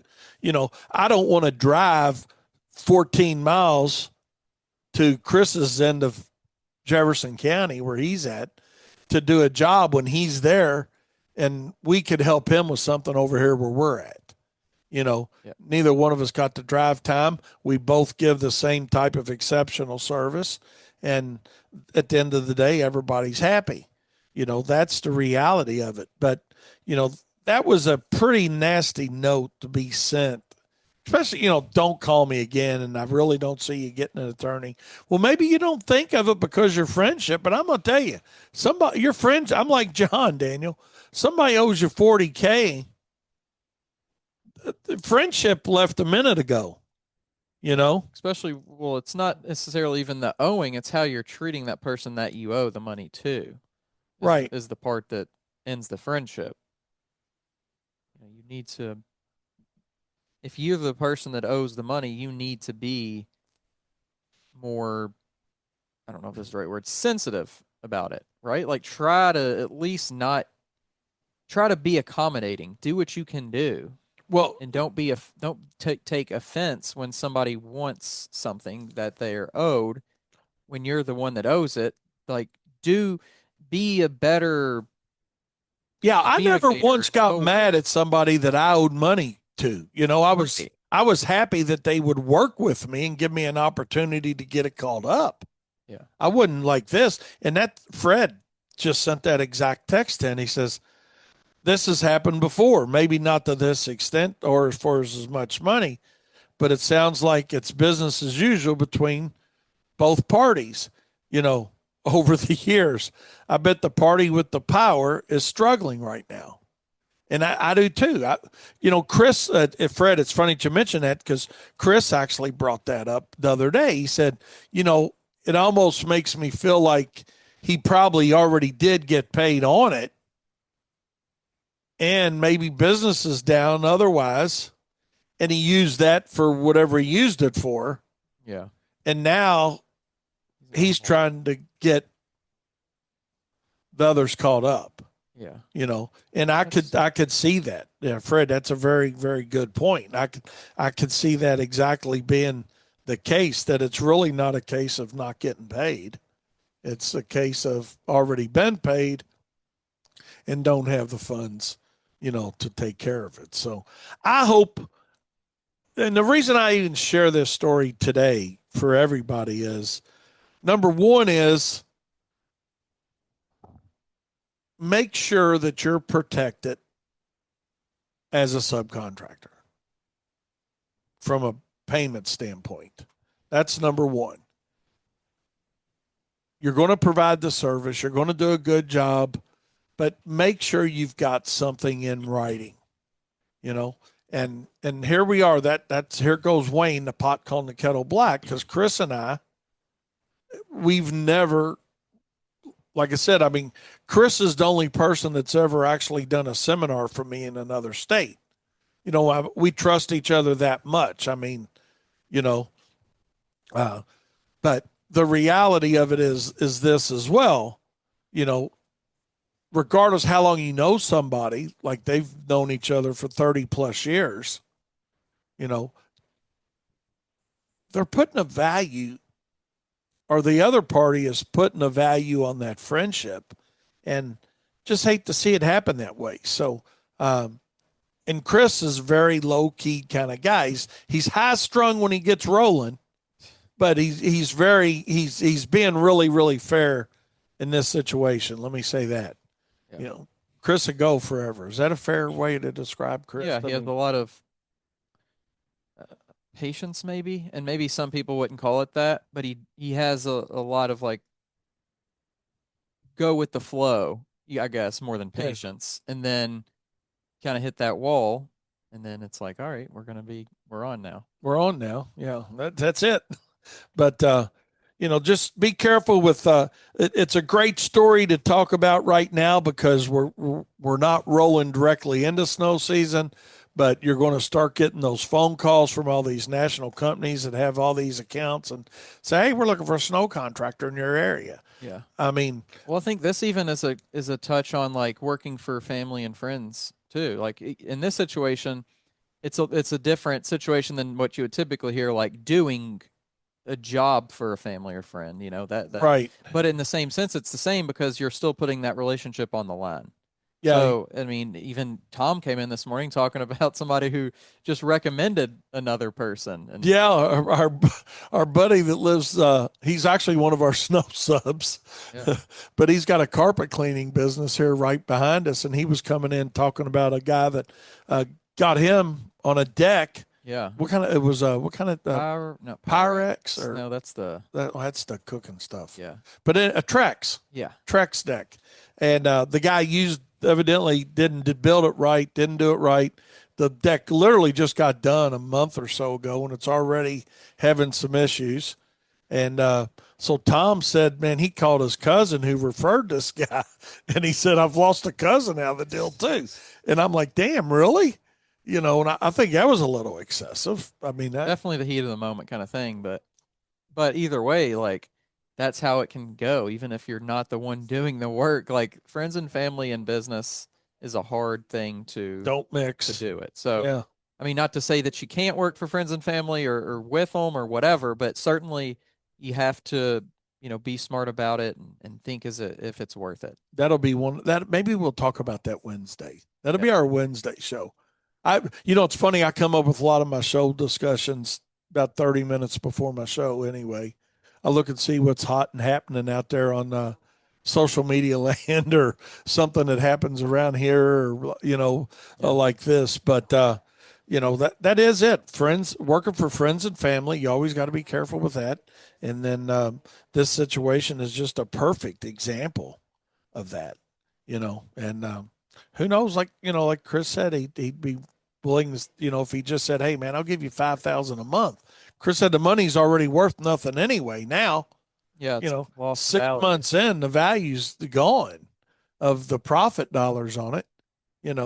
So, uh, anyways, let's take a short break before we come back and wrap it up and move on down the road with Landscape Hero here shortly. So we're going to take a short break. We'll be right back with more Profit Time here on Turfs Up Radio. Welcome back to Profit Time as we wrap it up today on this June 30th, Monday. I hope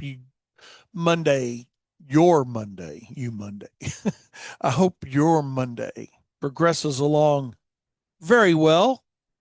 Maybe it didn't get started off great, and maybe it did. But regardless, hey, keep it straight, keep it between the lines. I appreciate you guys and all your input as always. And the reality of it is simply this. My show without you guys is zero. I need Gerald's input like we get. I appreciate that. Share it and be sure to share Turfs Up Radio around all your social medias because we are here for a great opportunity and great time to share ideas and businesses strategies with everybody. Speaking of business strategies, tonight at 7 p.m. we got our monthly Zoom meeting in the Profit Circle. Be sure to join us. Looking forward to that. And it's just our monthly follow up where we just everybody gets together and talks about what's happened during the month. And so be sure to join us. You guys in the Profit Circle, you know how to get there. Daniel sent out a reminder link on that just a few minutes ago. Stay tuned all day long to Darren Grinner coming up next here on Turfs Up Radio. He's going to talk about landscapers and keeping a fresh perspective on profits. How much more exciting could that get? I'm looking forward to that, Darren. So hang tight in that. And we will certainly see you guys on Wednesday. And remember, profit is not a dirty word.